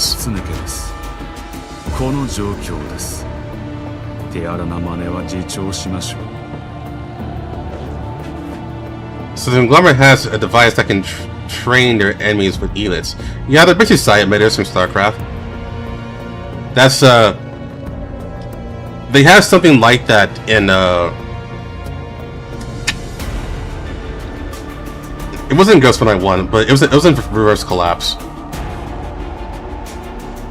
It's actually very easy to manipulate the ELIDs in Reverse Collapse, so I'm not surprised something like that is made here. Given the current situation, I would recommend minimizing armed operations in New Venice.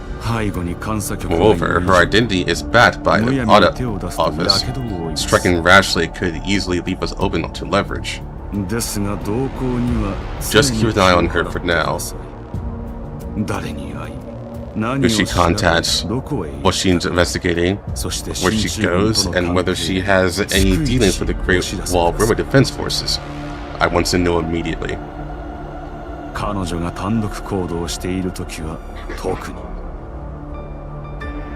Especially her private movements. Don't miss a single detail. Zimmerman pulled back the finger pressed against the glass. The fingertip left a shallow mark on the glass, which was quickly swallowed by the cold air outside the window.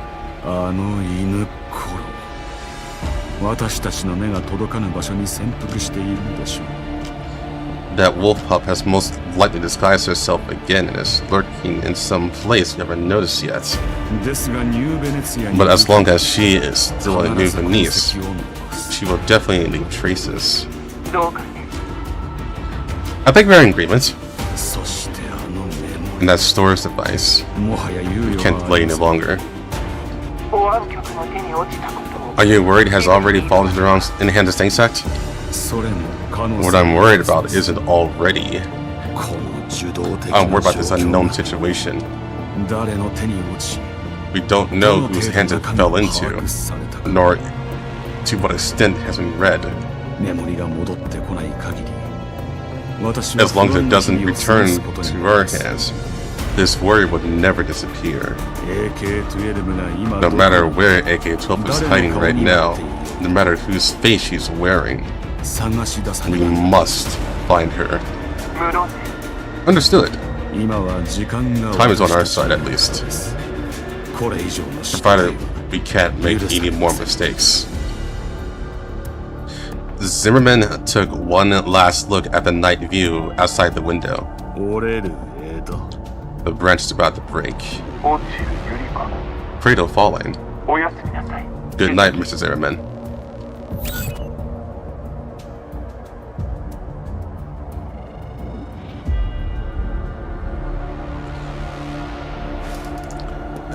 Zimmerman leaned back in his chair and closed his eyes. The lights outside the window are still dazzling. Where on earth are you hiding?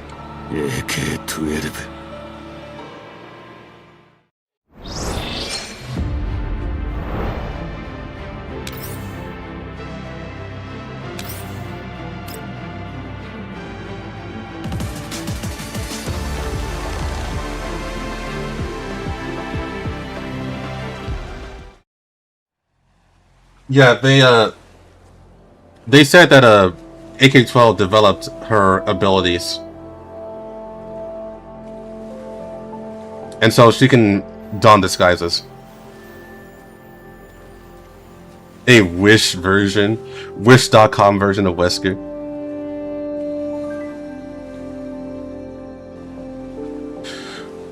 White zone to yellow zone, outskirts of the city of New Venice, coastal area. The night had not yet completely receded. The morning light was still just a smear of grayish white, like a layer of unwashed old gauze haphazardly covering the boundary between the sky and sea. Anja walked alone along the coast.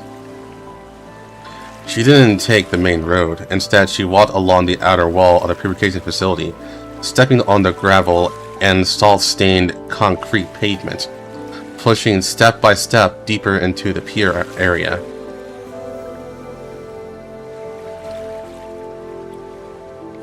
Because it was so natural, she initially didn't even realize that these gravel pieces, along with the concrete that seemed out of place with everywhere else, were all part of the decoration. They'd rather spend their effort on these things than look at these people outside the city.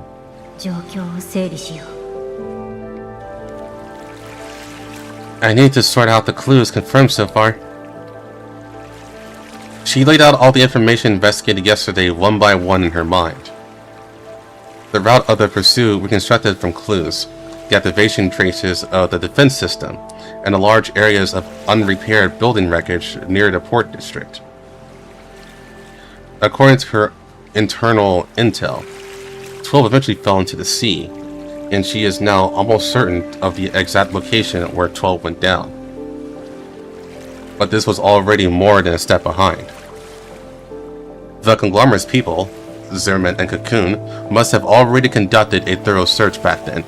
With the conglomerate's resources and that third-gen doll's abilities, conventional search methods pose no difficulty to them. But precisely because of this, if 12 is still alive, she definitely wouldn't stay within the search range the conglomerate can cover.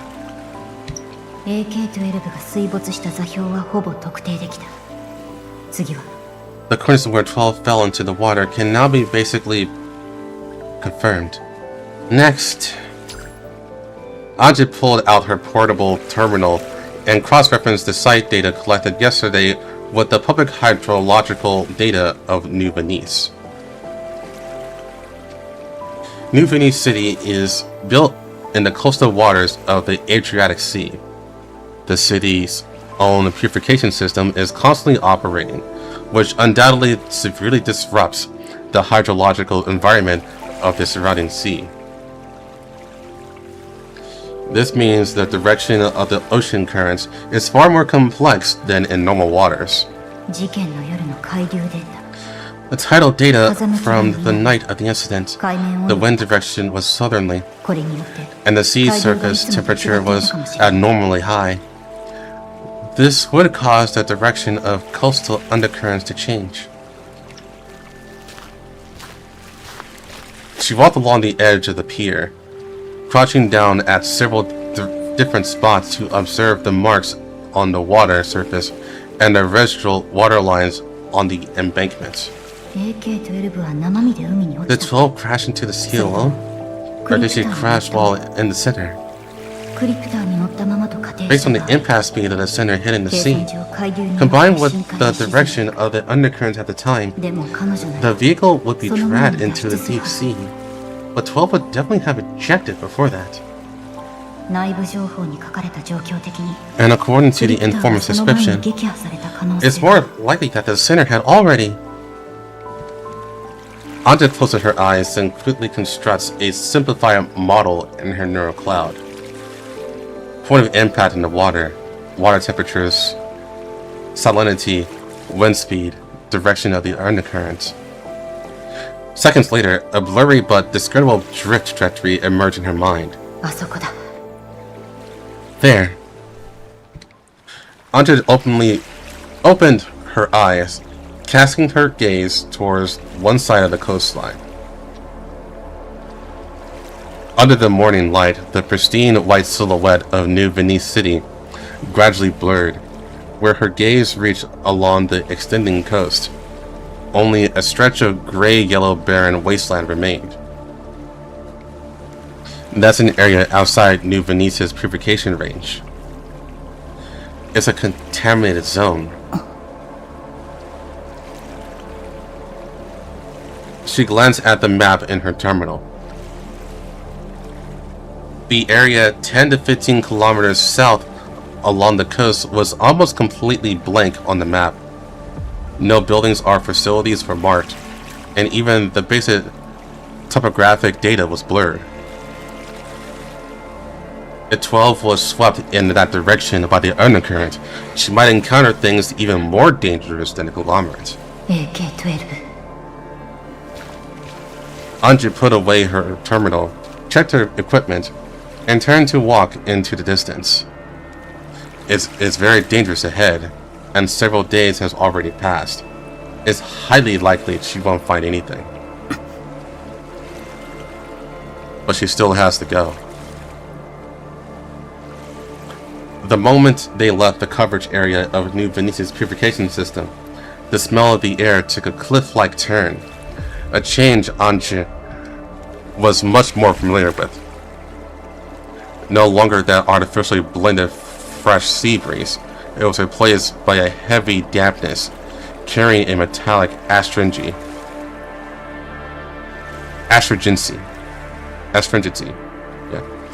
Grayish-yellow fog rose from the sea's surface, like a layer of eternally unwashable grime, gluing the sky and the sea together. Even the ground beneath their feet was changing. First, cracks appeared on the smooth concrete road, then the cracks became fault lines, and the fault lines turned into mud. Finally, even the mud disappeared, leaving only bare rocks repeatedly eroded by seawater and radiation. A gilded exterior hiding a rotten core. Anja's voice was laced with disgust as she marched through the desolation, constantly scanning the coastline for any suspicious traces. Flotsam, stranded wreckage, debris stuck in rock crevices. At the very least, her judgment of the ocean currents was not wrong. However, all along the way, she still hadn't found any clues related to 12, even though she hadn't overlooked a single minor detail. There were no fragments of frames, no wreckage of the center, no traces of any artificial objects washing up on this shore. This is good news. 12 hasn't been defeated. It's not like Anja hadn't considered the other possibility. Either 12 had never drifted here, or someone had beaten her to the punch and cleaned up the scene. But if that were the case, the situation I'd be facing right now would be completely different. Anja remained silent, maintaining a state of careful observation as she walked for another 20 minutes or so. The fog grew thicker, with visibility dropping below 50 meters. If only I had wolf eyes too. Anja sometimes had this thought, but she firmly believed that none of her mother's designs were without meaning. And not long after this thought surfaced, she saw it. What's that? At the end of the great fog, a massive shadow stretches across the coastline. At first, Anja thought it was a natural rock face. But as she walked closer, regular ridges appeared on the rock face. Rusted metal was embedded between the ridges, and support columns made of reinforced concrete protruded from the gaps in the metal. That is not a natural landscape. It's a man-made structure. Or to be more precise, the remains of a city that has merged with the coastline after being jointly eroded by time and pollution. A city? And a dead city at that. If that's all it is, then why isn't it marked on the map? Anja quickened her pace.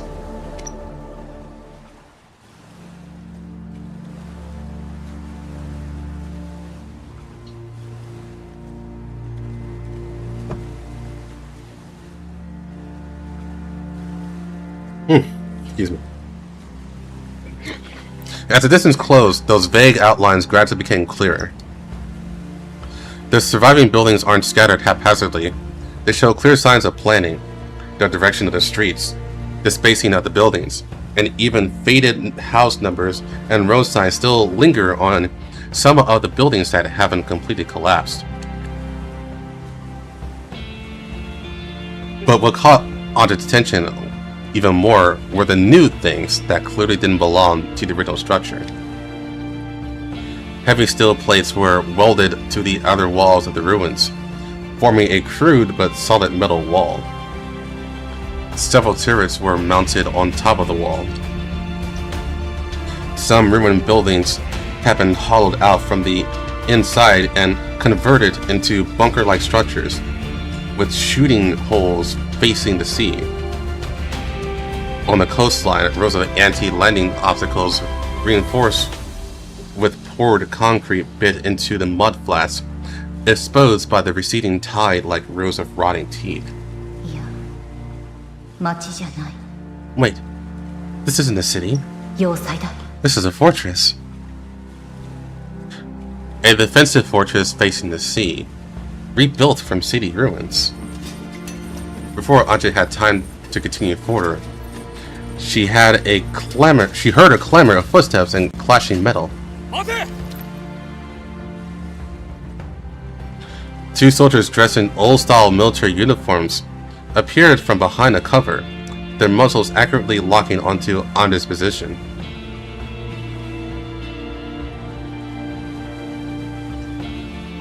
Their movements were clean and crisp, exactly the same as the force encountered on the highway earlier. Anja slowly raised her hands. She noticed a somewhat worn insignia on the Sentinel's armband. As expected, it's the Great Wall Railway's defense forces. I am Anja, a staff member of the UNC Audit Bureau. Due to official duties, I'm conducting a survey in the coastal area.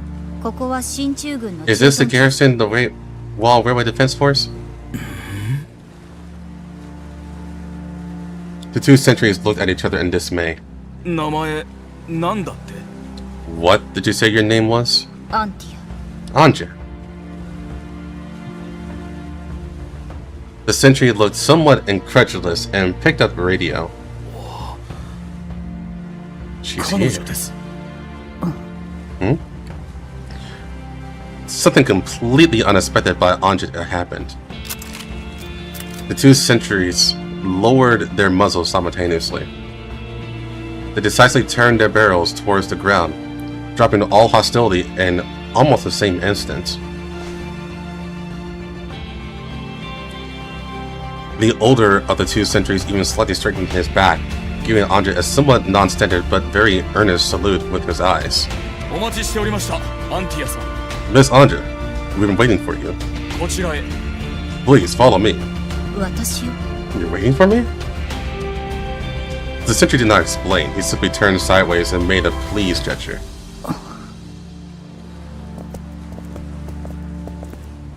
Anja lowered her raised hands and silently followed the Sentinel's footsteps.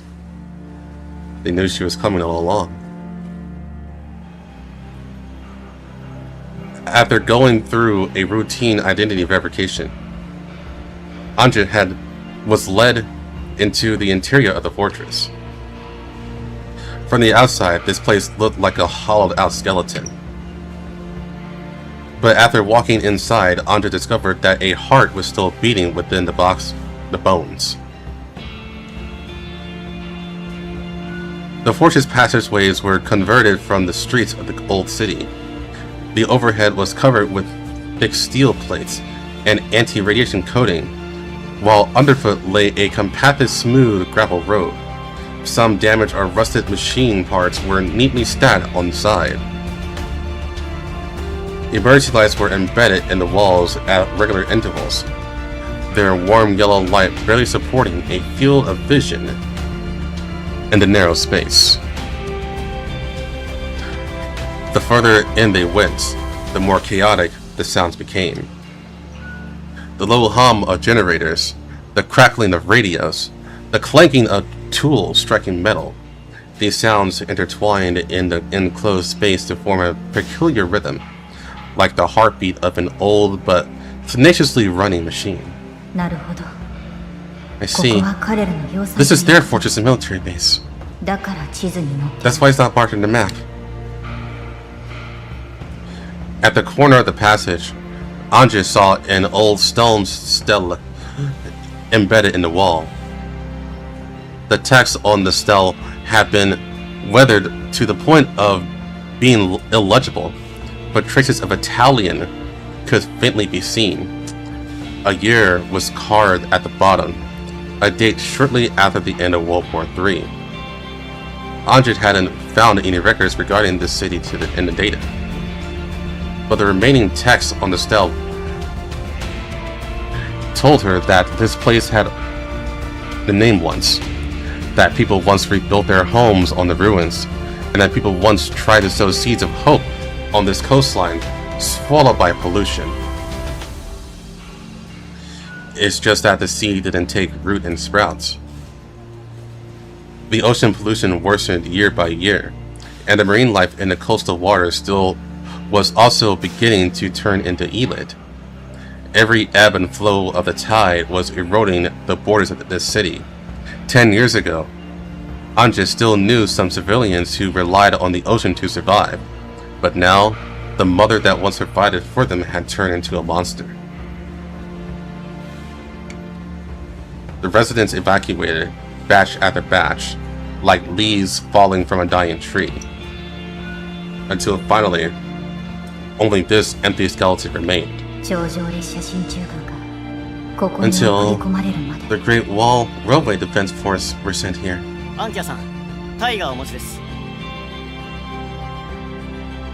Bro, what is up with these voices?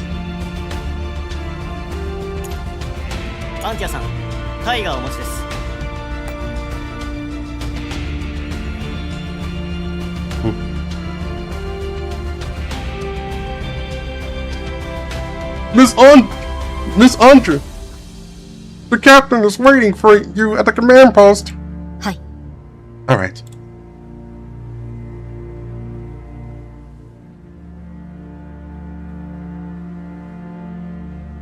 Anja followed the guiding soldier through several reinforced bulkhead doors, finally entering a command post converted from the old city library. The bookshelves had long been emptied out, replaced by stacks of communication equipment, combat maps, and ammo boxes.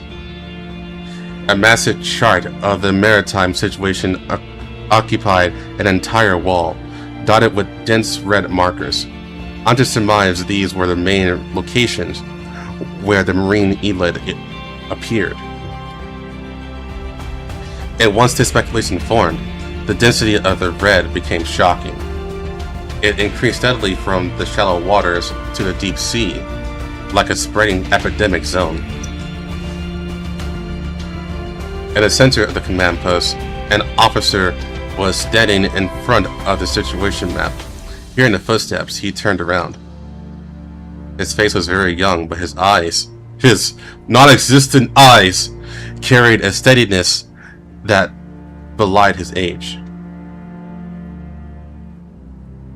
The cuffs of his military uniform were heavily worn, and the paint on his collar insignias was mottled, but all his buttons were polished to a shine. However, the first thing that caught Anja's attention was not this officer, but rather a small object on his desk, which was piled high with documents and ammo manifests. A Rubik's Cube.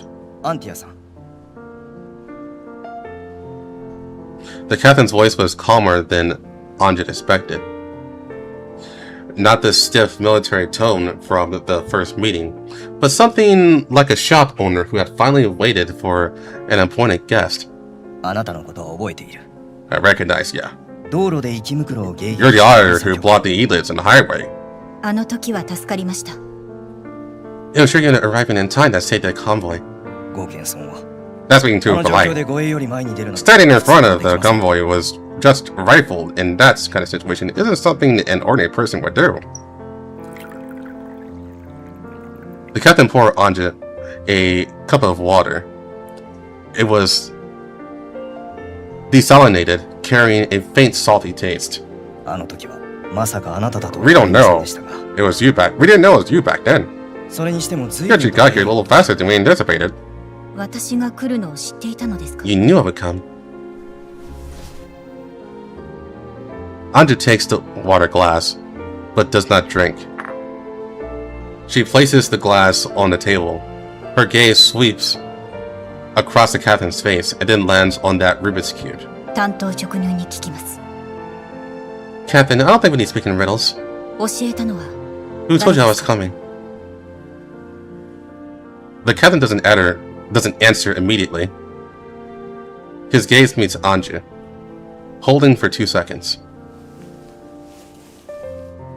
Then he reaches out, picks up the Rubik's Cube from the corner of the desk, and places it on a table. 入ってからずっとそれを見ていましたね。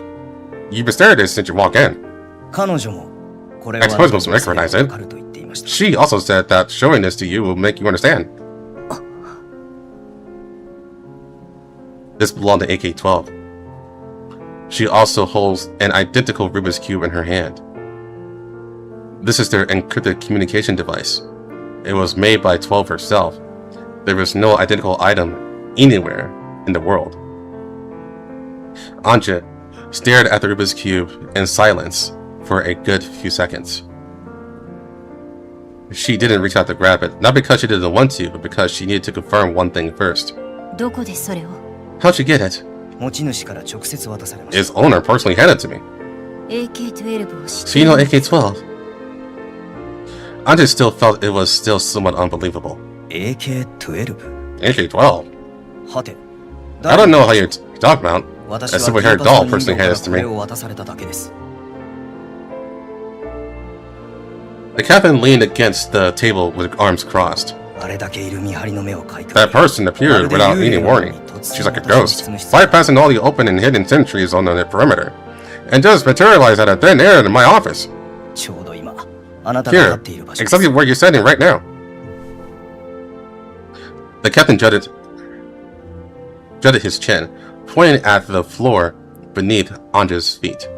背後を取られたもので、私はてっきり When she quietly snuck up behind me, I actually thought the old fogies in the top of the UNC had finally made up their minds to clean out this disobedient garrison troops. けれど結果的にあな But たは judging by 彼 the 女を result, 信 you じ immediately chose to trust her and agreed to safeguard this thing. You didn't even know what it was? 信じてはいません。 You got one thing wrong. 彼 I 女 don't が trust 口 her, にした名前を聞いて but I trust the name she gave 答え me. なかったです I could defuse that name. その名前というのは What name? ベルーガ。 Hearing this name, Anja's gaze flickered slightly. She didn't recall the discordant detail she had been ignoring ever since stepping into this frontline fortress. Because the outpost was built on the edge of the ruins, she unconsciously treated the scrap mechanical remains around as relics of war. But thinking back carefully, that pile of scrap metal in the corner, used as cover or spare parts, were almost all Synchro's ferry models, and extremely outdated ones at that. ここにも鉄血の部隊がいたのです So ね you have stationed Synchro's ferry troops here too? The Great Wall Railway captain seemed to recall the past, his tone softening a bit. 最初は兵たちも At 反感を first, 抱い the て brothers in the front lines didn't really like those cold chunks of metal. いや、 Or rather, I was personally opposed to placing our lives in the hands of 人形に命を託す dolls. ことができなかった。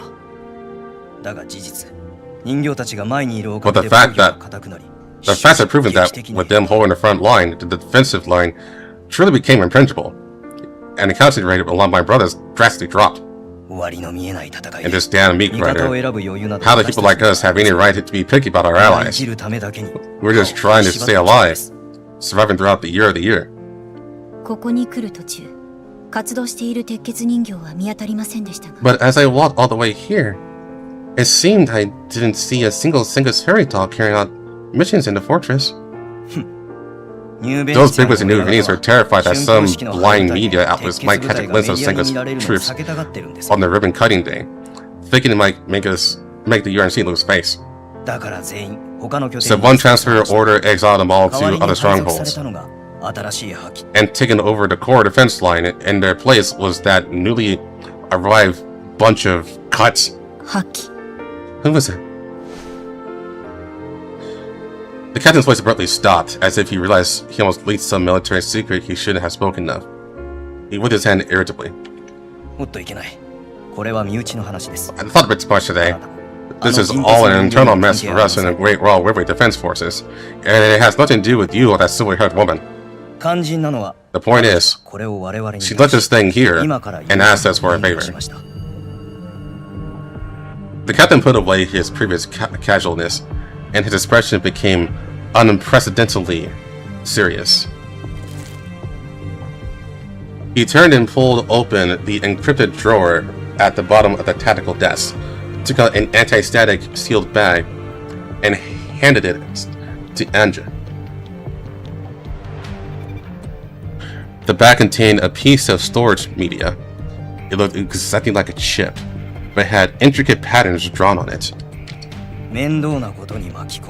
She said she might get involved with some trouble later. If she hasn't come back and to retrieve this thing after a certain amount of time, that's on to someone else. Me? Honestly, I don't really know if it's you. The captain looked down at the Rubik's Cube on the table. But she said a doll named Alva or Anja would come to New Venice after some time. I asked her, what if someone imposters her? She said that if the name of that person initially gave it was Anja, then she must be the real deal. The captain of the Great Wall Railway Defense Force shrugged and pushed both the Rubik's Cube and the chip in front of Alva. She also specifically instructed that if it's Anja who comes, we must have you take this thing and leave New Venice immediately and pass on to someone else. You absolutely must not read it yourself. Anja's fingers clenched silently.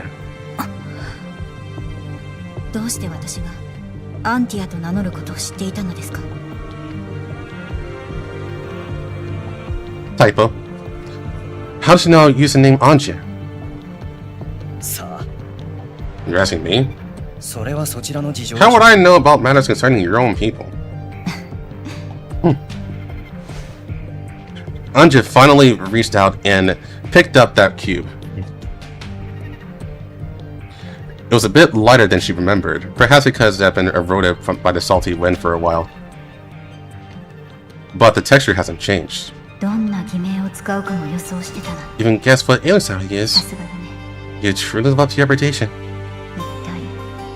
Just how much preparation have you made in places I don't know about?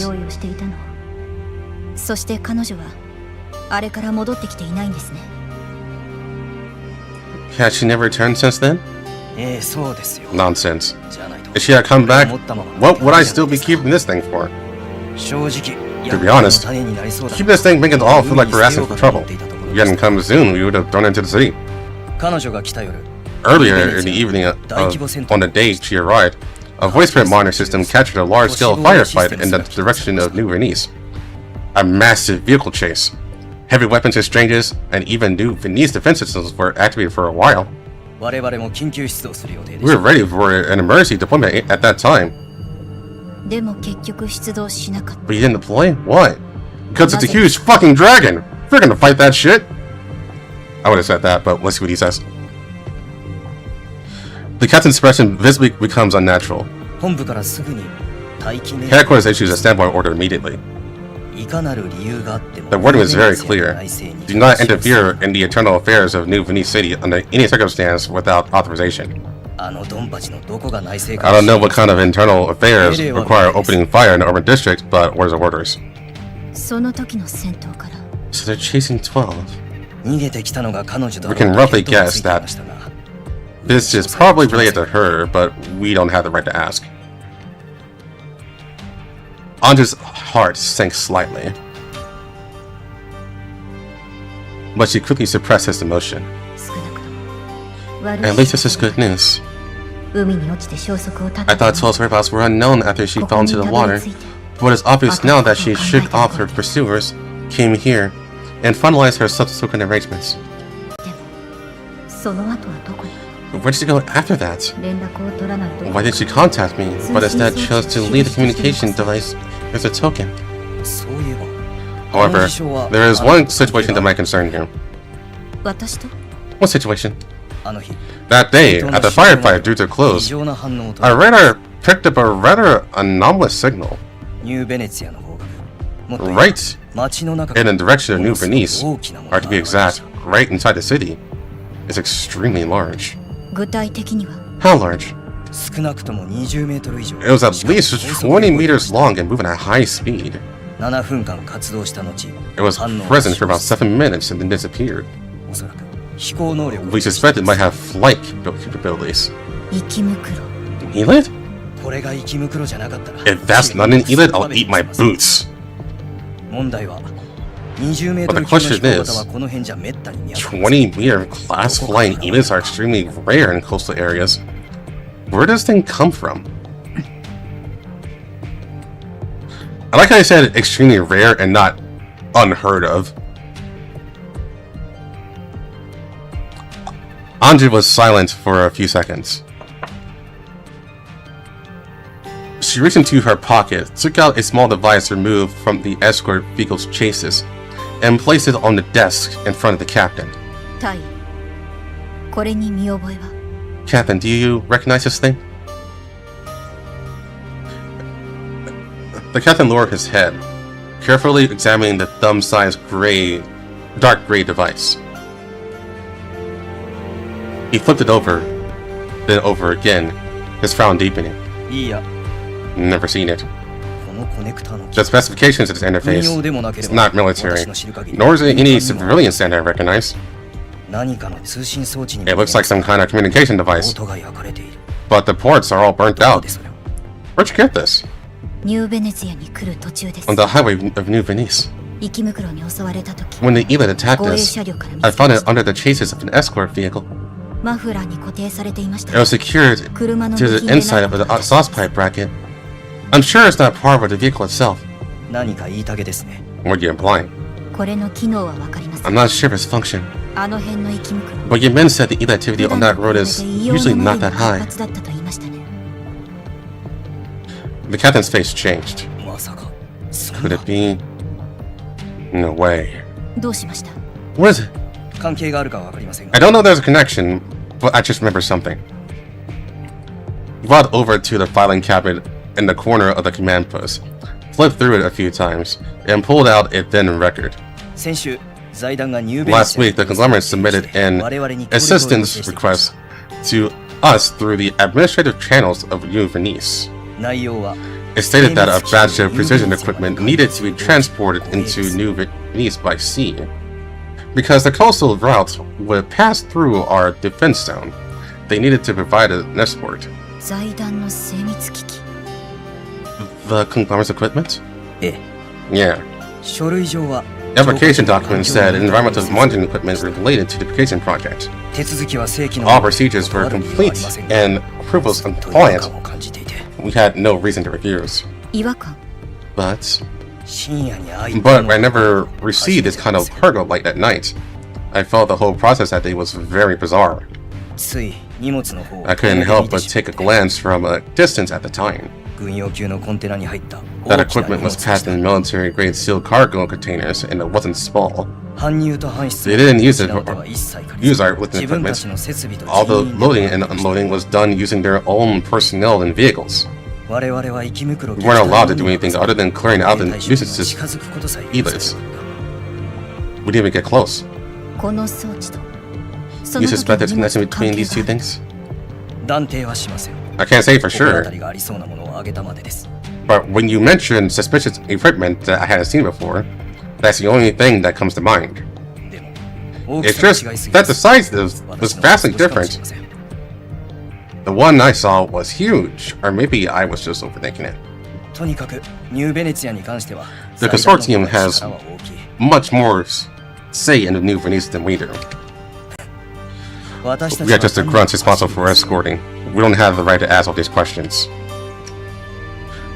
When the captain said the word grunts, a trace of self-deprecating bitterness appeared on the corner of his mouth. I understand. Thank you for sharing. Anja put the device back into her pocket. Captain, above his escort record. I'll give you a copy, but there's nothing on it besides dates and routes. Thank you. The captain glanced at her and asked no more. He handed the record to the comms officer next to him, signaling to make a copy. You really like her? Nothing much, it's just...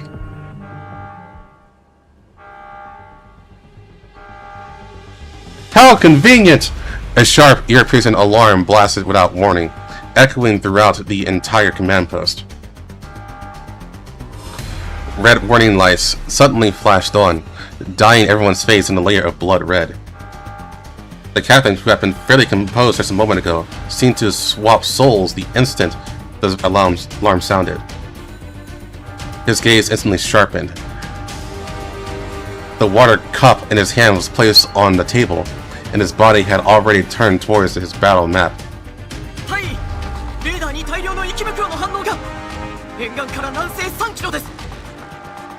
Report! Radar has detected a massive amount of biological report signals. Direction south-southwest, 3 kilometers from the coastal line defense. Scale? The number can't be accurately counted. At least over 300 cluster units. The leading individuals have already crossed the 2-kilometer line, and they're extremely fast. The captain's face suddenly turned grave. He crossed over the communications console in a few strides and grabbed the broadcast microphone. Attention all personnel! Attention all personnel! Level 1. Alert triggered on the defense line. All personnel report to your battle stations immediately. The broadcast was still echoing, and the command post was already boiling over.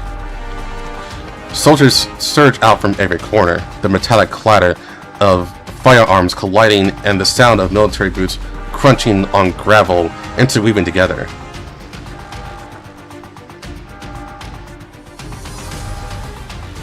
The fortress, which had already been fairly peaceful just moments ago, completed its combat preparations with dozens of seconds.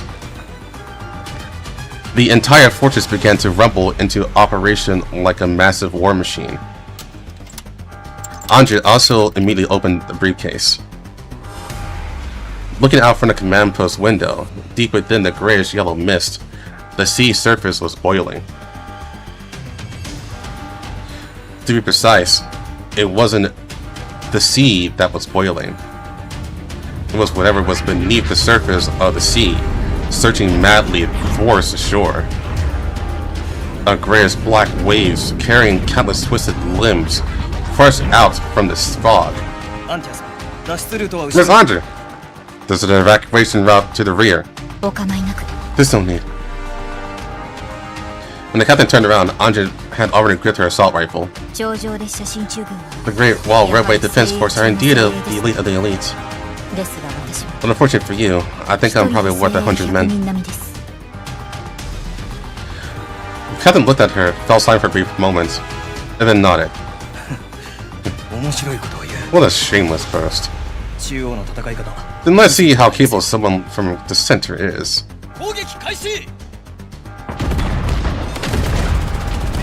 As the captain's resolute command fell, the fortress fire points roared in unison, pouring a barrage of bullets like a rainstorm onto the grayish black tide.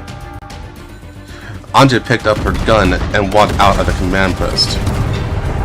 Behind her, on the dilapidated city walls of the old capital, the soldiers of the Great All Redway forces were already in position. Their clothes were very old, and their equipment was very old too. But they stood very steady, like a part of this fortress, like the last row of stakes refusing to fall on this coastline forgotten by the world.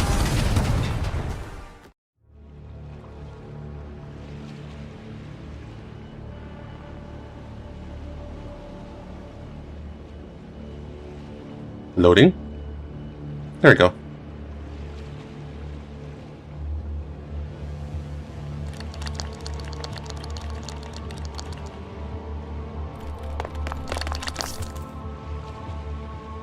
Stay sharp! We can't let the ELID cross the fence line. Captain, as long as the ammo supply is sufficient, I can hold the section alone. Huh. Such arrogant boasting. Did you hear all that? Hit them hard. The Riverite Defense Force can't lose more than can't lose to a mere auditor. Yeah, crap battle. Peripheral battlefield. A separate combat area from the core battlefield. Enemy units in the peripheral battlefield can support the core battlefield in various ways. Only HOCs can attack enemy units in this area. The support skills provided by heavy weapons teams include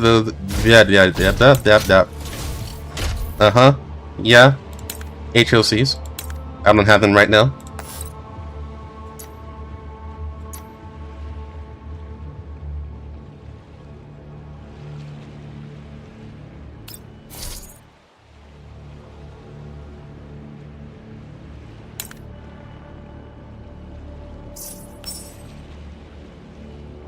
Actually, I do. I don't have these leveled though.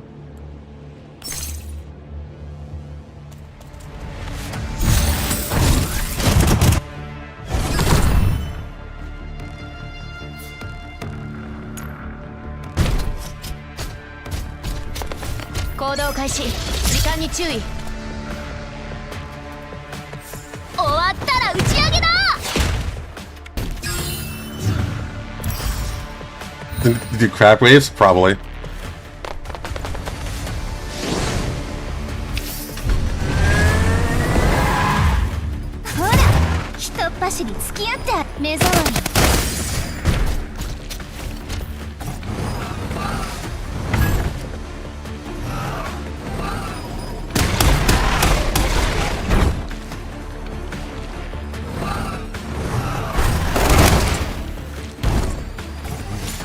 Bro, how many turns did she have? She's actually like 3 turns.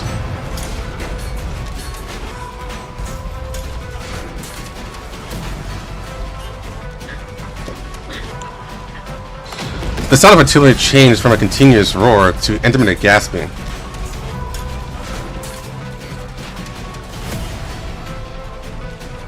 Shell casings blanketed the shoreline. Every footstep produced a metallic groan. Anja ejected her magazine, her fingertips touching the empty walls of the magwell. This was the last reserve she had brought with her. The fortress's network of firepower performed perfectly in the first 10 minutes. The crossfire tore the first wave of ELIDs that charged into the shore into pieces. Because the reason ELIDs are terrifying lies exactly in the fact that they do not fear, do not hesitate, and do not slow down because of the piled up remains of their own kind ahead of them. They were like a grayish black mudslide, slowly but unstoppably crushing everything in their path.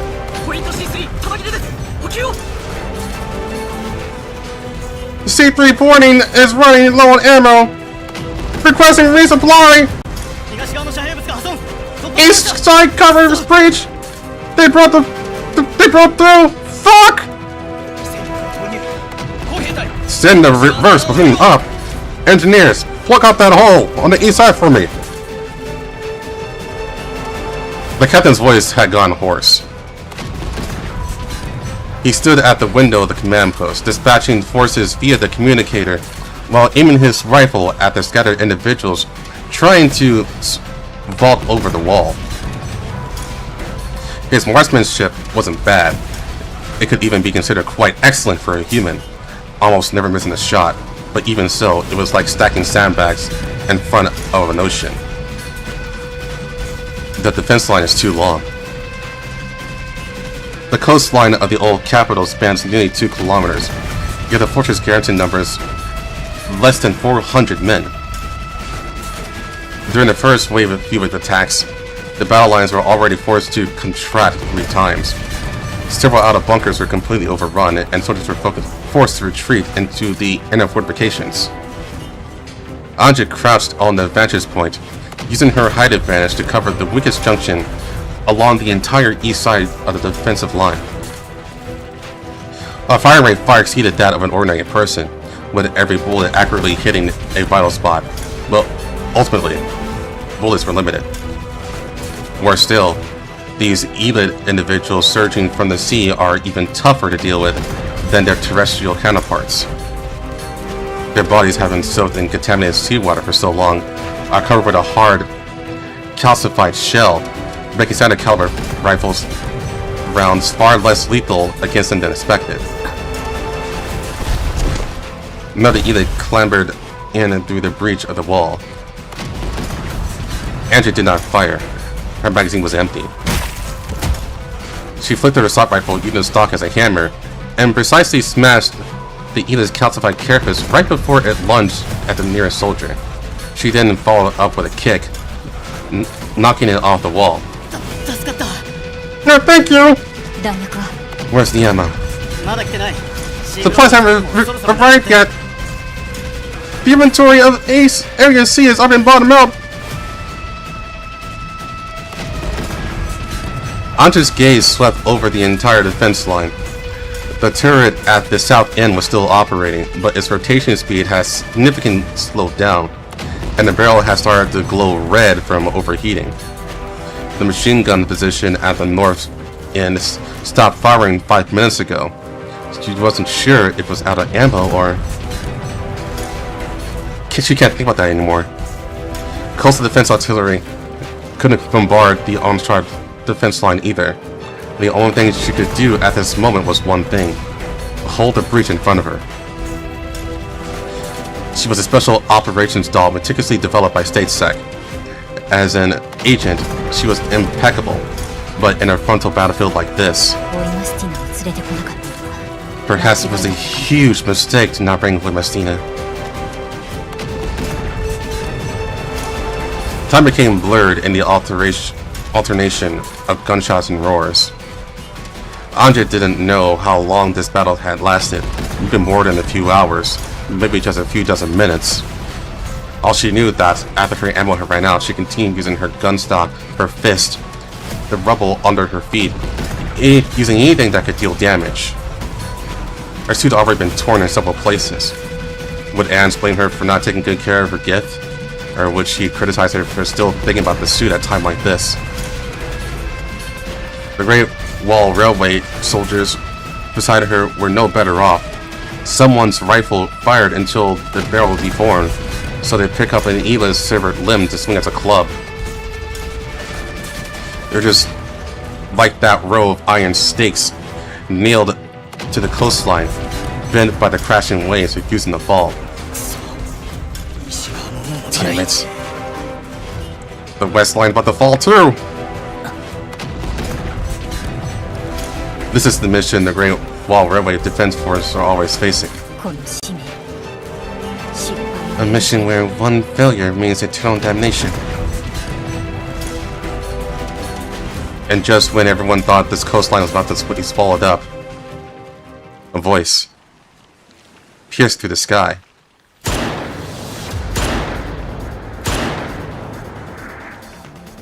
Three gunshots. Three ELIDs that were about to vault over the west, while lost their heads just almost simultaneously and fell backwards. That wasn't the sound of a rifle. That was the roar of a large caliber anti-material weapon. Every shot carried terrifying kinetic energy capable of piercing through calcified carapace along with the internal tissues. When Mestina had used one before, and Anja had heard this roar up close, it was enough to make even a doll's ears ring. Closely following it was the roar of an engine. Report! Friendly signal detected from the northwest! The comms code is Leafcutter Army! Like a well-ordered colony of ants, a large number of armored personnel carriers quickly crushed over the rubble on the coastline, charging directly into the battlefield from the breach of the fortress flank. The moment the vehicle popped open, heavily armed soldiers poured out like a flood. Their neat and coordinated formations quickly filled in most of the dangerous gaps in the defense line. Their equipment was very new. Anja even saw familiar equipment behind them. It was the Typhon. The moment this army arrived, the density of the firepower output multiplied several times in an instant. In the face of this near overwhelming firepower, the ELID's offensive line was like crashing into a steel wall. That is... And while everyone's attention was drawn to these reinforcements, Anja saw at the very front of the armored convoy, a figure was standing atop of the command vehicle. That long silver hair surged in a sea breeze and gun smoke like a cold banner. In her hands, she held a long-barreled sniper rifle, the very source of the 3 gunshots just now, and coincidentally, the exact model that Womsina once favored. Standing amidst the gunsmoke and sea breeze, her posture was so poised it was almost leisurely, yet the expression on her face lacked no solemnity. The silver-haired woman seemed to sense Anja's gaze. She turned her head through the smoke and the dust of the battlefield. Those eyes briefly met Anja gaze at the gaps between the gunsmoke.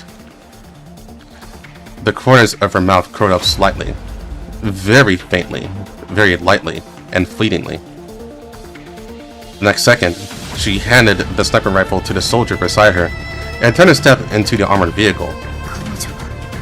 It's her?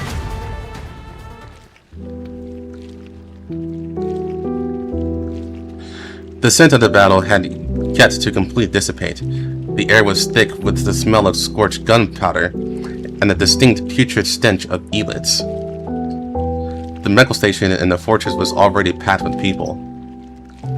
The casualties weren't disastrous thanks to the timely arrival of the reinforcements. The defense line ultimately wasn't breached, but there was still a price paid. Anja saw a few soldiers carried past on stretchers. The blood seeping from their bandages had already dyed the white cloth a dark brown. Other soldiers sat at the base of the walls, silently cleaning their firearms. On them, Anja saw none of the rejoicing of the survivor disaster, only the kind of numbness, evidently. Such a tragic battle wasn't the first of them, nor would it be the last. The captain leaned against the door of the command post, tilted his head back, poured half a canteen of water into the mouth, rinsed it, and spat it out crudely. A makeshift tourniquet was wrapped around his left arm, but he didn't seem to care at all. I may have fooled myself in front of you. In recent months, the frequency of these bastards attacking the shore have been getting higher and higher. Before, they would come at most once a month. Now it's almost once a week. The scale of this was larger than before. If the support hadn't arrived in time, something really disastrous would have happened today. Aren't they the support you called in? I wish. Following normal procedures to call the reinforcements would take at least 2 hours at the fastest. For the Leaf Cutter army to arrive this quickly must already been nearby. The Leaf Cutter army? Yeah, this is the arrived reinforcement that I just told you about. The Leaf Cutter army. If you ask me, most of those brats in the military are just flashy idiots who are just completely useless. But the soldiers of the Leaf Cutter army are pretty good. Wait, why telling you an honor like this? Anyway, bringing them over shows that the military doesn't really want any trouble in New Venice before the ribbon-cutting ceremony. Anja said nothing. She knew who those reinforcements came with. Captain, those reinforcements. Where's the commander of the Cutters now?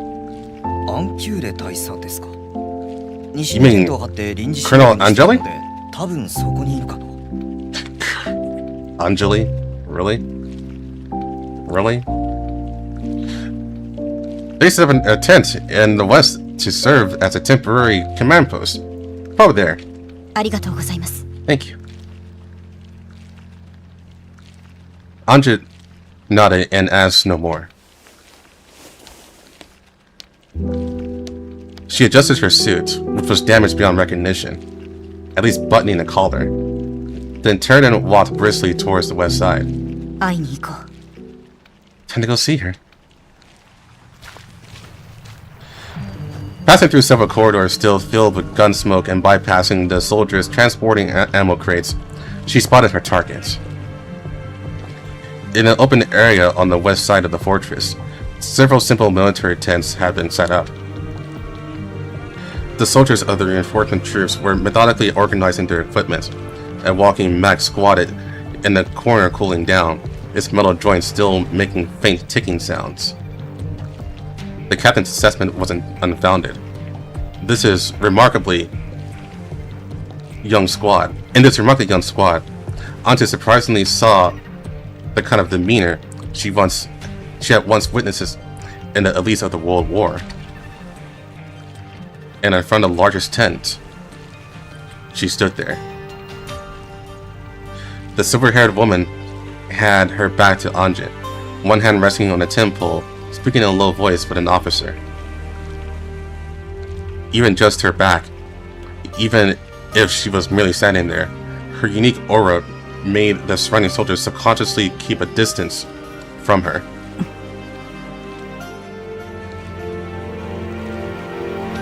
The officer notices Anja approaching and casts his gaze over. The silver-haired woman didn't turn around, but her speaking voice paused for a beat. Then she ended her conversation with the officer with a short sentence. The officer saluted and then stepped aside. She slowly turned around. Sunlight pierced through the gaps of the broken steel plates above the fortress, scattering sparsely over her. Anja was finally able to clearly see the face in the light, unobscured by gun smoke and dark alleys. Exquisite facial features, cold silver hair, and a straight, relaxed figure. She stood there like a sword embedded in a stone, exuding a sharp edge from head to toe that didn't need to be deliberately shown off. And her gaze did not appear cold. Rather, it held a calmness that bordered on gentle, as if no amount of danger could truly face her. また会いましたね、アンティアさん。 We meet again, Anja. Her voice wasn't loud, as steady as a breeze blowing over a still lake. 服、汚れて You しま got い your ました。 clothes dirty again. とりあえず生きています。 Thanks to you, I'm still here. そうですね。 That's great. 命に代わるものはありません。 An intact person is always much more important than intact clothes. Angeli turned slightly to the side, as if inviting Anja to acquire a location. Anja followed her. The two stopped by a section of semi-collapsed old city wall. The view here is open, allowing one to see both the pristine white artificial skyline of New Venice in the distance and the still gloomy contaminated sea outside the old capital.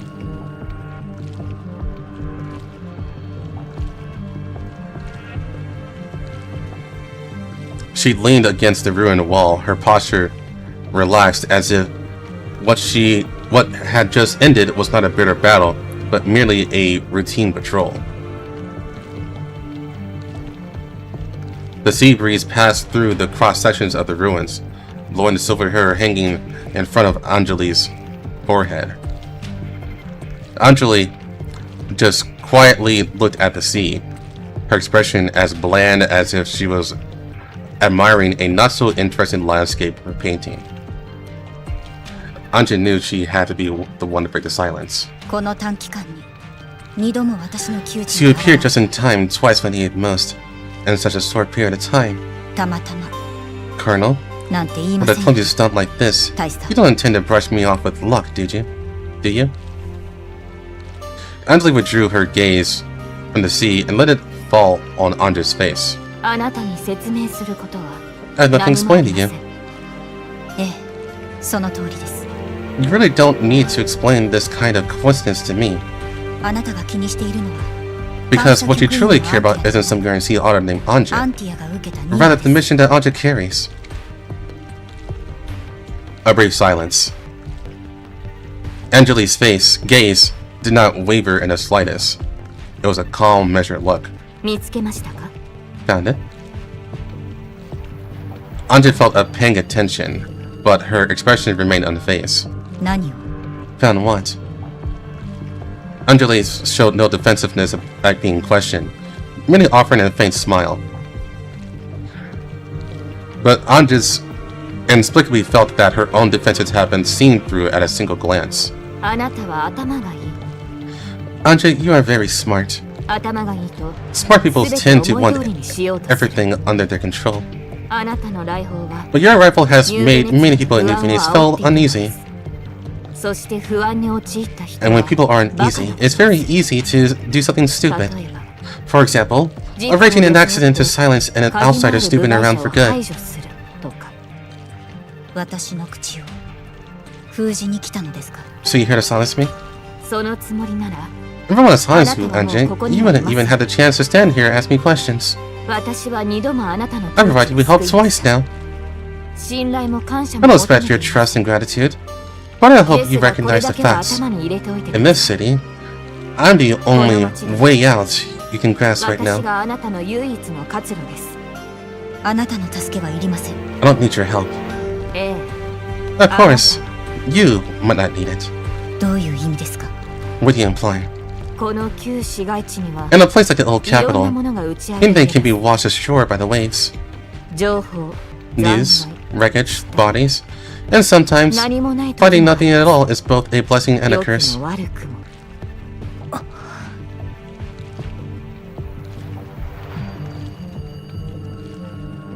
Anja looked at her and didn't reply. The sea breeze blew past the broken wall, kicking up some fine ash. この街で信じられるも In の New は限ら Venice, れますが you don't have to trust こ anyone, れに関しては but on this 私 one を信 matter, じた方があなたの you'd ため better です trust me. 浜に打ち上がるかもしれないものを That thing that might 私 have が been 見 washed つけるのは ashore by the 最善の waves. 結果につながります The best outcome for me is to find it first. それが挽回 Only の then 余地を残す is there 唯一 any の方法 room です to salvage the situation. 挽回 Salvage? Angeli looked at Anja's guarded expression, a hint of unexpected curiosity appearing in her eyes for the first time. 知らないのですか You still don't know? 保安局が監査局に As an external 送った operative, specially 自 planted 分 by the の任 Audit 務 Bureau の by 本当の state 目 sect, 的も知らされていないと how do you not even know the true purpose of the investigation? Anja narrowed her eyes. She knew that the Audit Bureau was here to find for the annual project for the conglomerate was developing. What did it have to do with 12th disappearance? そしてもしアンティアだった場合、すぐにこれを持ってニューベネツィア She also especially instructed us that if it's Anja to comes, we must have you take this thing and leave Venice immediately and pass it to someone else. You absolutely must not read it yourself. アンティアだった場合絶対に中身を見るな If Anja is the one who comes, absolutely do not read it yourself. 私に深入りさせ And な I い thought ため Tove だ was worried about my safety and didn't want me to look too 監 deeply 査局 into が it. 追っている But if I 財団の connected 異常 with な the 開発 conglomerate's プロジェクト abnormal を結びつけ development project trapped by the Audit Office, この装置は is this device the direct cause of 12th disappearance? And she's worried me for reading it because it would pose some kind of こ threat れ to を me as ロ a ード doll. したら危ないということなのロードしたら危ない Threats. Unreadable. これは This is... 財団があれだけ人材を集めて Are you saying the conglomerate made a big show of hiring all those people to develop some kind of electronic virus? 確証は得ていませんが I don't guarantee that is the truth, but it holds a tiny bit of authenticity. ウイルスの媒体を手に入れることが So getting hold of what you call the virus carrier, is that your goal? The air seemed to freeze in this instant. Angeli suddenly revealed a suddenly extremely satisfied smile. It was the pleasure of a hunter watching their prey willingly step into a trap. The carrier for the virus, is it?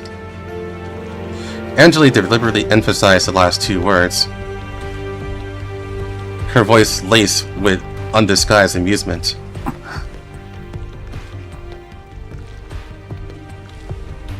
Anja did not answer, but her silence itself was an answer.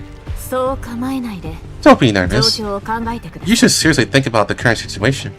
The Audit Office, New Venice Purification Department, the conglomerate, and counting you. The situation in New Venice becomes so complex that is beyond what any individual can control. If your mission target is still alive, then the opponent she is facing is far beyond your imagination. Think it over carefully, Anja. You will need my help, whether it's now or in the future. Angeli turned around as if preparing to end the conversation. Wait. Anja gazed at her back. That silver silhouette stood in the sea breeze, straight, quiet, with almost no flaws. I believe her. Even if everything is exactly as you say, there is no virus in this world capable of defeating her. That's so. Angeli turned her face slightly. The sunlight fell on the side of her face, cutting her expression into a boundary between light and shadow. Those eyes were still calm, showing neither disappointment nor mockery. It's really nice. She withdrew her gaze, this time not lingering, and walked straight towards the tent. Soon, that silver back blended back into the passing soldiers of the Leafcutter army. Anja stood in place without moving immediately.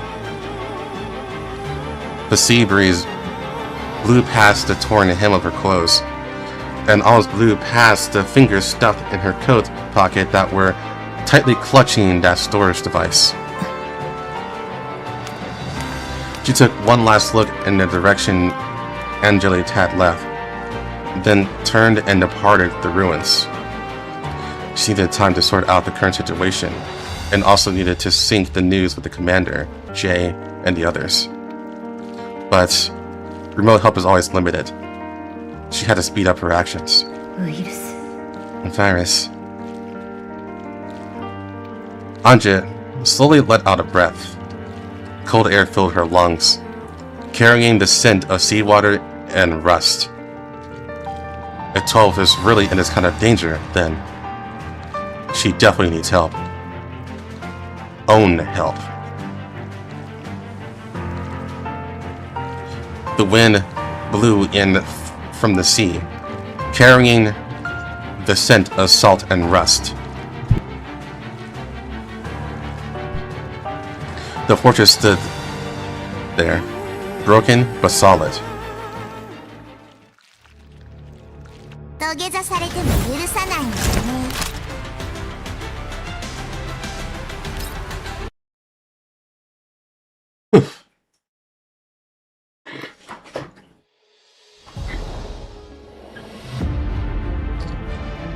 Let's see. So technically, that's the halfway point. Technically it is.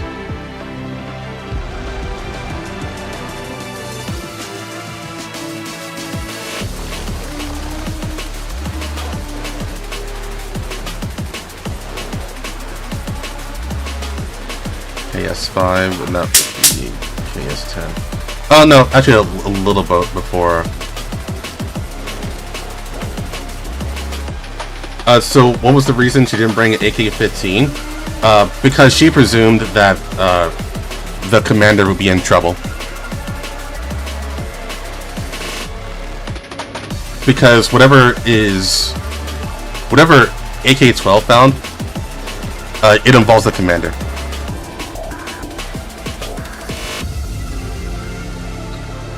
But yeah, we're stopping there for the night.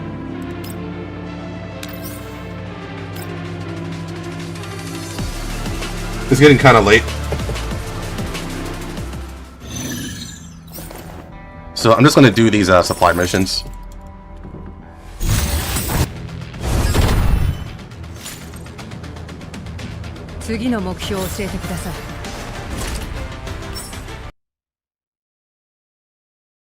Yeah, I hit the getting pretty close to the 6-hour mark, so good point to stop. I still have my job.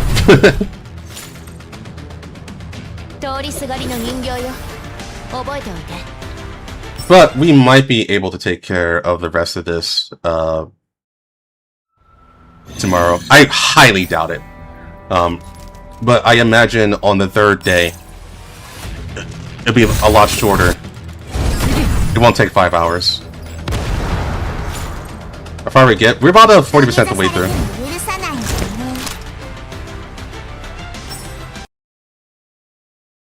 A little under halfway.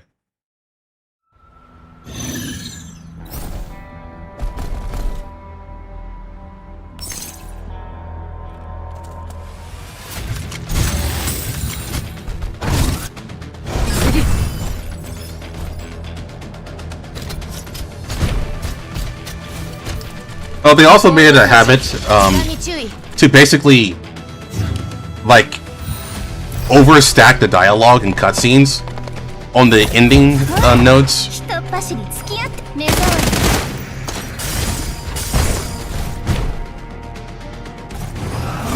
Which is why I'm fairly confident that we're not going to do two days worth.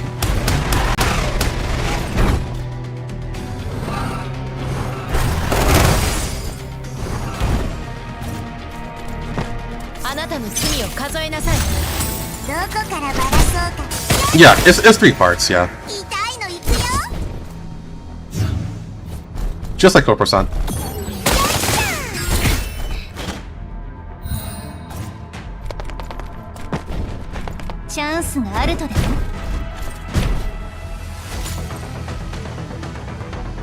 Well, the live stream actually spoiled something major. That's what happened. At like the very beginning of the live stream. If you know it, you know it.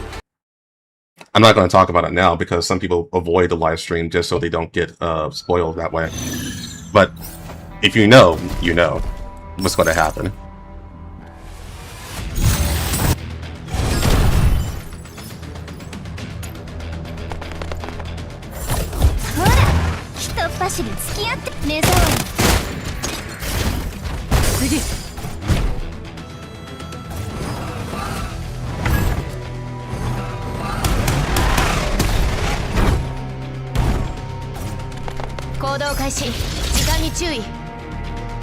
I think it's hilarious that Kaleda's car just stuffs in voice mech.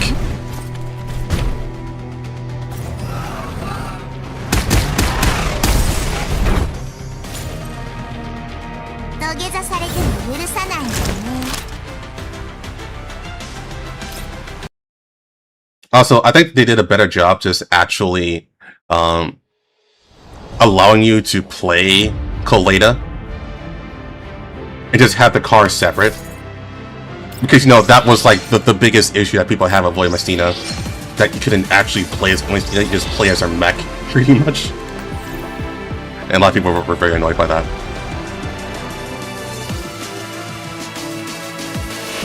But okay.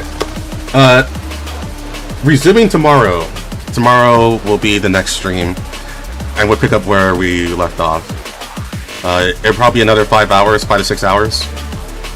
And then on the day after that, we'll finish up the rest. I highly doubt we're taking care of everything on the next day.